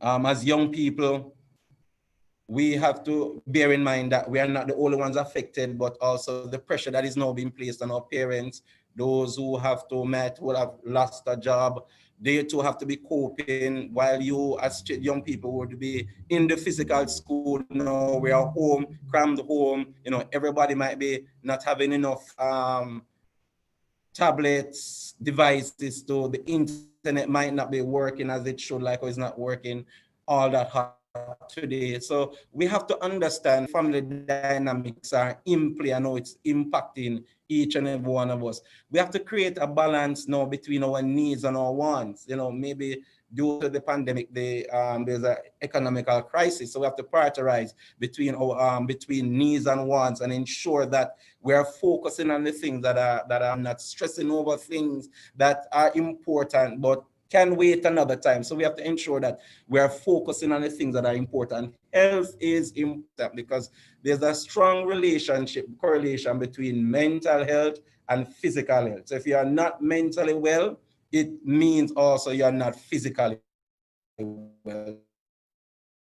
For the misfortunes, a lot of that is happening. Unfortunate deaths, untimely deaths, people losing their jobs, all kind of things are happening. With all these changes and dictates to life, we have to be aware of how we are coping. All right, so quickly, between us, next slide. All right, in mental health, one of is the psychological self, how we think, our emotions, how we feel. And this is where I want to wrap up my presentation around, and also the social well-being, how we relate to others. So the psychological self, how I think, emotions, how I'm feeling, and the social well-being, how we relate to others. And the tripart relationship between experience, belief, and behavior. So in this pandemic, it's a new experience for many of us, if not for all of us. So experience will shape our belief. What is your belief about human being, about the world since the start of this pandemic? Our belief system somewhat would have been shaped, would have been changed, would have been affected. And once our beliefs are affected, our thoughts will be impacted, right? And once our thoughts are impacted, how we feel and our feelings are now translated into behavior. So sometimes when we see persons behave in a particular way, let us not only focus on the end result of the behavior, but let us try to understand what is causing this person to behave in this particular way. Because behind every change, there must be a cause. Behind every change, there must be a cause. And one of the most important things we have to understand is that in times, if persons are not coping well, then their behavior will be adjusted to how they are coping. So it is important to find out the real behavior in this particular way, right? The thoughts create feelings, feelings create behavior, behavior reinforces.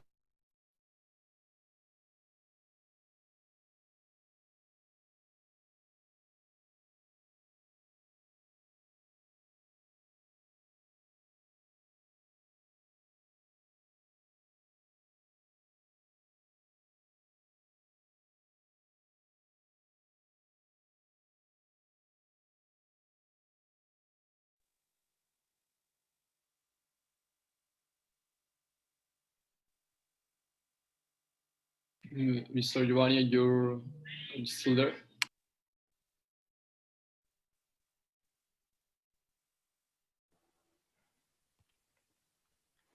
It seems Mr. Giovanni is having some terrible internet issues. So let's do a call from again. Mr. Franklin, are you still there?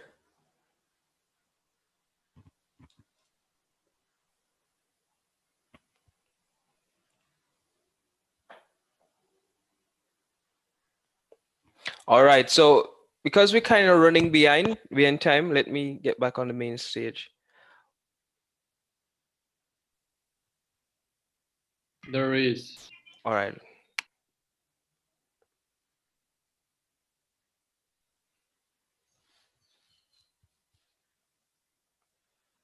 But I think he's still having some technical issues. Right, we're still not hearing Mr. Franklin. As I close here, let us pay attention to how we are in these times. Thank you. All right, thank you, Mr. Franklin, for your presentation. We do understand that the internet situation in Jamaica is one that is really a work in progress, and we do hope to get it better as we go through this new virtual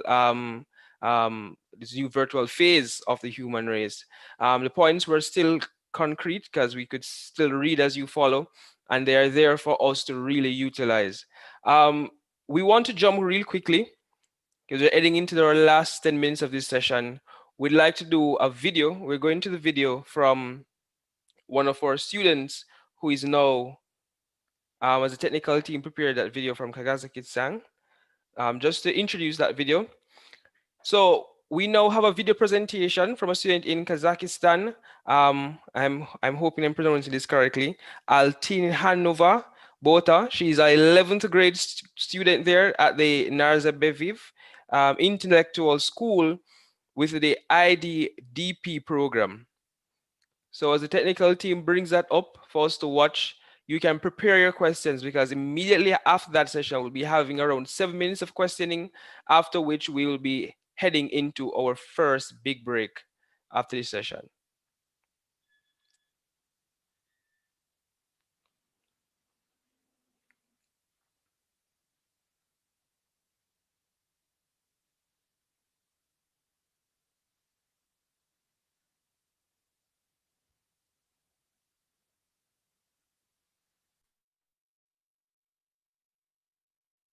Good afternoon to all those present at the youth conference.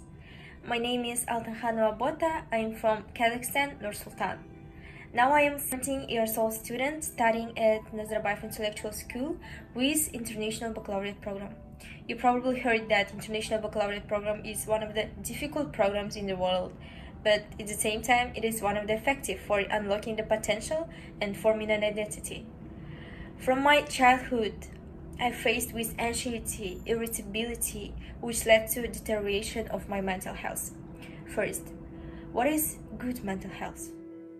Good mental health is the ability to find the right solutions and take a hit in a stressful situation, the ability to build strong relationships and recover from setbacks.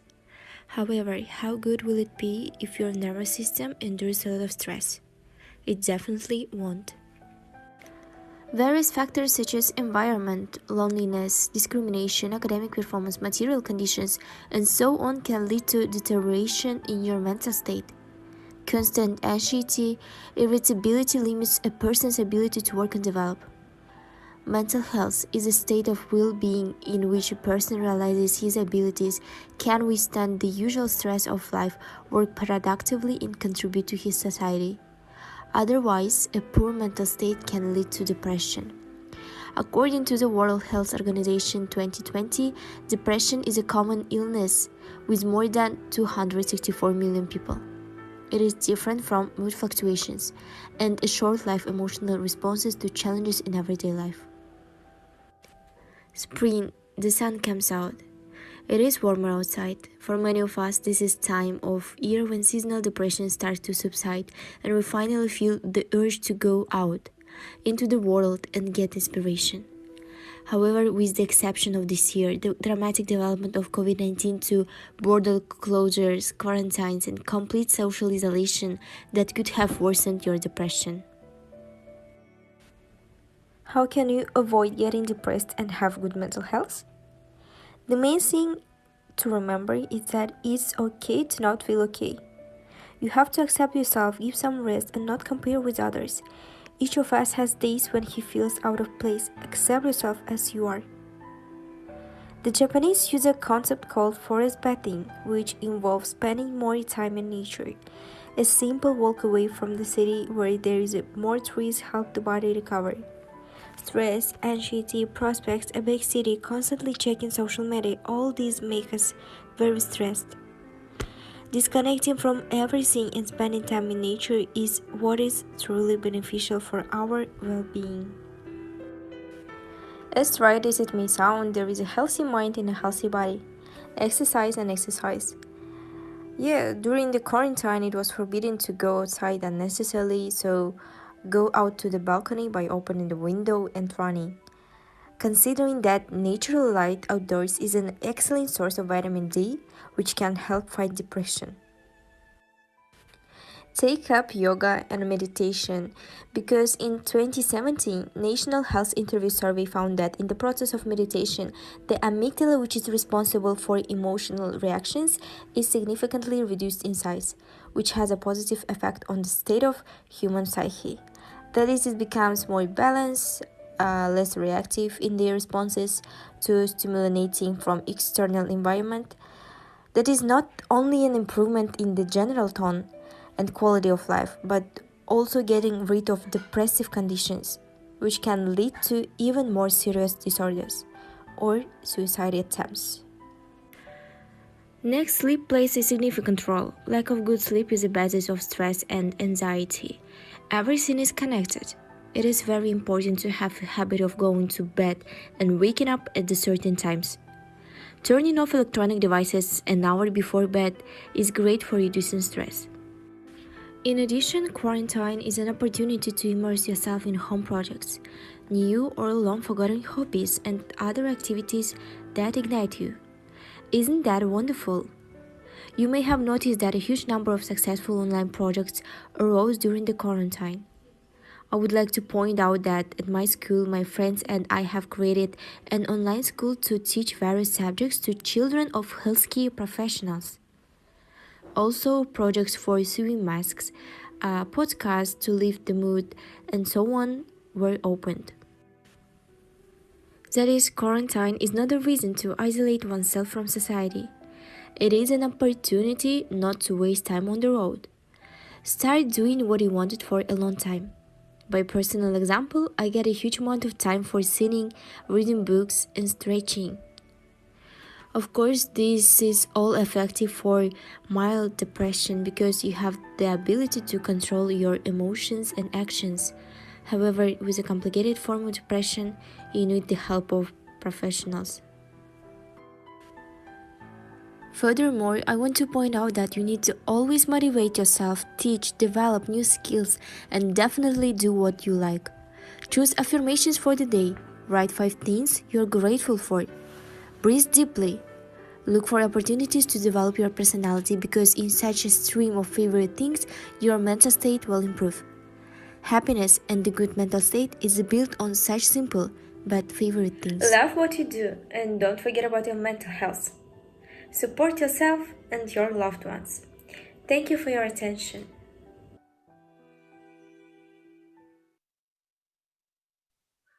We hope that you enjoyed this video. So now, Kadil, we are moving forward with the questions. Am I right?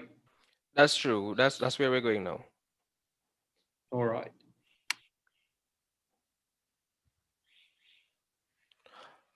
All right, so we're taking questions at this time. You guys, please write them by the chat.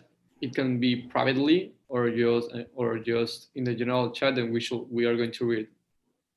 But please remember to whose speaker you're referring to, and then we will read the question.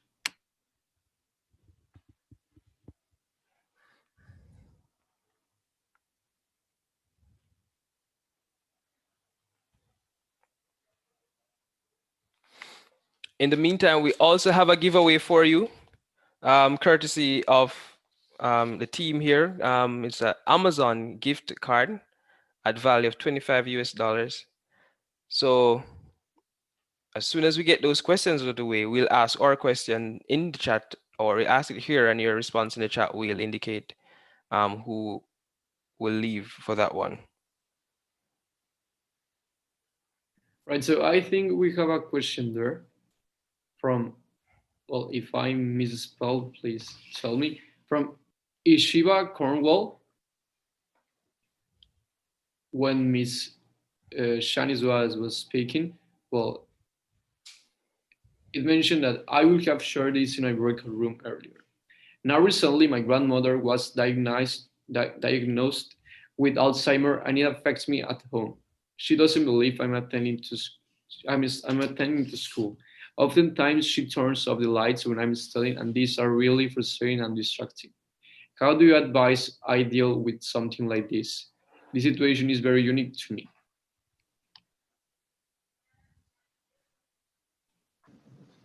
Hi again. Thank you for that question. Thank you. Very important question. This question is not strange because I've heard it quite a few times where it might be the same case in terms of Alzheimer's, but there is a family member or loved one who they are not in their regular state of mind. And so because of that, they are posing or being a challenge to other family members. First of all, let me just express that I'm really sorry to hear you're going through this. But the one thing that I want you to remember is that I think it's your grandma is not doing it because, intentionally. Times there was a young lady who said, I told the family member to snap out. But with mental health, we know that we can't say to those who are affected, snap out of it, because that is not something you can just snap out of. So grandma is turning off the lights because you're studying. She has been diagnosed with Alzheimer disorder. What you can look at is the room the only place you can study in? Is that the only area in the house where you could maybe get some time to study? What about family members? Does she live with you only? There are so many questions that I could ask. I don't know if you want to unmute and explain the scenario a little bit better or clearer, but just remember that she's not doing it intentionally to block your studies. She really does not know that you're studying. It's legit. But what can you do to actually help her? Because I'm telling you, it doesn't matter how many times you explain to her, she's not going to get it. And she's not deliberately not trying to get it. It's just the content, that's what it comes with.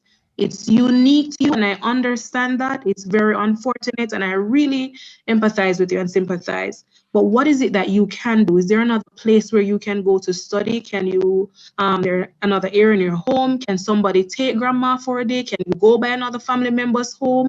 What is it that you can do to help this situation?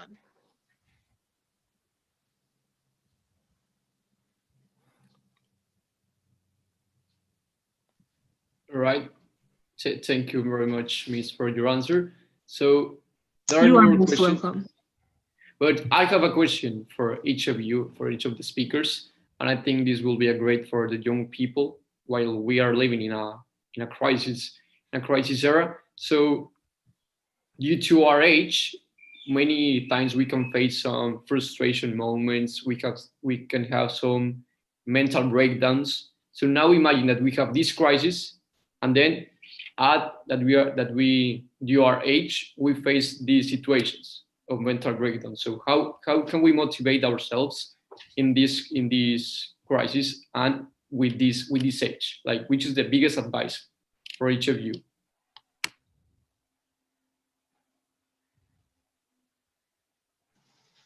I'd like to go first. I have about 4 top tips that I normally share. Before we even get to the breakdown and before we get, Santiago, to the crisis, there are some things that should be in place before any individual has to go through hard times. I know that everyone does not have all of these criteria. So this is not a one size fits all kind of tip or encouragement. Some most powerful things that we can have, and even psychologists have found these out, are number 1, if you have secure attachments, that is one of the biggest things that you can use to help you weather your storms. For example, if you are close with your family members, your loved ones, that's where safety is.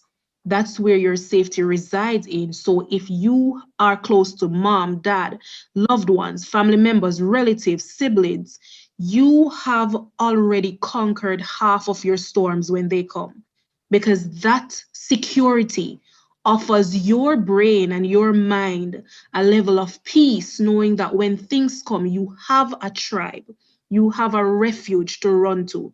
in bad times. The second one is your belief system. If you're someone who is always in a doom and gloom state when things happen, it's harder for you to bounce back when troubles come. But the person who has a strong belief system, it doesn't matter what the belief is, because that's just how we are made. Once we believe something, that's what is going to be driving us. With a strong belief system, that person always looks for the good after the storm. So the effects of trauma and the effects of a hard breakdown is less on that person. The third one is those who have the ability to take action. For those people who refuse to stay down, even though it's going to be hard, and they will experience that blow and that pause and that low moment sometimes. But the person who refuses to stay down and the person who will keep going based on their why, their purpose, their passion, then motivation even becomes a thing of the past. It's going to be more on inspiration that will be driving that person. So those are my top three. All right, thank you, Ms. Shanice. The You're other welcome. speakers? Hi. Okay. So my top three would be one, to manage stress. Stress is unavoidable, especially during this pandemic. So good stress management is key to surviving. So first, you need to identify what are your triggers of stress. Then two, break your big task into smaller tasks, and I'm sure, without a doubt, that you'll achieve them. Two, even though Dr. Bogle touched on it, social connection amidst the social distancing is very important to stay connected, keeping in touch with your family, with your friends, talking through your concerns and your feelings, and receiving support and healing in this special time of need. And then my third tip would be so prioritize self-care. Be kind to yourself. The world is already a tough place. You don't need to be so tough on yourself. Focus on what help you can get to feel restored. This might mean taking short breaks from the immediate stress of a situation or from the busy daily task. This might mean spending some time watching videos, whatever it is to give yourself a brief mental break. So those are my three top tips. All right, thank you, Dr. Lynch. Ladies and gentlemen, it has been an absolutely rewarding presentation, a rewarding session that we were here to listen to and to have a first-hand feel of the information coming from really good sources. So we are closing the next minute, and as such, we'd like to thank all our presenters for presenting in this session, giving us some excellent tips on how to really manage ourselves during this pandemic, manage certain circumstances that we find ourselves in during life. And as we go, we'd like to ask one question just for that gift card that we mentioned earlier. And the question reads, and you can enter it into the chat as we enter into our first break.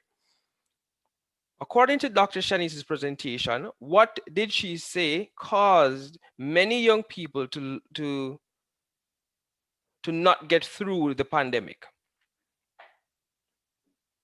I'll repeat again. According to Dr. Shanice's presentation, what really causes many young people to not get through the pandemic? And you can send your response in the chat room. We'll be monitoring the chat room for that response. Several answers there. You can go, Santiago. I'm not hearing you. There are some answers arriving. All right, so we're seeing some answers there. We will reach out to you for your email for us to contact you further. Ladies and gentlemen, it was a pleasure being the moderator for this session. I really learned a lot, and I hope you did too, learning from such exceptional speakers.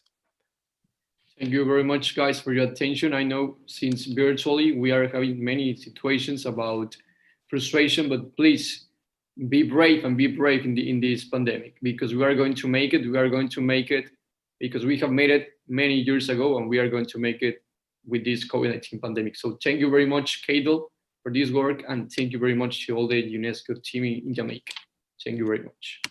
Thanks, guys. And that's us.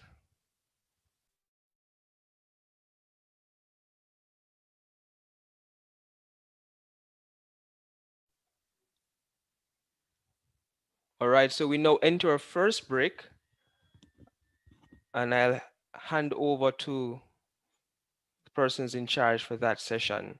So please stay tuned.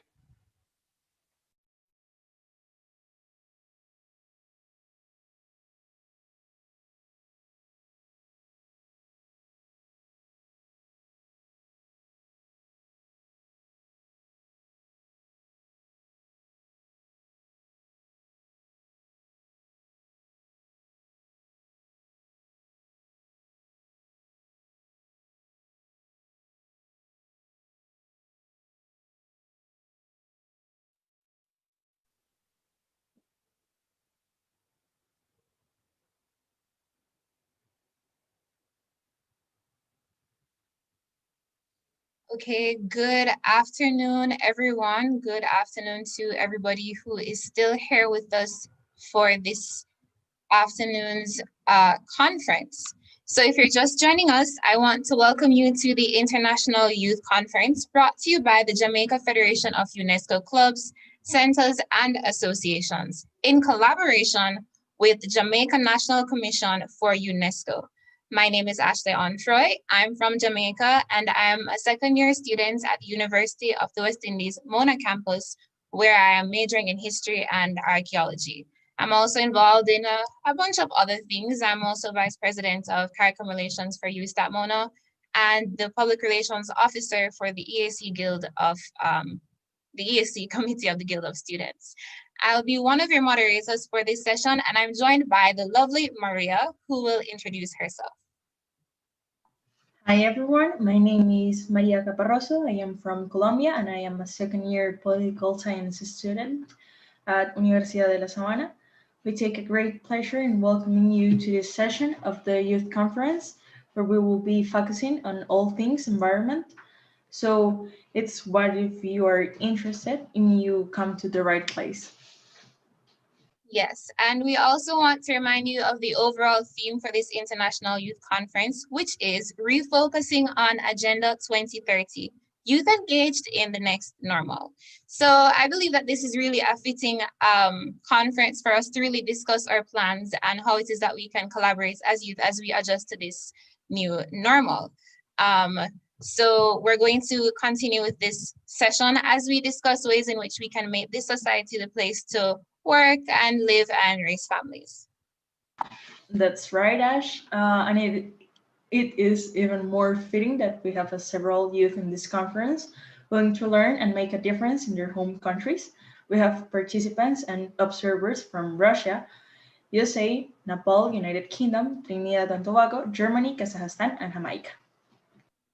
Yes, and we're really happy that you're all here with us, and we're humbled that you choose to join us for this today's session. So just to remind you, for the presentations that we're going to have to observe the Zoom chat protocol, if you have any questions, drop them in the chat. We're going to note them, and you'll have the opportunity to ask them afterwards, as well as keep your mic muted as best as possible. And we also want to remind you to check out our social media that handles like Instagram is GFUCCA Club, and our Twitter that is GFUCC Club. So be sure to follow us and there to tweet and share the photos and videos that you sniped in today's conference. So don't forget to tag us. Okay, so we are going to start off with our presenter, well, our first presenter, who is going to be Miss Leanne Spence. Now, Leanne Spence is the co-founder and operator of Instant Safe Conservation Solutions Jamaica Limited, where her company has developed solutions that have helped save more than 100 million gallons of potable water in Jamaica and counting in 6 years.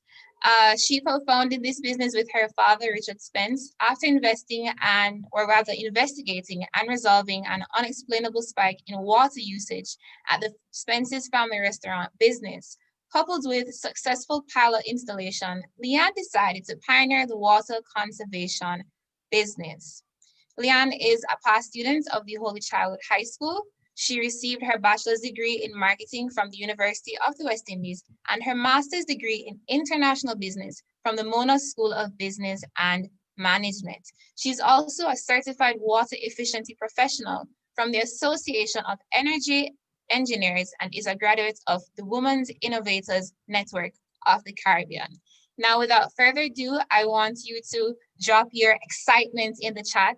Just say yay or give a shout out as we welcome our well-esteemed first presenter, Miss Leanne Spence. So make her feel welcome, everyone. Ashley, thanks so much. And Maria, it's so good to be a part of this session. I hope everyone is doing well. I'm seeing the claps and the hoo-hoos. Yeah, we're on to our afternoon session. Will you bring up the presentation for me, please, Ashley? Sure, we'll have our logistics team bring that up for you right now. All right, great.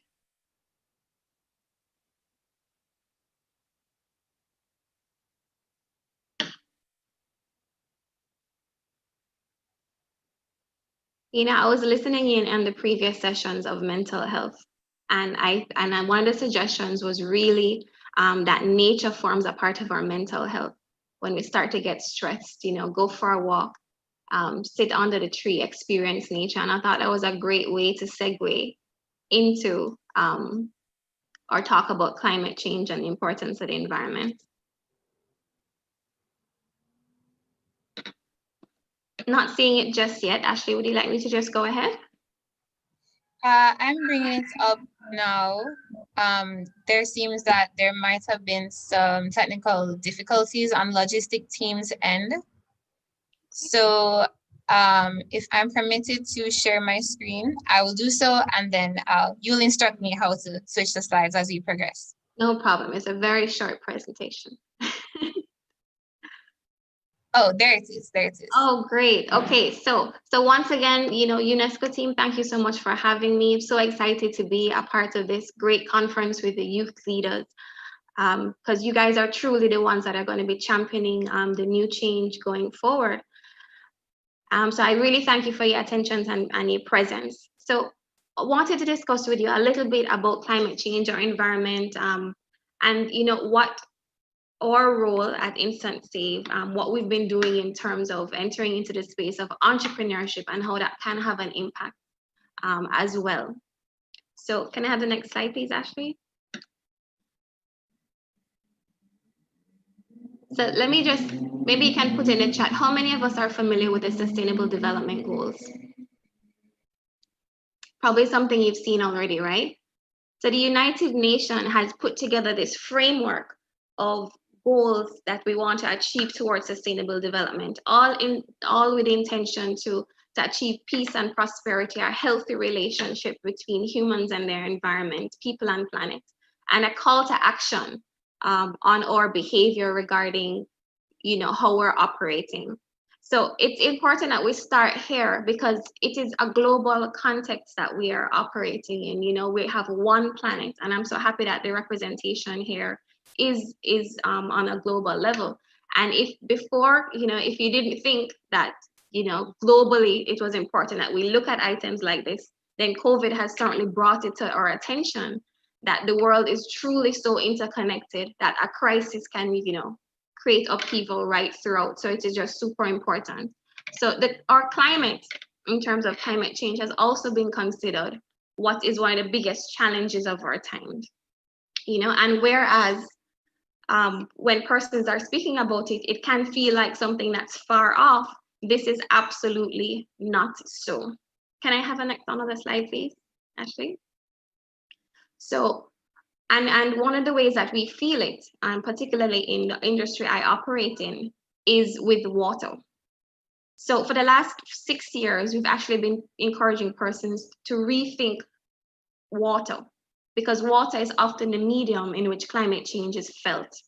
And now more than ever, If you didn't believe it before, we're seeing major impacts of changes in our environment and our climate due to like extreme weather events. So the timing, the when, and the where, and how much water in terms of rainfall events that we're getting that can lead to floods and devastation and destruction in our environment, or not enough water that leads to droughts, which then creates an insecurity in our food supply situation, affects our health and our ability to go through proper sanitation processes, which is extremely important. And these average global changes in weather are mainly as a result of human activities. It's because of us. Can I have another slide, please, Ashley? So concurrently, while all of these things are happening, we realize that we are getting more thirsty. We're demanding more, we're consuming more. And when we look at it in a global context, we're actually realizing that how much we're demanding it's outstripping our population growth. So our population is growing at a rate of X, and we're demanding more at a rate of 3X, right? And this has to do with, just how much we are consuming and how much we need to be consuming on an ongoing basis. Sorry about that, I'm still in the office. So our demand is high, and what we're realizing is that in many instances, our resources can be used a lot more responsibly. So we have to, our eagerness to consume more means that we need to import more fuel so we can power more devices. We may need a retail therapy, so we're buying more clothing, and all of these things in our consumption affects our footprint. That is how much water and energy we're using. And it's also important to remember that the things that we buy, they become waste. It takes, thousands of gallons of water to produce a pair of jeans. But when the life cycle of the jeans is over, and you want to discard it, that now becomes waste. Where are we putting that waste is extremely important. All right, so what can we do and what have we been doing? Next slide, please, Ashley. So one of the things that we have been what we noticed is for our business, I thought of, okay, when I was in high school, and I figure a lot of persons are at various age groups in this environment. When you're in high school, I wasn't thinking climate change. I wasn't thinking that I would get involved in water resource management. You're just trying to learn adaptable skills and critical thinking and stuff like that. But when the opportunity came that we found the leak at the restaurant, we realized that not only was it a waste of resources, but it was happening during a time when Jamaica was going through a significant drought. So this became an opportunity for us to explore, because we realized that not a lot of people were looking at water in a way that it is really a finite resource, as with our environment. So I am not a scientist, I am not a biologist, I'm not a hydrologist, right? We simply just found an issue in our environment that we wanted to solve. Next slide, please. So what do? We are a plumbing company. I go out and I do assessments, and I help homeowners and business owners to really look at how they can rethink water, reduce their use and be more efficient, whether it be changing out plumbing fittings or installing rainwater harvesting systems as an adaptation measure. Anything that gets persons to be more oriented towards better water utilization is what we do. Next slide, please. And we've been able to make quite an impact so far. Over 100 million gallons of potable water has been saved, and we continue to drive that mission through fixing leaks and changing fixtures and educating persons, because we realize the importance of water in the climate change phenomenon. Next slide.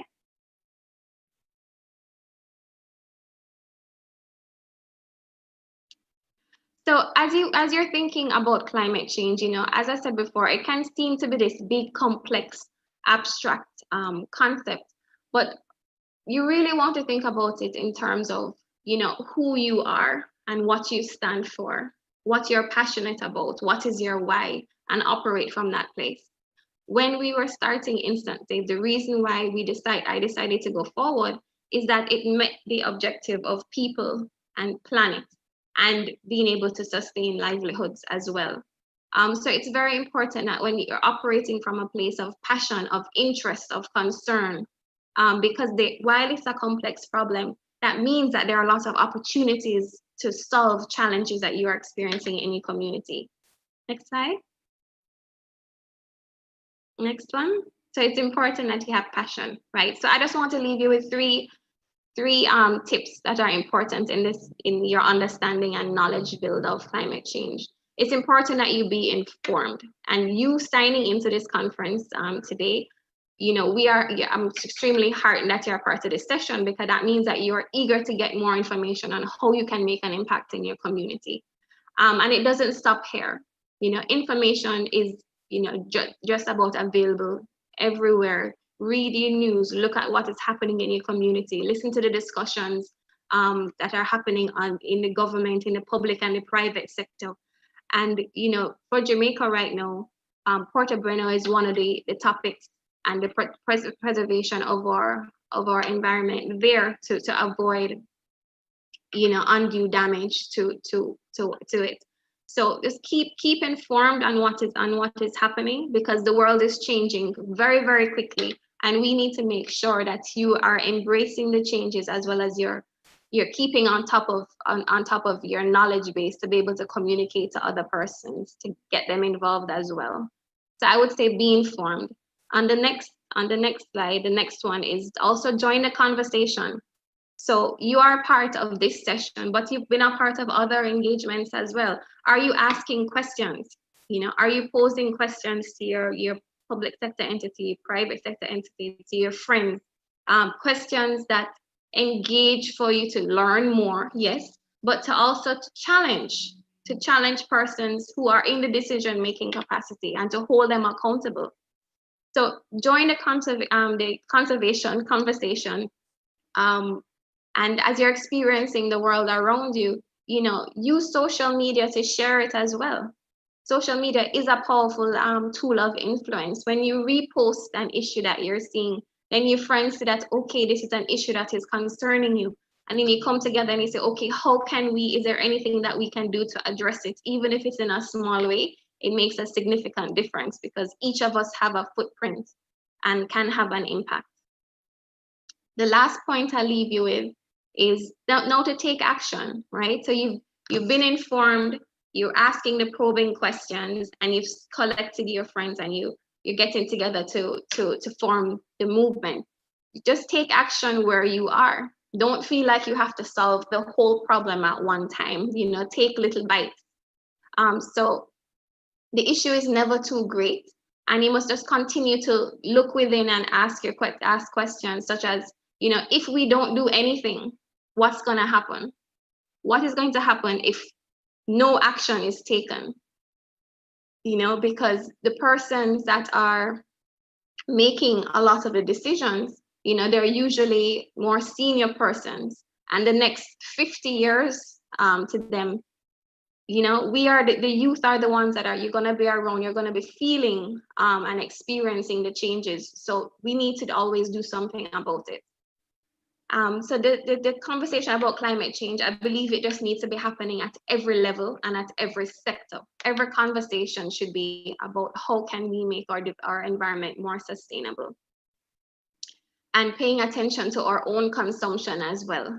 Starting where we are also has to do with, okay, where am I right now? Is there any way that I can conserve on water or energy? Is there any way that I can start a group to do some recycling, even if it's at home?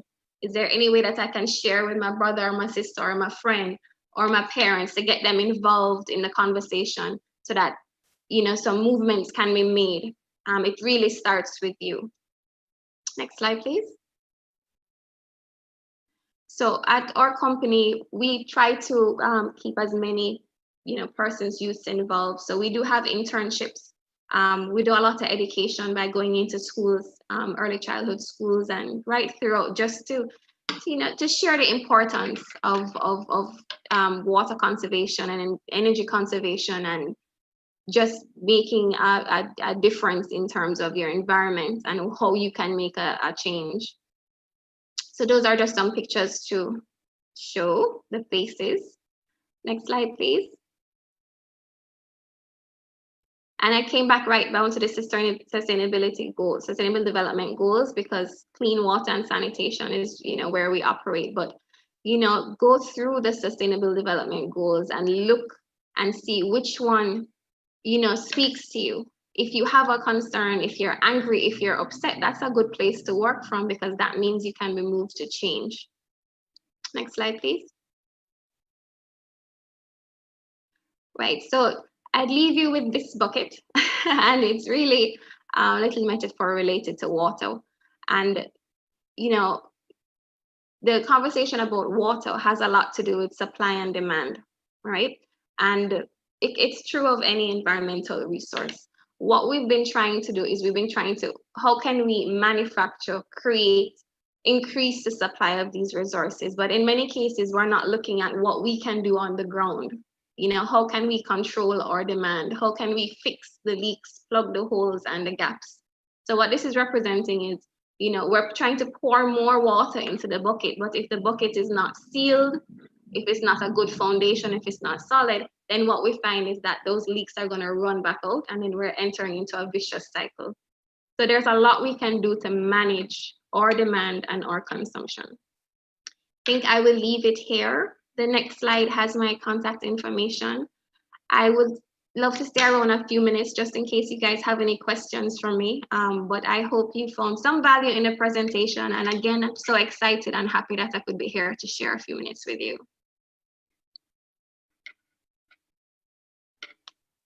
Wow, wow, wow, wow. Thank you so much, Ms. Leanne Spence. I'm going to be very honest. Prior to now, I did not have that in-depth understanding of what water conservation is. And I'm pretty sure that anybody who is here with us this afternoon who didn't have any idea now has some sort of an idea. So we really want to thank you for giving us a little bit of insight into what it is that you do and how it is that we as youth in general can contribute to water conservation and efficient use.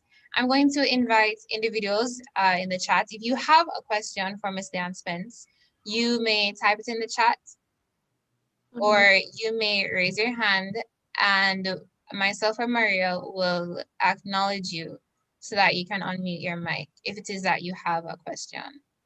Ashley, thank you so much for that. Because one of the things I wanted to bring across as well is that I'm really using the business as a medium for advocacy. And, youth can do that. You guys definitely can look at that as an option. Whatever career path you're taking, whatever your lifestyle and interest is, if you want to start a business, if you want to work with a company, in any sphere you are in, you can be successful. And green entrepreneurship and businesses that support climate change are very viable and have that triple bottom line effect. So I encourage you to look at it. Definitely. We have a question in the chat from Ariane, who's asking, what do you think can be done in our own communities to help conserve water, or even in our own homes? So the first step to conserving water is to find and fix all the leaks. That is generally sometimes the lowest cost thing to do, because there's always a dripping faucet, or sometimes you hear a running toilet, and it becomes something that forms a part of your background.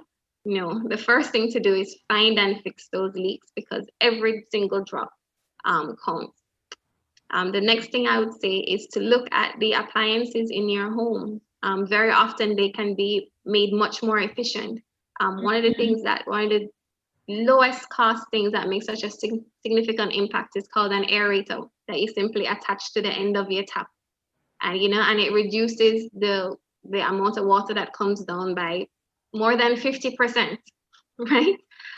So my whole thing with water conservation is that we don't want to make you uncomfortable. We're not depriving you from water. You need to still wash your hair. You need to still keep clean. You need to still do all the things that you need to do, but just don't overuse a resource, right? because there's a lot of space for efficiency. So for homes, I would say, check and fix all those leaks. Look at those appliances and have a conversation with your family members. I don't necessarily want to say take shorter showers, but some of us are in the shower for quite a long time, 20 minutes even. So, just find a favorite because it can be therapeutic sometimes, right?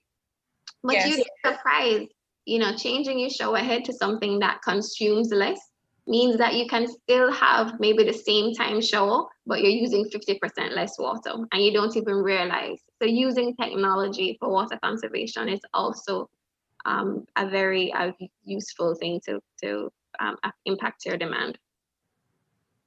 Indeed. And I'm going to ask a question on behalf of somebody who may want to ask, but they're probably a little bit too shy because this is a youth conference. And I know that as young people, we are always looking for ways to expand and become more involved. So how does one go about, I don't know, interning or volunteering with your business so that they can play a more active role in water conservation?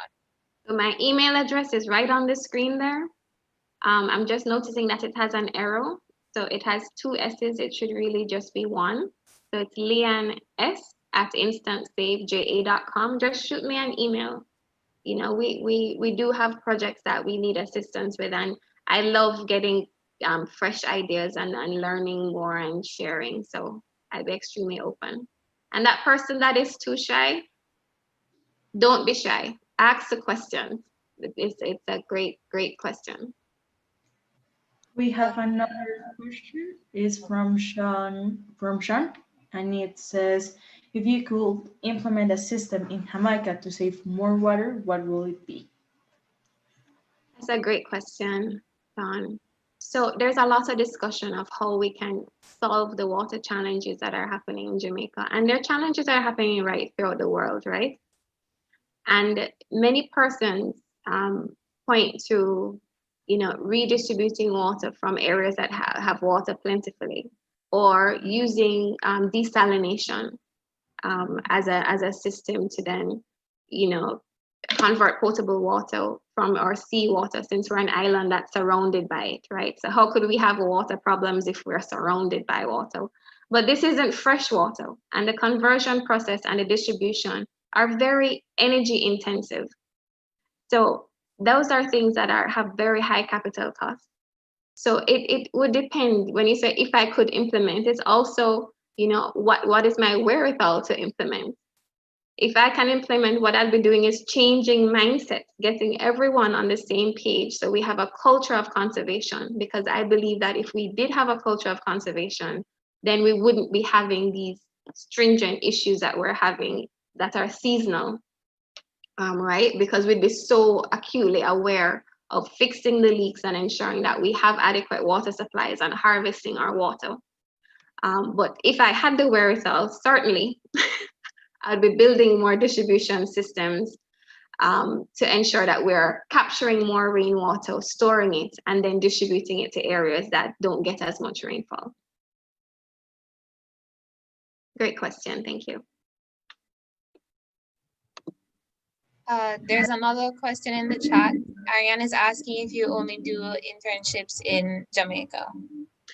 Currently, but thank you for asking that question, because now I'm thinking, okay, so how can I do internships with young people on this chat? We haven't before, but I'm open to it. So as I said, just shoot me an email and we'll discuss how that can work. Okay, great. Thank you so much again, Ms. Leanne Spence, for taking the time out to share with us. And I want to draw everyone's attention to the corrected email address in the chat. You said it's 1S. 1S. Right. So it's also in the chat for anyone who may be interested. And at this point in time, I'm going to invite my lovely co-host, Maria, to introduce our second speaker. But before she does that, I know that it's been a long day. It's been a long day, and I know that a lot of persons may be a little bit restless. So I want to feel the energy. I want the engagement. So I want you guys, or everybody here, to type efficiency in the chat, because as youth, we're trying to be efficient. We're conserving water, we're conserving energy.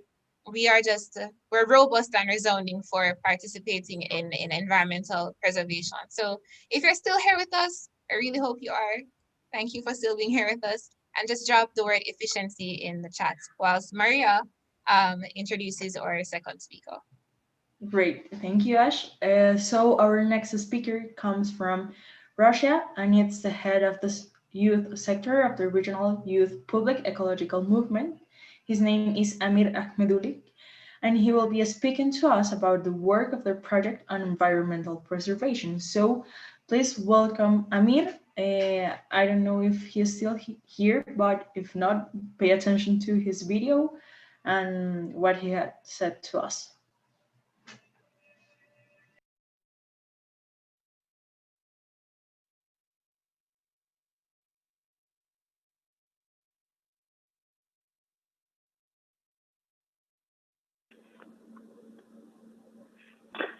Hello, my name is Amir Ahmedulim. The environmental movement research plan from the Sun has been operating in the region for 20 years. It received the status of UNESCO Club in 2012. Given the significant scale of our region, we organize and conduct many events online, so the coronavirus pandemic has made minor adjustment to our work.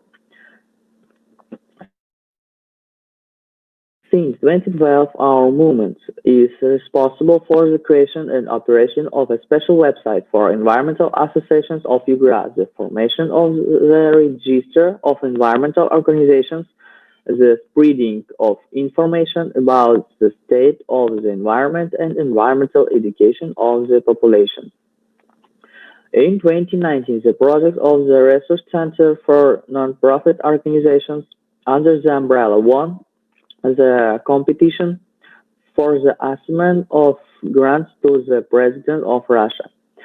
Currently, the center under the umbrella has been begun its work.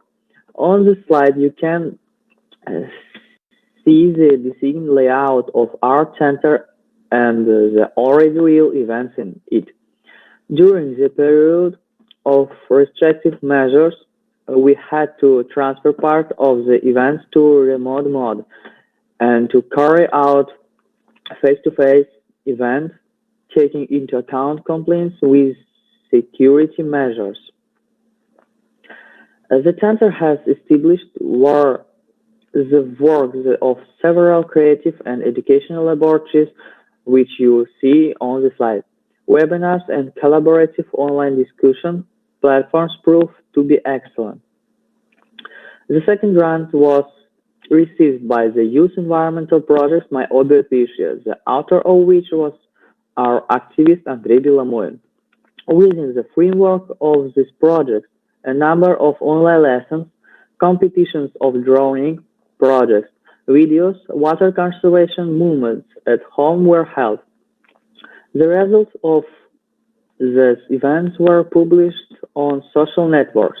Within 3 months, a movement we held to clean the banks of reservoirs.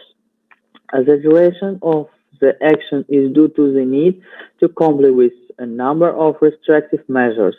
More than 19,000 people took part in it, the movement, and collected over 2,000 tons of waste. In 2020, we held the Forum of Environmental Associations of Ugra for the first time in an online format. The topic of the forum was the preservation of the region's water resources. Taking into account the educational component, a significant number of workshops and interactive games, we had to create a new website on which up to 10 live online rooms worked simultaneously. The largest project of our movement is the imitation role-playing game, The Global Question. The project is being implemented with the support of the commissions of the Russian Federation for UNESCO on its own internet site. In 2020, 68 teams, 6 moderators, and 5 experts from 5 countries took part in the game. The game involves a team of young people who represent the governments of virtual states. They solve cases on economic, political, social, cultural, and environmental issues. For this purpose, gaming and educational platforms operate independently of each other. The game is of great interest to be used of our country and neighboring states. In the future, our movement plans to pay more attention to the development of its own internet resource and greater use of social networks. We are open for a dialogue and we will be happy to uh, cooperate with clubs from other countries. Thank you.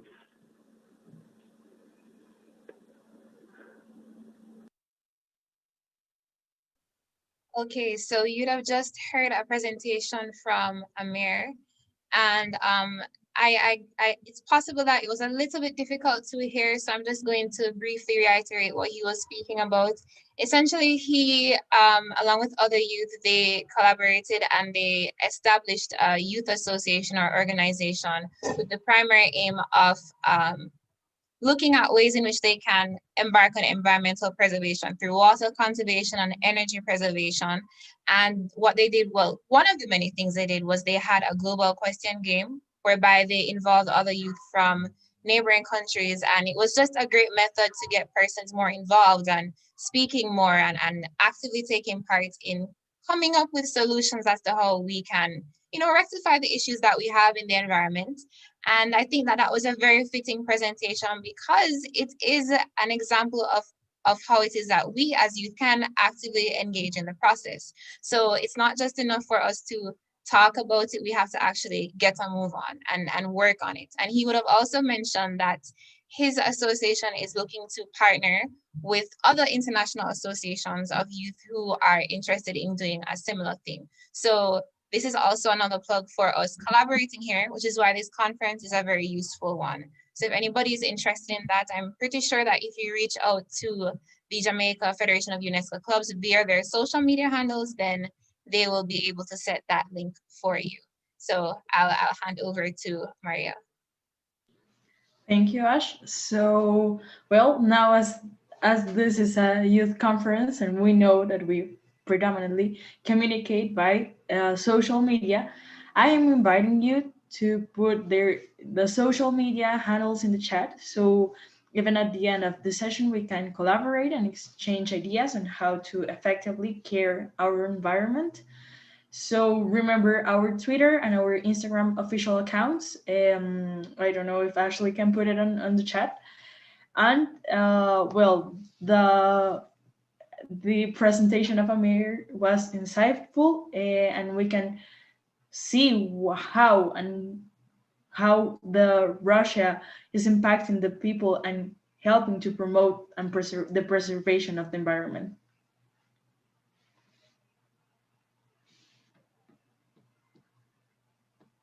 Yes, I agree, Maria. So I'm just going to reiterate. Maria is inviting us all to, well, we had just inserted the social media handles for the Jamaica Federation of UNESCO Clubs and Societies, and that includes Instagram and Twitter. And for the purpose of collaborating further, if we want to discuss on energy conservation, etc., we're inviting you to drop your handles if you haven't before, and if you're just joining us, your social media handles, so that we can all follow each other and collaborate, because at the end of it all, we should be youth willing to work together for the greater good of environmental preservation. So I guess I will, what do you say, be the trendsetter or the leader by inserting, there we go. Thank you. Somebody's finally sharing their social media information. Thank you guys. Appreciate it. For a second, I thought Maria and I were speaking to ourselves. I'll also share my social media handles there. So there we go. So you can go through and collaborate. Meanwhile, you're doing the sharing and exchange of contact information. I just want to take the time to introduce our third speaker, or third presenter. Now, this presenter is also an advocate for environmental preservation, my apologies. And she has been gracious enough to share with us how she combines her love for videography and her interest in recycling to share knowledge in a simple and aesthetically pleasing manner. So our next speaker is Adia Balbalova. She is a 21-year-old student studying art management at the Kazakh National Academy of Choreography. She's passionate about using her talent, which is videography, to share information on environmental degradation in the world. So we will be viewing a video presentation from her now.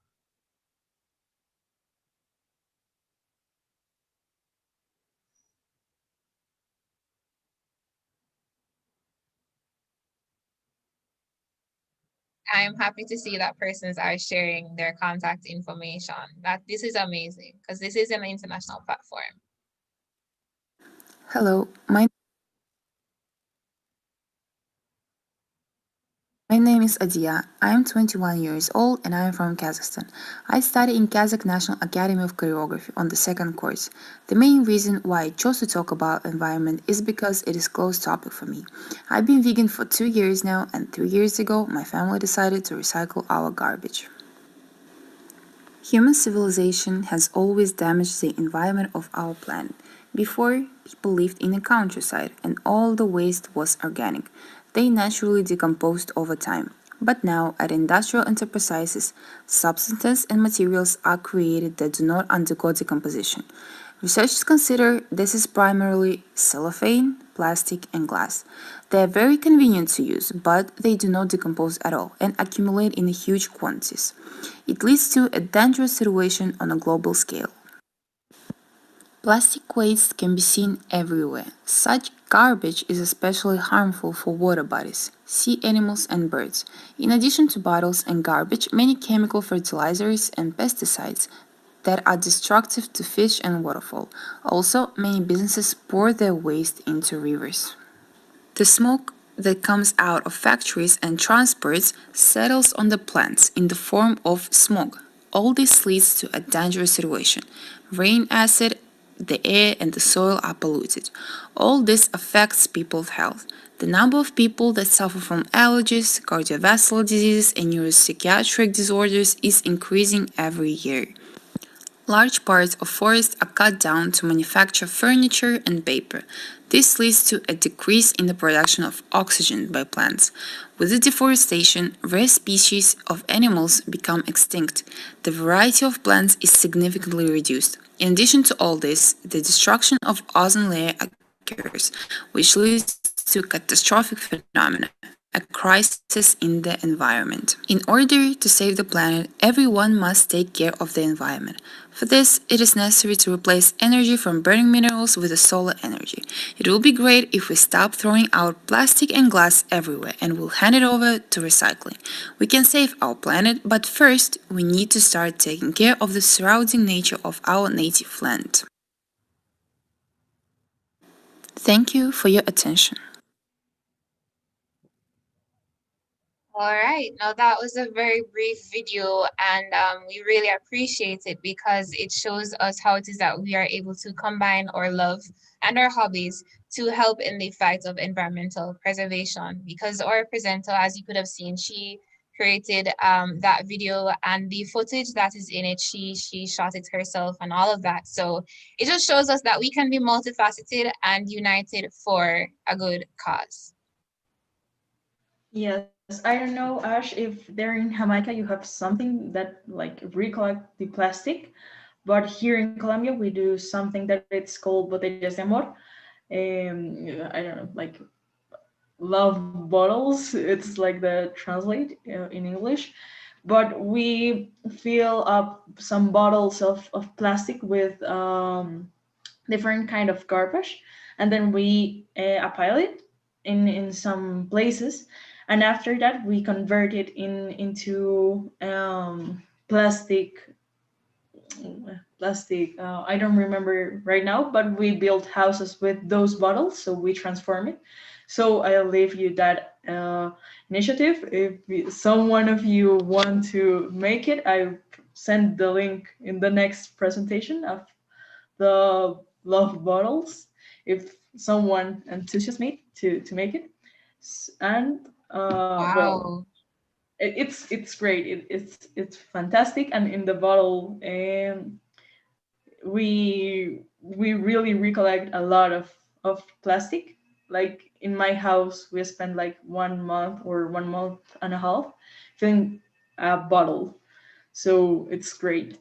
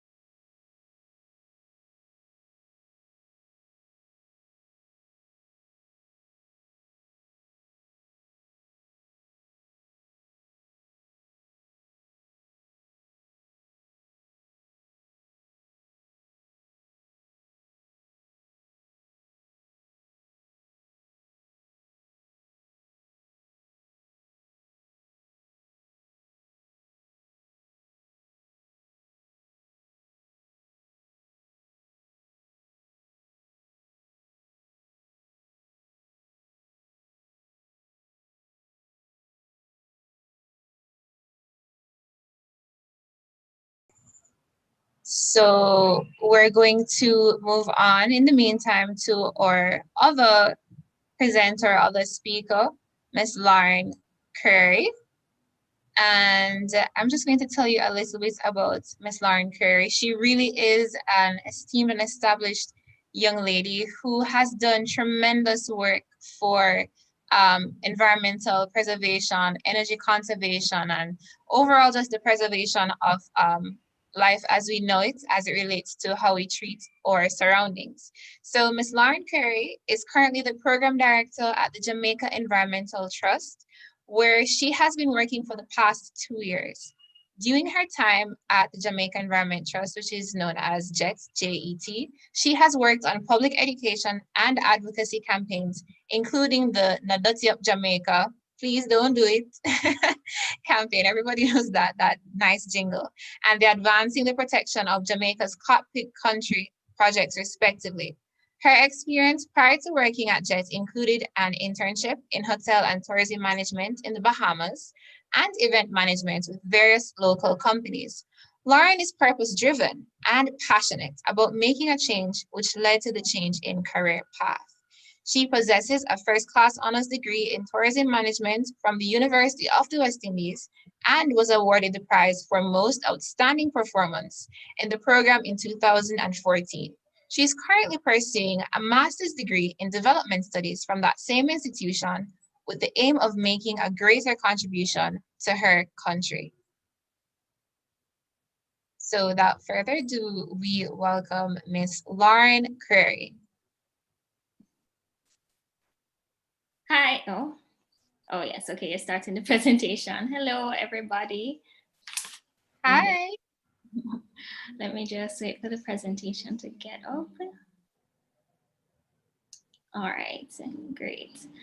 All right, so my name is Lauren Curry. Thank you for that introduction, Ashley. I'm from the Jamaica Environment Trust, as you had mentioned. I'm very happy to be here today taking part in this important conversation. And I feel privileged to be connected to so many young people across the world who have the same interest in protecting our environment and making a change. So I want to just briefly just run through some of what Jamaica Environment Trust has done over the years. And then I will touch on advocacy as a tool of change, or tool for change, and why youth advocacy is so important for the environment. So you can just take me to the next slide. All right, so Jamaica Environment Trust, we are a charity, an NGO, and we were formed in 1991, and we are based in Kingston, Jamaica, but we implement projects island-wide. You can go to the next slide. And we have a vision of inspiring Jamaicans to care about the environment, but it moves beyond just care. We want people to be concerned about the environment and behavior towards better environmental stewardship. So we also want to see environmental issues being given a high priority on the national agenda. Sorry, you can just change to the next slide for me. Yeah, so just so you can see the full vision and mission. So we want to see environmental issues being given a high priority on the national agenda, as natural areas being protected and properly managed. All right, so I just got a notification saying my internet is unstable. Please just indicate if you. All right, so I'm going to just go into some of the projects being implemented by JET. We can move to the next slide. And this is about the school's environment program. So it's the longest running environmental program, environmental education that JET has implemented. It started in 1997 and it is still running. We're still being implemented in 31 schools across the island, and it's being delivered in primary level education. So for our international was between kindergarten and grade 6. So you can see what we are dealing with. So in SEP, we focus on teacher training, and that's done through workshops. We have campus-based environmental activities, and we have students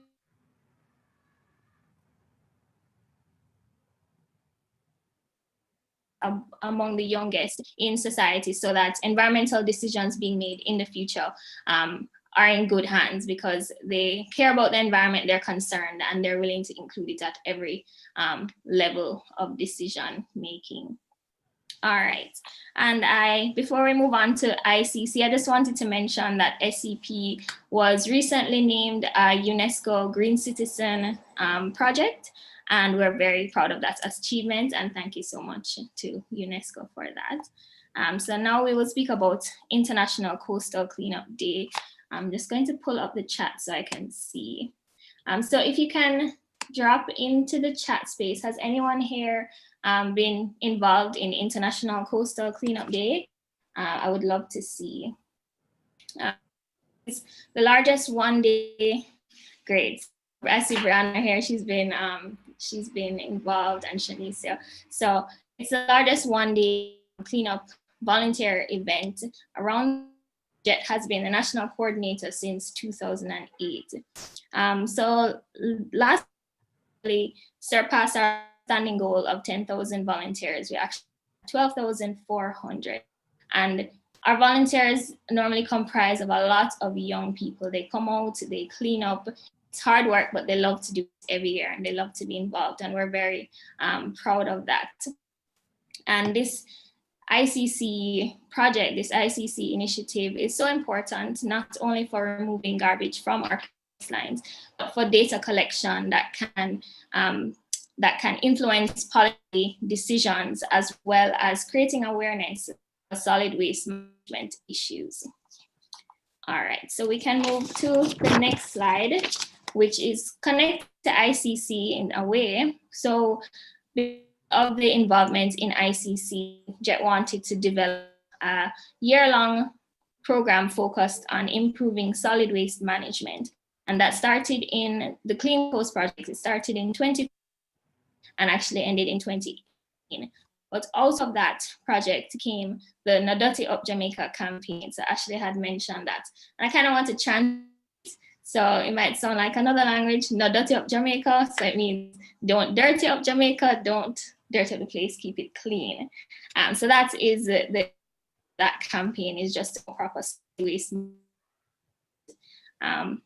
in Jamaica.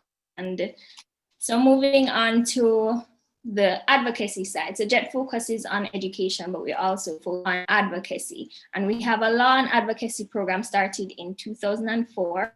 We give legal advice to communities with environmental issues. We also take environmental complaints. And we've had a few successful advocacy campaigns, Save Cockpit Country being one of them, as well as the Save Islands campaign. So under this program, we review environmental impact assessments, we give feedback on national policies, and we speak out. So information on our environmental education and advocacy projects that can be found on our website. That will be on the last slide. So I've mentioned advocacy, and JET does advocacy, we speak out. So we can move to the next slide here. But what is advocacy? So advocacy is really a tool for change, and it can be applied to almost any situation that you think you're being treated unfairly. So it usually involves trying to get the government or businesses or groups of people to fix circumstances that are harming communities of people or people. So it means speaking up for what you believe in, and it's not just complaining. So you're speaking up for what you believe in, you're not complaining because you have a goal, you want to make a change, and advocacy aims at getting a result. So advocacy is important because it gives information. You may have groups of people who are being affected by a certain situation, but they're not getting the information behind the scenes, the decisions that maybe government is making that goes towards whatever situation they're facing. So you have people like Jet who do the research, request the information, and put this information out into the public so that it can raise awareness. And this is often done through media, so either the traditional media or social media, which is a very important tool, and I will get into that in just a minute. But I want to talk about why youth advocacy is also important, and especially in the context of the environment. So we can move to the next slide. All right, and I'm just going a little fast here because I know that we are pressed for time, but I just want to get all the information in. So environmental problems tend to persist for the long term without any drastic or consistent changes. And these decisions that are made today can have damaging effects now and in the long term for future generations to come. So I just want you to think about what is the long term? What do you consider the long term in terms of impacts, decisions made today by the government and how they affect us in the future? So I want you to just put in the chat what you would consider, what time frame you would consider the long term. And I'll go back to that as people put their answers in. But we have to be conscious of the fact that actions that we take today, especially in the context of the climate crisis, will help sustain the environment for ourselves and for future generations. So someone, Hamilton here in the chat says 5 to 10 years. But what will the climate look like 50 years? I want you to think about that as well. Where will the temperature be? Will we be comfortable? Will we be as comfortable living in the next 50 years if we continue in the way that we are in our consumption, in our behaviors? So that is something definitely to think about. And as young people, we are in a unique position because we stand to be the most greatly affected by climate change. And we are facing the impacts now, whether you can make the links or not, with the increase in extreme climates, so increase in extreme weather patterns, sorry. So you have your droughts, your heavier rains, your more frequent hurricane seasons, and more frequent storms. These are all issues with climate change that are affecting us today and only stand to get worse in the future if we don't make changes now as the youth. And an advantage that we have is that we're still on this slide, is that we grew up on the internet. We grew up with social media. So it's such a powerful platform that we can use. The Instagram, the Twitter, and more recently TikTok, people are using these platforms to spread information and make changes. And we have to do this strategically and use it to inspire support of others. You have some people from the older generations who are also active online. So we need to spread that information far and wide. So you're sitting here, you may be asking, what specifically can I do to make a change or to further the impact that I'm already trying to make? So as I mentioned before, social media, it is a great tool. Use the hashtags to continue conversations, to spread messages. I want people to enter into the chat any hashtags that you have for any environmental issues, any campaigns that are being carried out right now in your community. So an example of popular hashtags out here that are tied to environment, the Topic Country hashtag, the No Dirty Up Jamaica hashtag. If you check those, there's a wealth of information behind there, and you can use it to keep the conversation going and start movements. So I would definitely encourage you to do that. You can sign petitions. So as Leanne had mentioned earlier, the issue of Puerto Bueno right now, there is on the Office of the Prime Minister's petition platform that we can sign, and we need to get to 15 before December 27th so that he can reconsider this decision. And there's also the hashtag for that, Youth for Puerto Bueno, so you can find out more information about that movement online. You can also make use of the public processes. So there are public meetings that you can attend. You can do your research, go ask questions, share your concerns. You can also submit letters to our leaders, those in power, and let them know. They need to know what people are concerned about and needs to be documented. And that's a big tool in advocacy, is to document your efforts. You can also look at the tools available. Go online, there's a wealth of information. It's where you can become an advocate and do your research. It's very important to do your research and stay up to date with environmental issues, because in that way you can become an environmental ambassador in your circle, in your group of friends, in your family or your school, in your social network online. And then you can in turn educate your peers and create a change. So you can more direct forms of activism. So you can organize a civil protest. In Jamaica, you can sit in parliament when they're discussing important issues. So whatever it is, the actions that you take, make sure they're strategic, that you want to build support for these issues. And also, advocacy is stronger in numbers. You want to present a unified front on whatever issue it is. So you need to reach out, see who else is concerned about the issues that you are concerned about, link with them, come together and start something, because it's more powerful in numbers. Sorry. So I want to just thank you for your time. Thank you for your attention. I'm so happy that I could have been a part of this important conference.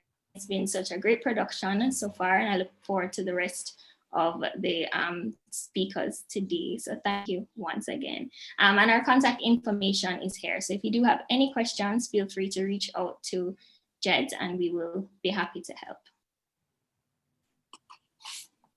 So thank you, Lauren. It was really great to know more about advocacy and its effects in climate change. I think many of us didn't have clear that concept and how it's important in this situation and in this reality we are living. So if anyone has any question, please send it by chat and we will read it. I don't know if Ariane, I think yes. Ariane has one question and it says, how do you suggest that we get involved in environmental preservation and conservation during the pandemic? I know that we're not getting as much, but as I said, the tool of social media and online education, especially as it advances, as we become more confident with using these tools. So using Zoom to teach environmental education. JET is having its first workshop next week with our SEP teachers. And we're going to brainstorm about how to provide online education, environmental education online. But as I said, do your research, see what the issues are and see where you can specifically get involved. If there's a petition, sign it and share it. You can just give your opinions and talk to your friends and family and still have that presence online. And the Nodati of Jamaica website, a lot of information on there, nodatiofjamaica.org, and ways that you can get involved. So if you're not working from home, what can you do within your office? Make sure they're reusing scrap paper. They have a recycling program going. They're not wasting water. So you need to look around you and see what changes you can still make without risking any infection from COVID, and also just still having an impact during this time. Because it's the small changes as well. It's the small changes that you make on an individual level that can spread and really make a bigger impact. Thank you for that response, Lauren. I also want to compliment in something that you said, and it's like the change. It has to be baby steps, because when you make it a whole change, it becomes like difficult to make it full on. So also I want to recommend you one page of a friend of mine. It's I will read it, but its username in Instagram is here Diego, and she is a girl that it's really into the environmental preservation, and it could help right now during the pandemic. So Ariane, if I invite you and all here present to follow her. It's in Spanish, but it could work for someone. I think it's like that. And really, thank you. And now we would like to thank everyone for joining us in this session and of environment. We really have learned a lot, and we hope that you have strengthened your knowledge in campaigning, green entrepreneurship, and advocacy. Yes, and we have a treat. If you have been with us thus far, you're gonna get the opportunity to win something. So, courtesy of the Jamaica Federation, UNESCO, and or other contributors to this forum, we will be able, or we're now able to give away an Amazon gift card. I believe it was mentioned before, but I'm going to repeat it. It's valued at $25. So if you want to use it to get something to help you with coping with mental health during this pandemic, or even possibly buying something to help you, hint, hint, buying something to help you with environmental preservation. So I'm going to ask Maria to ask the question for the giveaway. And the rule is that the first person to answer correctly in the chat is the winner. And then you can provide me with your email address, and then we'll sort out the transaction details. So Maria. Great. So if you remember, Mr. Leon Spence mentioned a device that can help with water conservation. So the question is, what is the name of that device? Okay, so Satya answer. So Satya, if you can give us your email and what, and the other thing Ashley said, I don't remember right now. It's the email and the. Oh yeah, man. Provide the email address, and we'll contact you. So you can private message myself or Maria with your email address, Satya, and we will sort out the details with you so that you can get your prize. And congratulations. And it's good that you are listening, because you answered really quickly. I don't think anybody else would have gotten the opportunity to answer. So as we wrap up this environment session, we want to extend our gratitude to those of us who have been here with us thus far, all the participants, all the observers, and we especially want to extend our gratitude to our speakers and presenters for this particular session. That's Amir Akhmedullin from Amir Akhmedullin from Russia. We had Adia Balbulova from Kazakhstan. We also had Miss Leanne Spence and Miss Lauren Curry from Jamaica. And I'm pretty sure that all the presentations this afternoon would have impacted us all in some significant way. So now we understand that this issue of environmental preservation and water conservation, energy conservation, yes, whilst they might sound like big things to do, we can help in very small ways. It's the little things that matter, and accumulatively, we will make a great impact. Yeah, and also we wanted to encourage you to continue preserving the environment and seeking forward to have a more sustainable life. Remember that our Earth is the most important thing, and we have, and while we preserve it, it will continue having life and giving us a life that will be better in the future. And remember that little things that we do can make a change in it, and we will protect us as humans, because every plan to protect air and water, wildness and wildlife are in fact plans to protect the man. So thank you for being here, and we encourage you to continue preserving the environment. Thank you. Yes, and we're encouraging you to continue to stay on this conference because we have a very exciting session coming up right after this. It's the creative industry session. So thank you for co-hosting with me, Maria. It was really a good experience. I really appreciate it. Maria is so lovely, everyone. Such a lovely smile.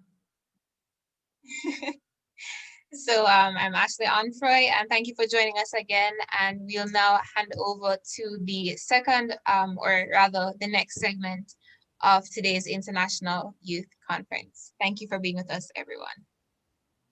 Thank you, and thank you, Ash. No problem.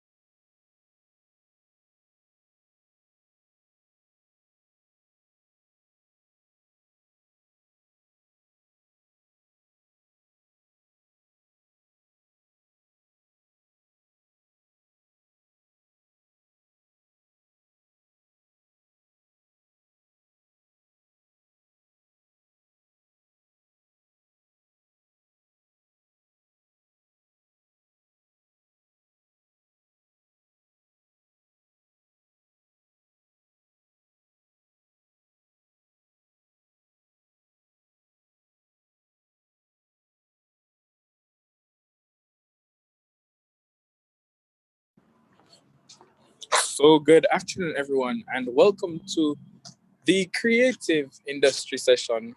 And myself and my partner, Mario, are so excited to be moderators for this session because I think first of all, it's really near and dear to me because I'm a part of the creative industry here in Jamaica because I'm a YouTuber. I have a YouTube channel that's called Coffee with Shamar, and I have personal information in regards to this session. All right, so we're going to start. We have some very interesting presentations and some very, very, very power-packed PowerPoints today. So I'm going to allow my other moderator to introduce herself. Hello everyone, so my name is Maria Camila Paiva. I am from Colombia and I study audiovisual communication and multimedia at La Universidad de La Sabana. It's a pleasure to be here with all of you. It's my first time moderating a panel like this, and well, I am looking forward to learn and enjoy as well as all of you. All right. So when I met Maria and we started to talk about the session, the first question she really wanted to ask is, which I really do appreciate, is what exactly is the creative industry? Because I'm assuming that if you are going to be moderating a session, you want to know exactly what you're doing and you want to know the type of presentations that will be a part of it. And I just want to ask if anybody's out there can tell me what they think the creative industry is. So anybody can just answer what you guys think is the creative industry. And remember, there are no wrong answers because it's what you think.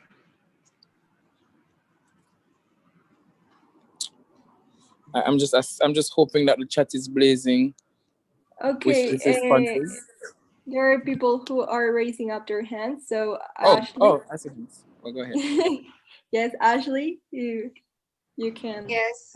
Hi. So I am going to take a shot. I think that the creative industry is the sector of the economy that deals with arts, cultural preservation of a particular country. So we're talking about things like the production of film, cinematography, or even music, dance, or even culinary arts and pottery and so on. All right. Yes. So Ashley did pretty well. She hit the nail on the head. That is basically what the creative industry is. It's really using arts, whether performing or other arts, creative arts or performing arts, to monetize. And because COVID has really hit us so big, a lot of persons have been pushing to do stuff in the creative industry. There are so many artists and celebrities that have just started YouTube channels so they can monetize and to entertain people. So it's a really it's a really growing sector. So we have some presentations today, and for the first presentation, Okay, our first presenter is, well, she recorded a very interesting session talking about creative economy, and her name is Deborah Hickling. She is a lecturer in cultural studies in the Institute of Caribbean Studies within the Faculty of Humanities and Education on the Mauna campus of the University of the West Indies. She has a PhD in the cultural studies focused on transnational media and cultural economy in the Caribbean and Africa. And she has been an advocate for a decent work agenda for creative work, the interrogation of the political economy of media and culture. Well, let's all give a warm welcoming for Deborah, even though she's not here. She prepared a good video for all of us. So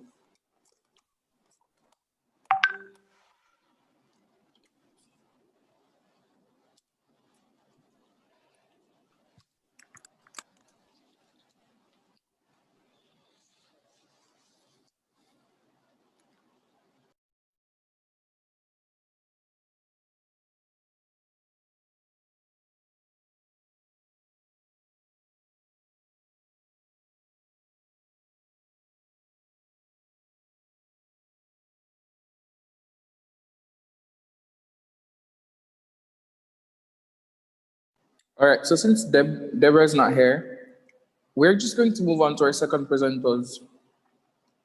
They are Kingston Creatives. They are three persons who are going to talk about a specific focus.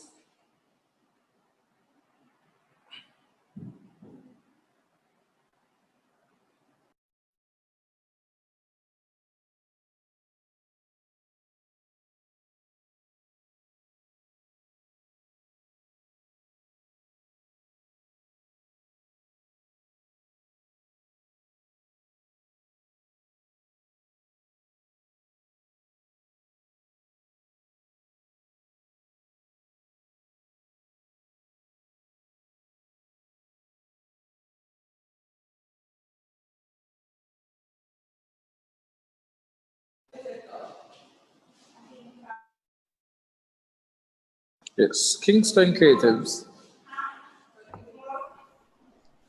So there are three persons that are going to talk about a specific focus in Kingston. The three persons are Colin Bogle, Kathleen Johnson, and Sasha K. Hines, as well as Andrea Dumster. So Colin Bogle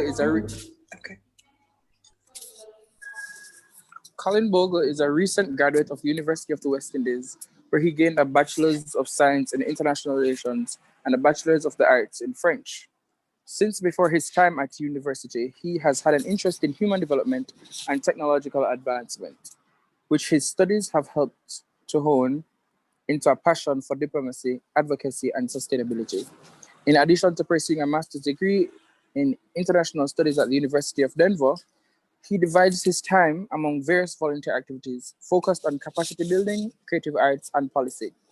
He currently works for the Graduate School of Social Work at the University of Denver, helping them conclude a study on mutual aid practices in Denver during the COVID-19 pandemic. Kathleen Johnson, a freelance actress, makeup artist, and coordinator. Having always been interested in the arts but watching from afar, she stumbled upon acting while studying microbiology at the University of the West Indies. There, she discovered her love for theater and makeup within the institution's drama society. This discovery brought her first acting experience and hands on training through small productions and industry experts.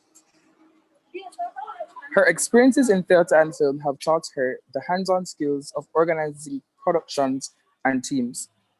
Through this, she uncovered her knack for coordination and since then had brought together several projects and events, including work with the British Council, the Jamaica Live Concert Series, and artist-based nonprofit Kingston Creative. Miss Sasha K. Hines. Sasha K. Hines is currently a final year student of interdisciplinary studies at Edna Manley College of the Visual and Performing Arts in Kingston, Jamaica. In her practice as a visual artist, she uses skills she acquired from her studies at Hartchurch NTA in 2013 to 2017 to make works in digital art, photography, and texture design. However, her practice has expanded to include other disciplines, including printmaking and installation. Sasha K has exhibited works in a few exhibitions, namely Manifestations, EMCVPA, Student Exhibitions at the CAG Cage Gallery, and Unfinished 2019. In 2018, she placed second in the UNICEF's Jamaica Arts for Human Rights competition. Sasha K. Hines has been awarded scholarships from Chase Fund, Grace Foundation, Edna Manley Foundation, and CB Facey. Miss Andrea Dempster, the co-founder and executive director of Kingston Creative, a non-profit movement to use art and culture to transform downtown Kingston and catalyze growth in Jamaica's creative economy. She's the founder of Bookophilia, a bookstore and cafe that promotes Caribbean authors. She has held senior roles in strategy development and project management within the Government of Jamaica Digital and Grace Kennedy, and has served on the boards of Jamaica Social Investment Fund, the National Land Agency, and the Public Health Committee. Andrea recently managed the arts portfolio for the British Council in Jamaica, where she developed strategy and implemented key projects in film, literature, and visual arts. She is also a business consultant and has coached creative entrepreneurs for Jamaica National's SEBI programs, Aspire Barbados, and the Branson Center of Entrepreneurship. She holds a Master of Science in Structural Engineering, a Bachelor of Science in Civil Engineering, and a Prince 2 certification in Project Management. She has studied at the Sotheby's School of Art in London, the Stanford School of Business in California, and was featured in Forbes in 2019 as one of the 10 women leading the charge for a sustainable future for Jamaica. Without further ado, let's give a warm welcome to the Kingston Creative team. Hi, everyone. Thank you very much for that warm welcome and that lovely introduction, Shamar. I'm Andrea Chung from Kingston Creative. I'm going to ask tech support just to full screen the presentation. So for those of you who are not in Jamaica, Jamaica is a very, very creative country. And we at Kingston Creative want to use our creativity to create a better country for youth and for everyone to live in. We want a country where everyone can achieve their fullest potential, especially creative people, and where our economy is prosperous. And so that's what we're working towards. Now, Kingston Creative is staffed by 100 volunteers. And, many of whom are youth, just like yourselves. And so today you're going to hear from Colin Bogle, who's going to tell you a little bit about Kingston Creative. You're going to hear from Sasha K, who's going to talk about monetizing the creative industries. And then you're going to hear from Catherine Johnson, who is our events lead, and she's going to talk about the next normal. COVID has really thrown us for a loop, but there's different ways that we are all learning to pivot in the creative industries. So without further ado, I'm going to hand you over to Colin Bogle. Thank you, Andrea. If you can scroll on to the next slide, please, I can start my presentation from there.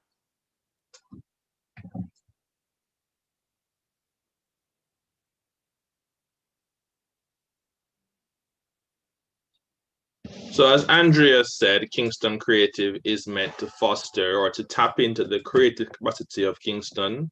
Although it has been done informally throughout the years of our history, this is a formal organization. And as a formal organization, it has a vision, a mission, and certain objectives. And I will lay them out and we'll get deeper into them throughout the presentation.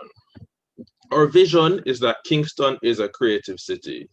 We are listed as a UNESCO city of music, but we have a deep creative capacity rooted in our history that we want to tap into. Our mission is to enable Caribbean creators to succeed so that they can create economic and social value participate in the global creative market, and impact their communities positively. We have multiple objectives, as you can see, some of which include creating an art district in downtown Kingston, developing a hub for the creatives to flourish also in downtown Kingston, to develop a healthy creative ecosystem, and to achieve positive growth in our creative economy. Next slide, please.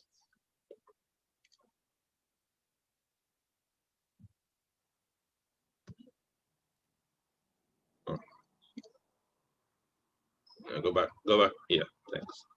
We have a few current projects that we're laying out, which are based in our objectives and take place in 3 different sections.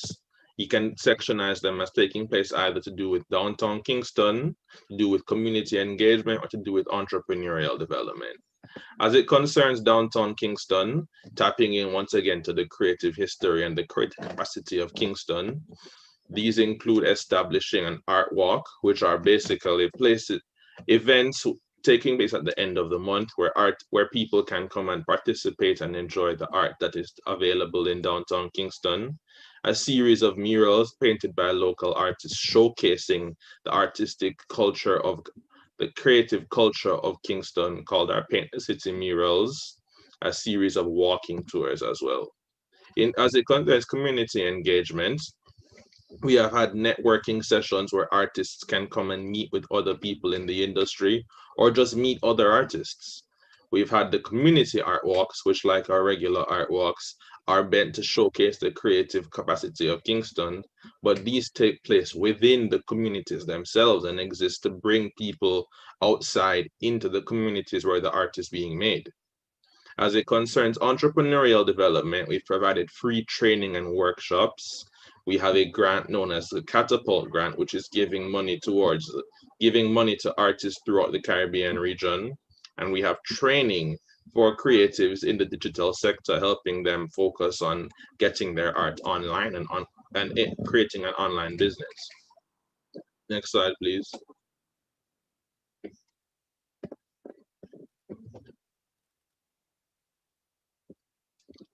From 2017 to 2020, we have enjoyed some achievements when we plan to enjoy some more going further. A few of them include that we've enjoyed 29,000 visitors to downtown Kingston thus far. We've been able to raise $39 million. We have over 100 volunteers, as Andrea mentioned, and we have hosted over 100 events. Next slide, please.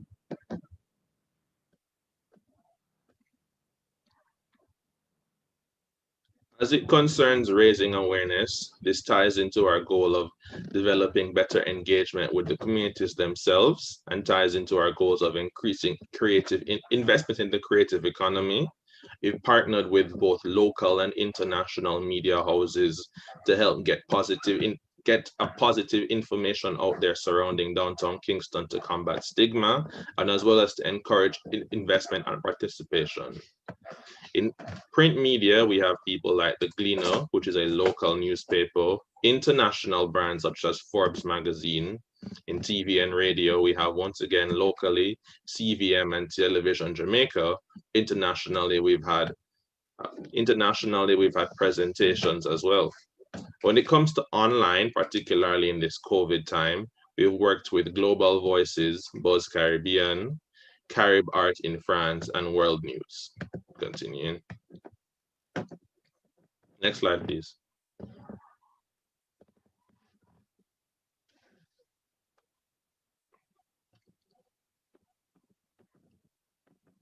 First and foremost, our most important partner is the community.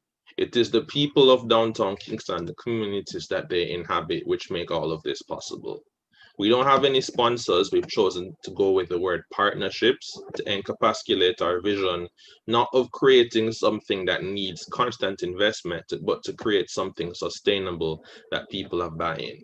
We have both international and local partners, but some of them include the Jamaica Observer, F&B Downtown, the European Union, the Tourism Enhancement Fund, and the Urban Development Corporation. Slide. Next slide, please.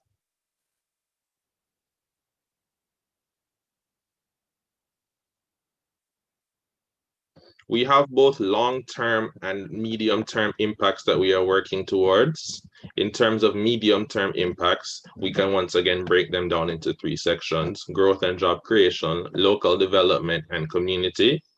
When it concerns our growth and job creation, we're working towards achieving an increase in the sale of goods, an increase in visitor traffic, an increase in the number of jobs in the creative sector and jobs on a whole, and an increase in the GDP per capita.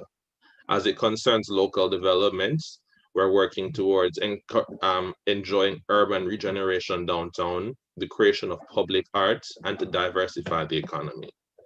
Community development, or just community in general, we are working towards achieving growth in social innovation, the reduction of stigma surrounding downtown Kingston, and an increase in community-driven social initiatives. Long-term impact now. Our long-term impact is the goal of creating a sustainable creative ecosystem that can be rolled out to other cities across Jamaica or other islands within the Caribbean. These require 6 different facets, which we are all working towards facilitating, growing, training, partnering with. These include artist studios and co-working spaces, innovation centers, training programs, audiences, festivals, performance spaces, communicators, writers, databases, and lastly, public and private investors, art funds, as well as non-governmental organizations such as ourselves. I'll now pass over to Tasha K and Catherine for the next 2 sections. Thank you, Vogel. So I'll be talking about monetizing the creative industry. We turn to the slide about UNESCO Creative Cities Network. So Kingston is a creative city, right? This was designated, UNESCO designated Kingston as one of 47 creative city of music in 2015. And I'm one of these creatives, and I can tell you that Kingston is filled with creatives. And not just Kingston, Jamaica, right? Kingston has created 8 genres of music, namely dub, rocksteady, ska, dancehall, reggae, mento, nyabingi. Think about all those music that we gave to the world. In 2019, we also won the Intangible Heritage Award for Music from UNESCO as well. So Kingston Creative believes that our powerful culture is an excellent lever to achieve social and economic transformation. And as we go to the other slide, before we brought up the words creative industries, but this time I would like to help to define it. The term creative industries describe businesses with creativity at the heart, right? And if you can look at the slide, you can see creative industries is in the heart of the diagram. And within that diagram, it points down, other bubbles point down to that area, right? So all these other bubbles basically plays into the history, the arts, media, functional creations. So for example, we have the performance art, which includes live music, theater, dance, right? We have audiovisual industries, which is film, television, radio. New media, which also plays into this creative idea. We see in the new media sphere, we see software, video games, we see digital creative content, which I believe that YouTube would fall into. Creative services such as architecture, we see design industries, which is interior and probably exterior design, also jewelry making. We see visual arts, where it's painting, sculpture, even fashion, and we think about Edna Manley College a lot when we talk about visual arts. But Edna Manley really supplies all, the graduates of these art, but not just Edna, but everyone within the art industry combines to be a part of the creative industries. But we want to also, because this is a leadership conference, we want to talk about leadership in the arts for a sec. So leadership in the arts, when we think about a leader, one of the qualities that we think about, and we should begin to think about if we're not, is creativity, right? A lot of people don't think about it, but most of the most powerful leaders within the world are creatives, right? Creative leaders can also shape how the general public thinks. Just consider the influence that TV, television, music, arts, and architecture have on our current lives, right? For example, we think about the activism for feminist ideas and equal rights and all of those things. Art has been the forefront for these things. We can also bring up the Black Lives Matter movement. Art has really helped to push these new and correct ways of thinking of things. When we also talk about leadership, we generally talk about leadership in the arts specifically. We also often talking about chief executive officers. We talk about heads of states, and we talk about next generation of entrepreneurs. What we mostly don't talk about though is how artists fit into this context, and it's so important. So youth's role as art leaders, we want to encourage, as Kingston Creatives, we want to encourage that youth would start by volunteering in this industry. We're also encouraging students to get scholarship. You want to be able to speak on art in a way that you don't sound, like you're not sure what you're talking about, but you want to go out there, you want to go get your degree within the arts industry, and also your MFAs and, all those other things. And I can tell you that the once you get these things, you can start making more moves in the industry, and you can even think about entrepreneurship, which is so important as a leader within arts. So artists, we are known to create our own jobs, right? So we can skip to the other slide.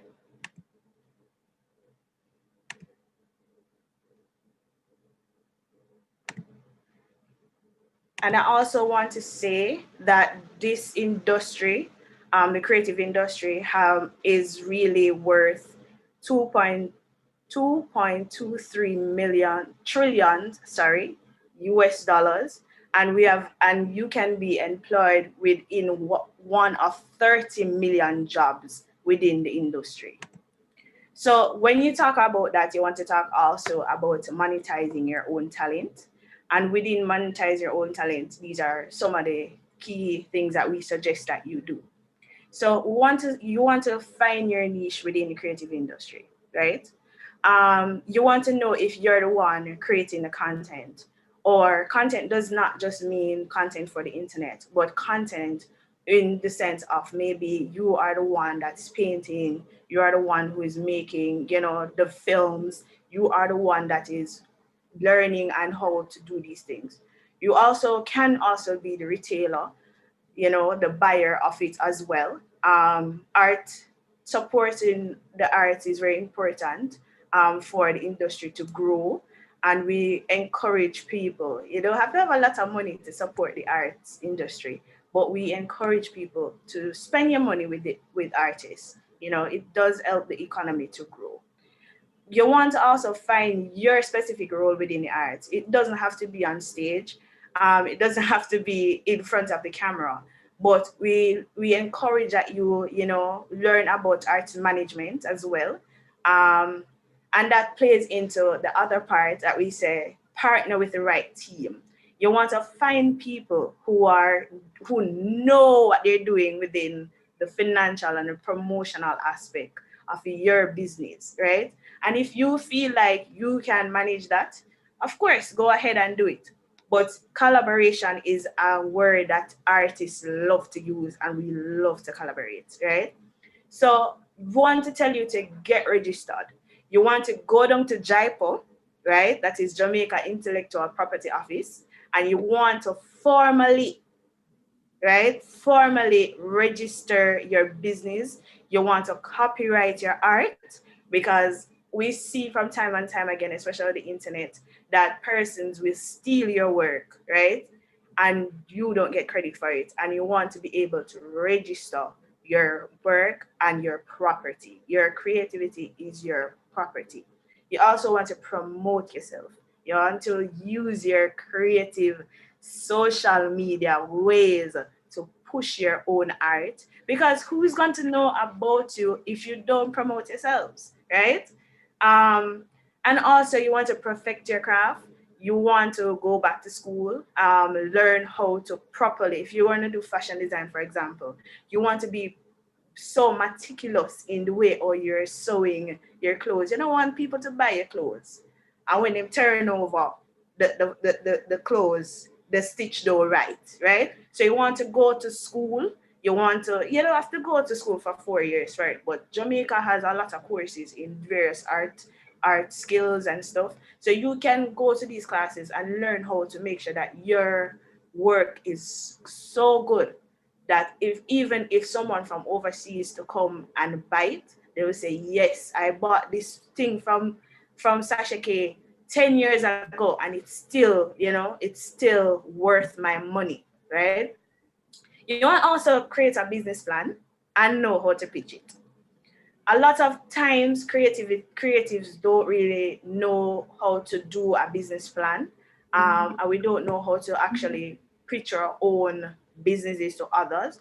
But it is so important. You want to probably get a team, and it goes right back up to partnering the right team. You want to get people on your team who know how to write a proper business plan and know how to help you to pitch this business plan so you can maximize your growth within this industry. And with that being said, I want to hand over to Catherine Johnson, and she's going to talk about the next normal. Hey, hello everyone. My name is Catherine, and as Sasha K said, I will be presenting on the next normal. So with the onset of the pandemic, it has really shifted a lot of our plans for 2020. It's pushed us in a direction that maybe some of us are not so familiar with. So the pandemic has presented three unique problems. That's distribution, digitization, and access. So because of certain protocols that have had to be put in place, like lockdown and curfew and social distancing, it has affected the old normal, I guess, of how we used to do things. And that's closure of venues, limited access to physical events, limited access to physical sales. And then it created a new issue where we realized because we have to go virtual, it brought up that awareness that we're not so tech savvy, maybe not so adept in the virtual world. And so we've had to think of new ways to pivot and move into the next normal. And what are those ways? So we have put in place online trainings, switched to virtual events, come up with arts grants that provide emergency COVID relief funding, street art murals that have also been fitted with augmented reality and virtual tours. Could we move to the next slide?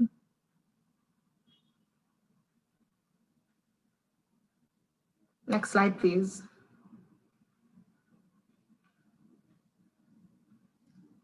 So first off is the digital trainings. So as I said, we have come to realize that maybe some of us aren't so tech savvy, not too sure how to set up an online presence, not too sure how to sell our goods online. And so we have partnered with a number of other businesses to provide these digital trainings that provides a skill to help people, creatives specifically, navigate their way in the virtual world. We have had through Sagicor trainings on e-commerce, through Jampro, we have created trainings that help creatives to develop an investment-ready pitch and show them the best ways to pitch it to an investor. And through the Catapult Arts Grant, which is our most recent grant, partners, American Friends of Jamaica and Fresh Milk, we have provided trainings in digital marketing, social media, protecting your IP. Sasha K spoke about IP earlier on, and of course now if we're going completely online, it's so easy for someone to take your work offline and claim it as their own. So learning about IP law and learning how to protect your intellectual property has become very important. And we've also had trainings in project management. It's a whole different thing managing a project, on the ground and in person than it is online. And now we have to know both sides of the world. So we've created trainings and offered trainings, I should say, in all of these areas to help creatives just kind of navigate their world through this new normal. Next slide, please.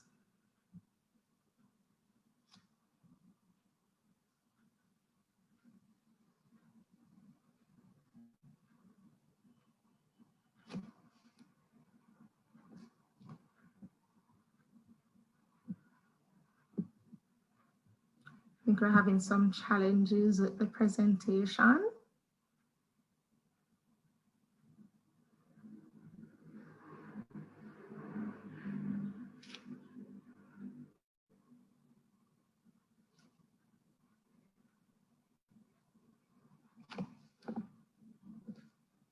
Okay, we're back up.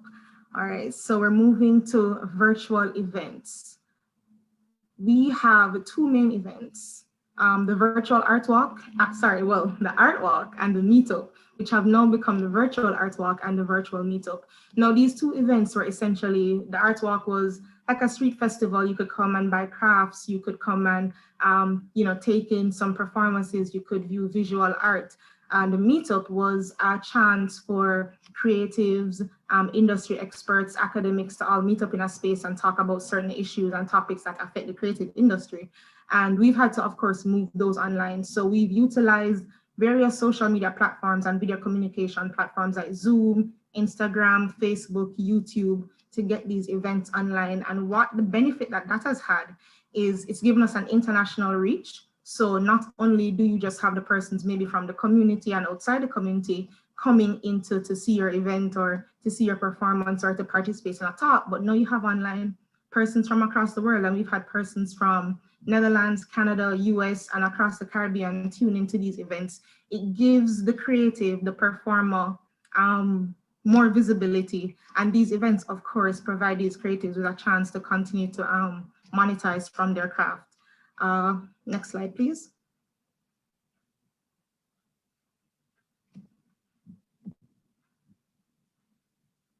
Okay, so arts grants.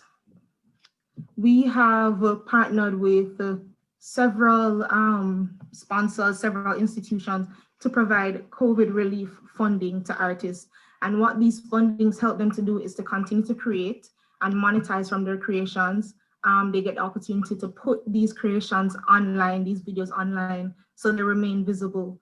As I mentioned before, one of our most recent grants is a Catapult Arts grant. And you can see on the screen here, it had several sections, the artist showcase, consultancy vouchers, showing your work as a creative online, digital trainings, virtual salons. And again, these just provide creatives who, a lot of their ventures, a lot of their events, their sales have been thwarted because of COVID, provides them with a way to still continue to create that economic impact, monetize, keep themselves afloat, keep themselves visible, give them an opportunity to network and connect with other creatives. We've also had grants with Sagicor, TEF, a number of institutions that provide similar COVID relief funding. Next slide, please. Okay, so make the street your gallery. We have commissioned several visual artists, several muralists, through the help of sponsors and partners to install murals across downtown Kingston. And what this does, it provides the community and the wider area with a way to still continue to view art. So in a COVID-proof way, you may not be able to gather in galleries and view art the same way you once could, but this is in open air. You can make the streets your own gallery. You can walk through downtown Kingston and view lovely art. And again, it was another way to provide visual artists and creatives with a way to continue to monetize from their craft. And also some of these, well, we can move on to the next slide. Some of these murals have been fitted with augmented reality. So you don't even necessarily, well, one way is through an app that you can download onto your phone, hold it up to the art pieces, and they come to life. It's a new way to fuse, your typical mural with new technology and reach international audiences and younger demographics to really get them to see art in a new way and really spread the work of creative, because also through these apps, you creatives can be connected to the artists that created that particular work. So augmented reality is really just another normal, I guess, and we're hoping to fit more of our murals in future with this augmented reality. Next slide.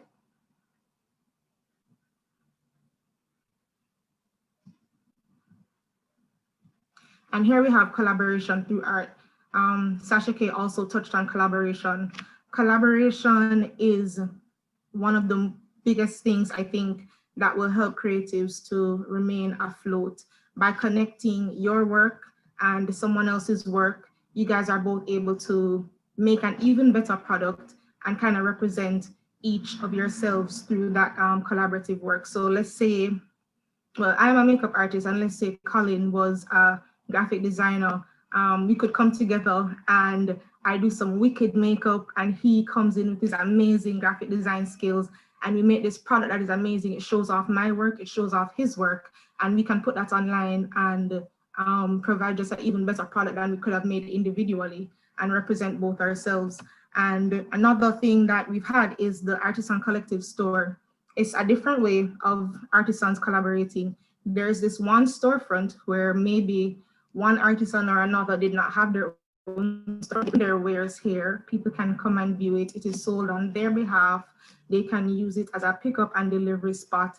And again, another COVID-proof way. So they don't all have to have their individual storefronts doing all of their own physical sales, people gathering in the store. They can leave their crafts there. It is sold on their behalf. People come on their own time, maybe on a schedule, pick up, buy, look around, and they still can collect the money that they would have made from their crafts without even having to be present.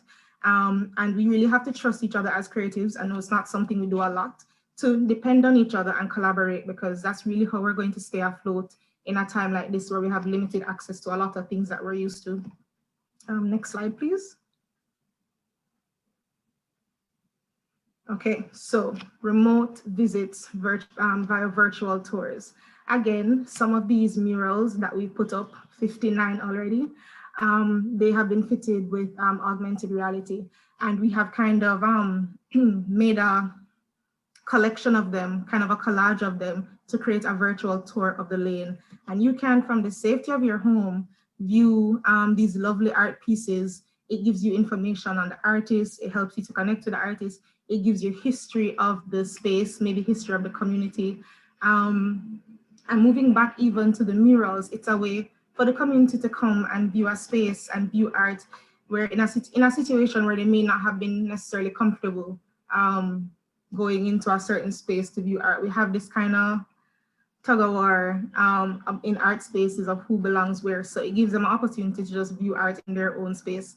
But these virtual tours, yes, you can, from the safety of your home, the safety of your screen, your phone screen, your laptop, kind of just view the work without even having to go there. So another COVID-proof way to keep in touch with the art world without leaving your homes. Next slide, please. Or is that the last? Okay. All right. So on behalf of the team, Colin, Sasha K, Andrea Dem-Sachong, myself, thank you so much for staying here and viewing our presentation, hearing us out on what Kingston Creative is, the next normal of events and the virtual world, and of course, monetizing from your creations. I hope you guys enjoyed the presentation. We did enjoy presenting it to you. And thank you. Thank you again. All right, thank you guys so much. This is really a different way to look at like creativity and art with the augmented stuff. It seems really interesting, and I'm hoping that in the future, a lot of us will get to do the virtual tours, because it seems like something very. I hope you guys add to those numbers of visits that we have downtown. Definitely. All right, no problem. Definitely. Yes. So we're going to move on now to our next presenter. Okay, well, guys, thank you so much as well. So once again, we're going to present Deborah. As I was telling you before, she is a lecturer in cultural studies in the Institute of Caribbean Studies within the Faculty of Humanities and Education on the Mona campus of the University of West Indies. Well, as I was telling you before, she's not here today, but she has a video presentation and she's going to talk about creative economy as well. So yes, so here is the video. Hope you enjoy it.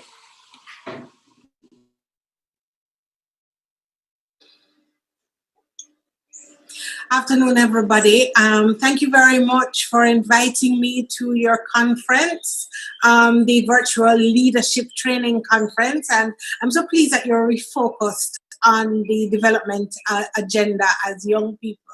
My name is Dr. Deborah Hickling Gordon, and I'm really excited about being here with you. I'm from an organization called the Institute of Caribbean Studies from the University of the West Indies. And that's where we teach what we call cultural studies, and we teach also courses to do with the cultural and creative industries and the cultural economy. Some of the things that we're going to talk about today: culture, creativity, and performance. It's a cutting edge space, and we are really excited about the stuff that we do at the Institute of Caribbean Studies in cultural studies. So me, what do? I curate information about various aspects of culture. I work in media, I work in radio and television. I make presentations like this very regularly. And I work in the cultural economy. That's what we're talking about today, the cultural economy. I create content. I am literally a television and radio producer and presenter, or have been during my career. And I've listed all the things that I've done as a participant member of the cultural economy in Jamaica. I have worked in radio, in television, in theater. I've done business. I have a couple of businesses, and I'm involved in a number of businesses in culture and creativity. I've worked in government, and now I'm involved in the process of academics. So I'm teaching culture and teaching cultural and creative industries. And this is a range of activities that you have available to you once you get involved in cultural and creative industries. So we're talking about this thing called the cultural economy. What is that? That is the system of production of creating goods and services in relation to cultural and creative activities. So what it means is that we create cultural goods and services. We produce, so we do the creativity part. We come up with the ideas. We work out what elements are going to be involved in cultural and creative industries or cultural and creative products and services. We then produce them: music, theater, dance, drama, film, video games, all the various things that we know to be a part of the cultural and creative industries. We go through the process of producing them. So we have to figure out how to produce them, what's the most efficient way to produce them, what are some of the means by which people produce them, what do people need to produce them. Do you need a sound stage? Do you need a microphone? Do you need an artist? How do you put all the pieces together to create the cultural or creative content? These things that you use every day. And then we have to distribute it. We have to get it to the various people who use it.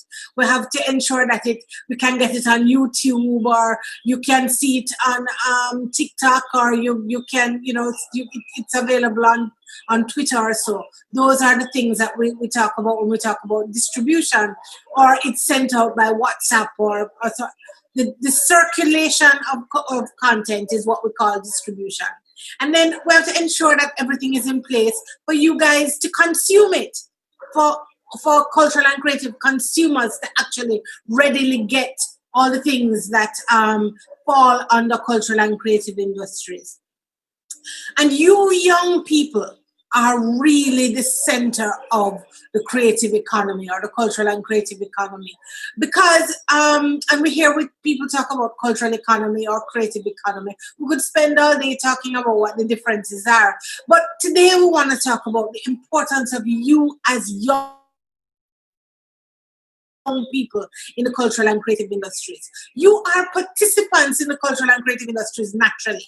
You are on social media, TikTok, YouTube, Instagram, Snapchat, WhatsApp, and some of you might do Facebook. Or the old foot like me will do Facebook from every now and then. But you're playing video games. You're certainly on your Nintendo and your Wii and your Xbox and your PlayStation and so on. And you are the people who are watching Netflix, and getting your content off of social media.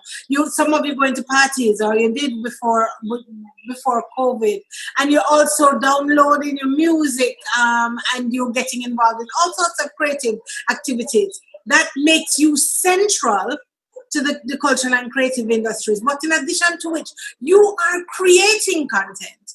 We call this group of young people Generation Z, the prosumers, because you are not only consuming cultural and creative products and services content, you're also producing cultural and creative content, and you do it every day. Sometimes you don't realize when you're doing it because it's so easy for you and it comes so naturally. So essentially that's what you do as a part of the cultural and creative industry. Some of you even make money doing it. Some of you do it as fun. For some of you it's just a pastime. But you are active participants in the cultural and creative industries. So today I want to say to you, if you're already naturally participating in the cultural and creative industries, why then don't you think about it from the perspective of development, from the perspective of making your nation better, from the perspective of doing things in ways that help our not only our nation, but our region, the Caribbean region, and our world to thrive and to exist in a better space. And that's what we talk about when we're talking about development. And today we're talking about cultural economy and development.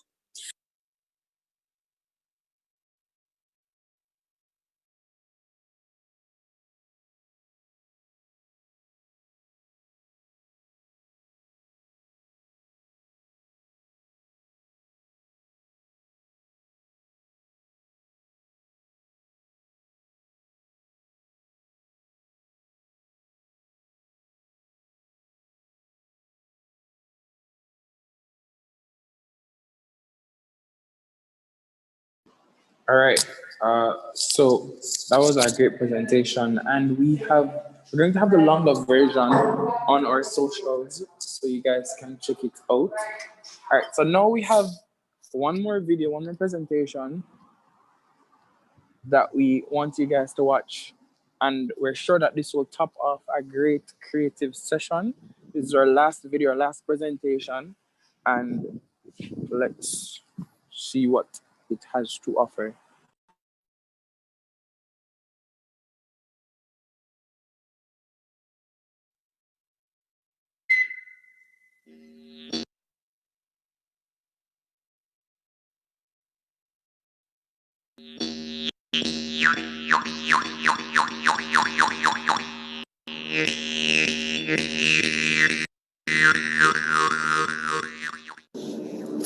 Dear participant of the conference, I am Aina. I am Ella.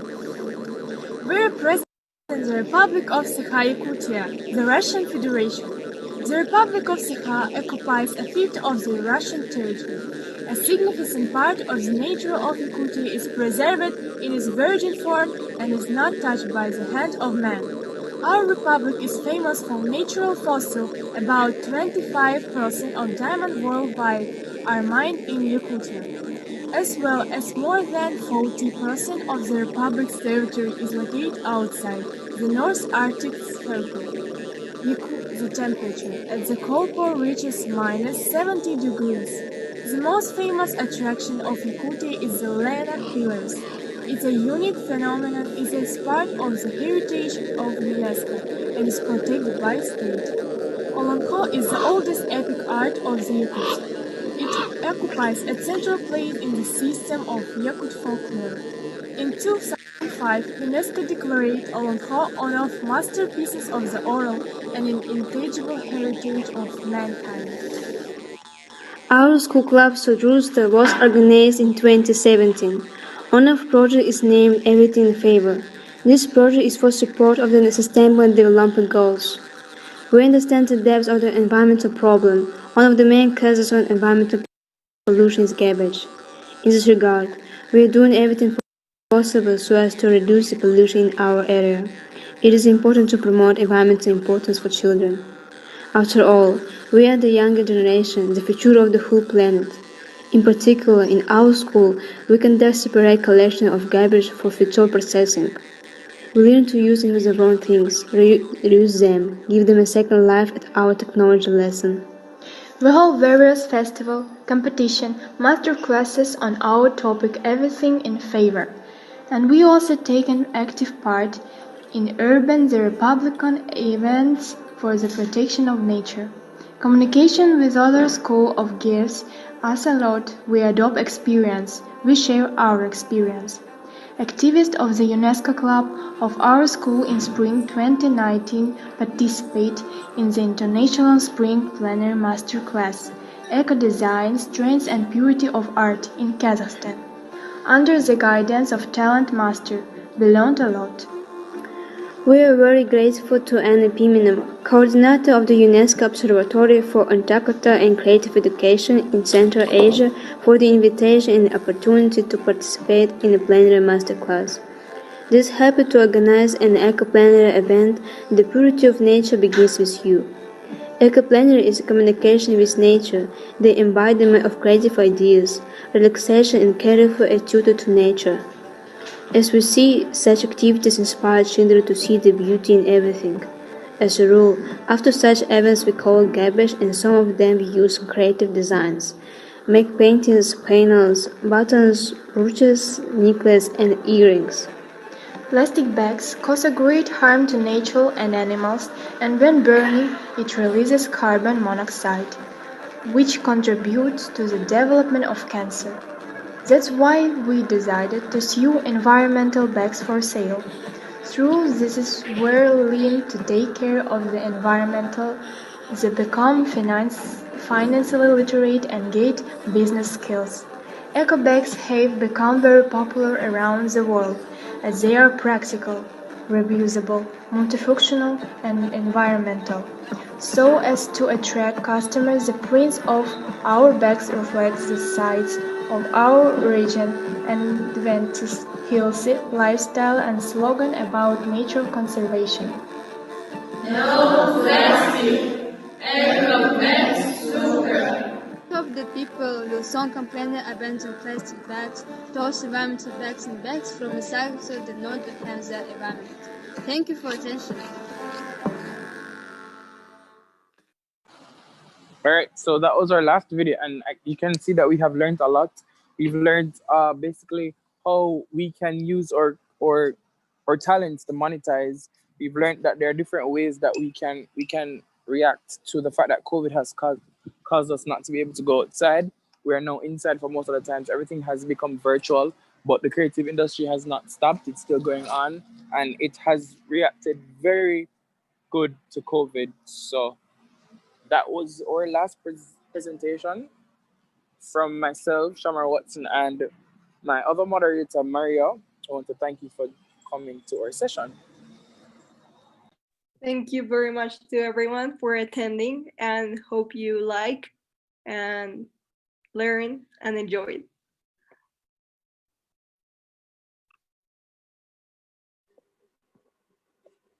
All right, so good afternoon, everyone. Right now it's probably evening. I know that it's probably night for some persons. And we have completely concluded. We're now at the end of the conference. I know it's been a really long day for other persons, and we do appreciate everyone that is still here and that has still stuck around, because we know that it's not easy. Over 6 hours now, we've been online on the computer screen, listening to all the inspirational speakers coming on, getting all of that information, that valuable information that we need for holistic growth and development. So we really do appreciate all the persons that have been tuning in and all the persons that have been participating in the discussions and in the giveaways.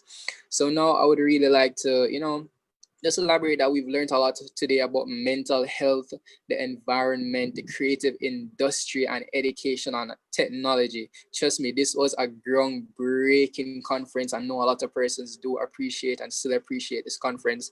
And just a reminder that you can also share it with your friends, because it will be available on the YouTube page right after we have ended, or right after we end rather this conference. So just a shout out to our biggest sponsor for today, which is UNESCO, JNC UNESCO, which is our biggest sponsor, and also UNESCO Caribbean Office for offering this Zoom platform for us to host this conference. We really do appreciate our sponsors and UNESCO Caribbean Office for facilitating us today, and also the teachers and UNESCO clubs for coordinating this event, for helping us to coordinate this event, and also the presenters and the moderators. Excellent job for the moderators today. The moderators, trust me, they have been doing a lot from morning. We've been doing a lot of preparation to make sure that this event was a success. And I believe I speak for everyone here when I say that it was indeed a success, right? And I also want to thank all the persons who spoke at the opening ceremony.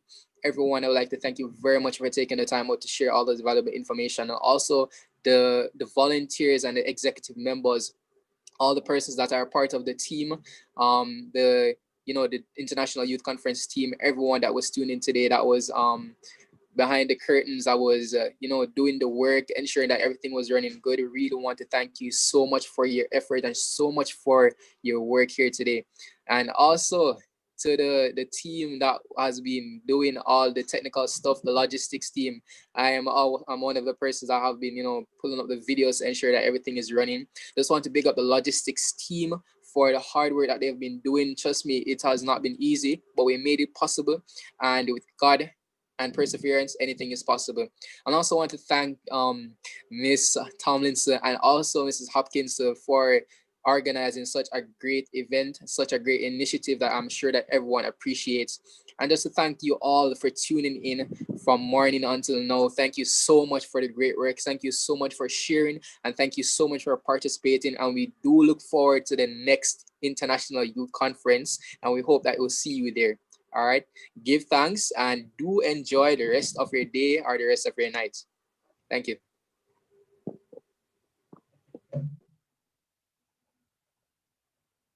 Okay, guys, I want you to understand that when we pause, it's just because there's a